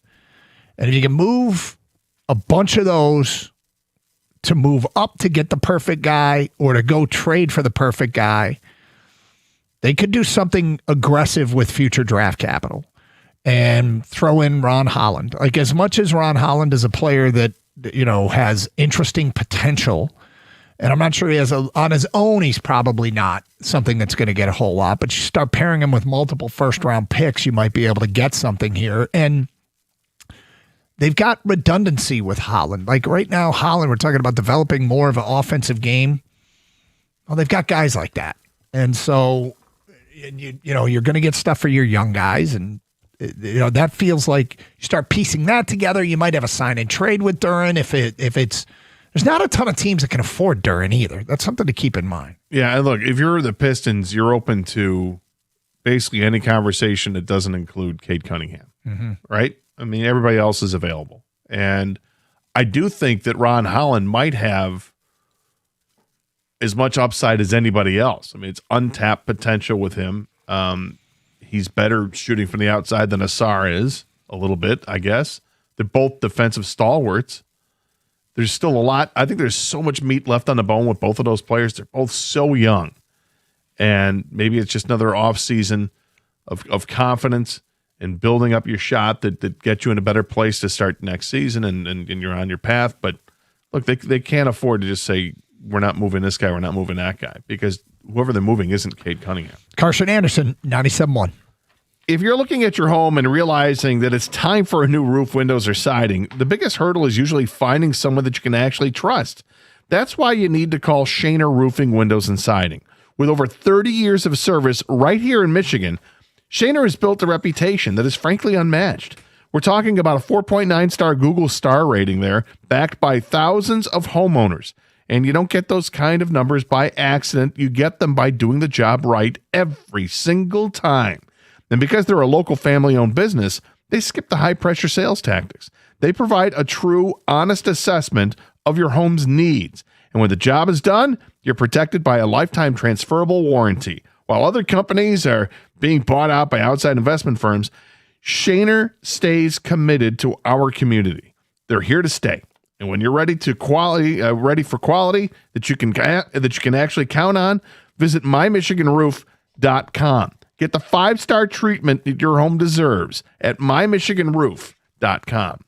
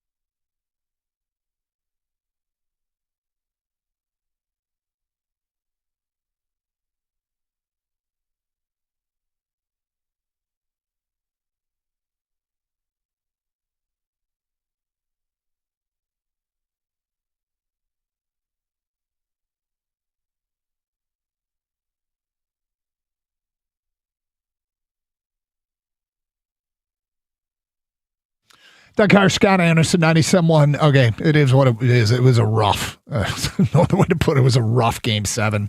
One that will go down in history because, it's just the build-up and the anticipation, and then they were uncompetitive, Gator. You put it perfectly at the end of the morning show when they asked, your thoughts. Uncompetitive. Yep, uncompetitive was one. The fact that they never made a run, that doesn't happen much in the NBA. They didn't make a run. That's hard to believe. They never made it interesting. The second half, you're sitting there going, okay, they got their hands full. They're probably in trouble. But they're going to at some point, they're going to put some pressure on the Cavs, and we'll see how the Cavs respond. And they never did. They never did. It was a nightmare scenario. I was so excited all day for that game, too. When they announced it was going to be 8 o'clock, I'm like, I can get so much stuff done during the day. And then there's that wait period because it's a late game. Yep. And then they show, I love for big games showing the national anthem. And then they show the intro. And dude, this is a big game. This is game 7. We get Mason. We get the lights. And then, nothing. They had nothing.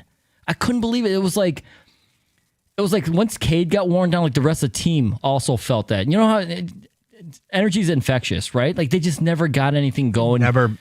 And they never made that one run, Doug. That just one run would have just helped so much for the crowd, because you want the crowd to get behind you, but you got to give them something. And they gave them nothing to get behind them. It was rough. 248-539-9797. Mondays mean Champ and Chump. Get your Champ and Chump votes in. We get back to your phone calls. We couldn't even get excited for a trick last night at halftime. You know? Not even you? Not even me. Did you wear the sweater, by the way? Yeah, I wore a sweater. Was it Nautica? Yeah. Okay, it wasn't like Polo or Lacoste, No, right? it was peach color. It was a good spring color. Didn't matter. You know how hot it was? Do you think people were looking at Gator Doug going, why is this guy wearing a Nautica sweater? It's freaking 80. It was his They're go-to. lightweight sweaters. It was fine. It was his go-to in the postseason.